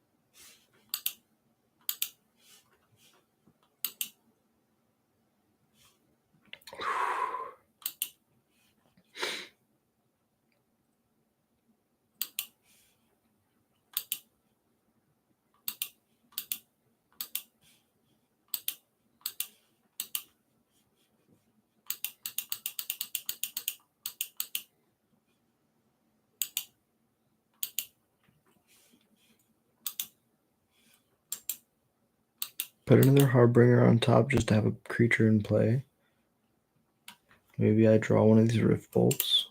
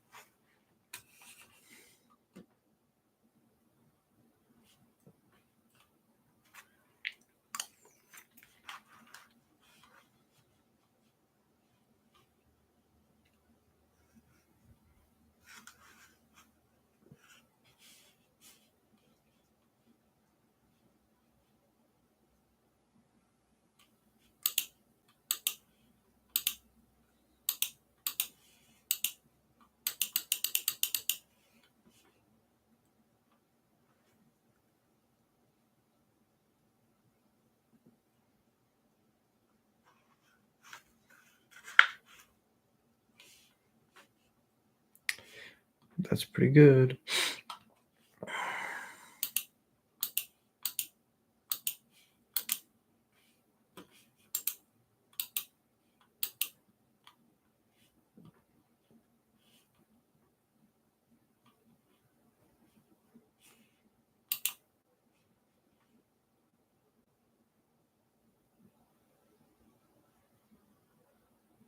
Skullcrack, Boros Charm.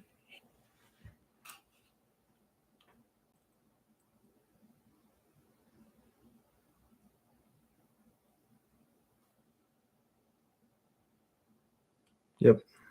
Good game, opponent. Well played.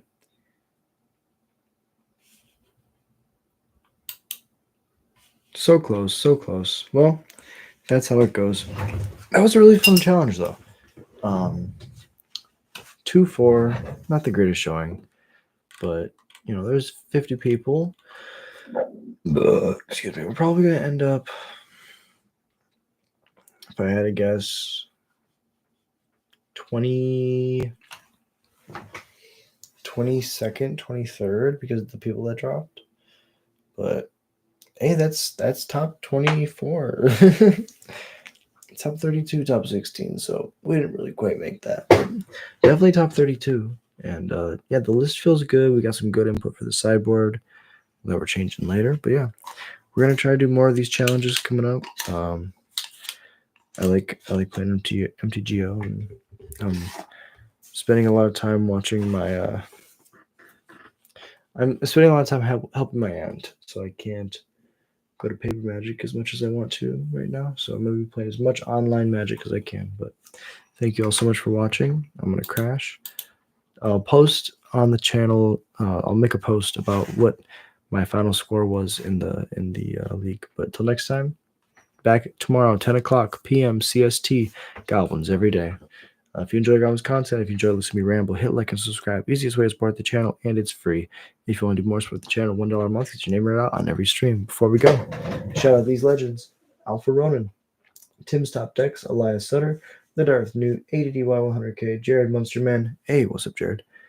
Annan, Riberio, Cypher777, The High Wumpus, AJR, B Rhyme, Gorvisker, Sliver of Nope, Scott McIntosh, Javier Hugo, Bill Roth, Jormunger, Terrieth, Nito Burrito, and Trucker Philosophy. And thank you so much for watching. And we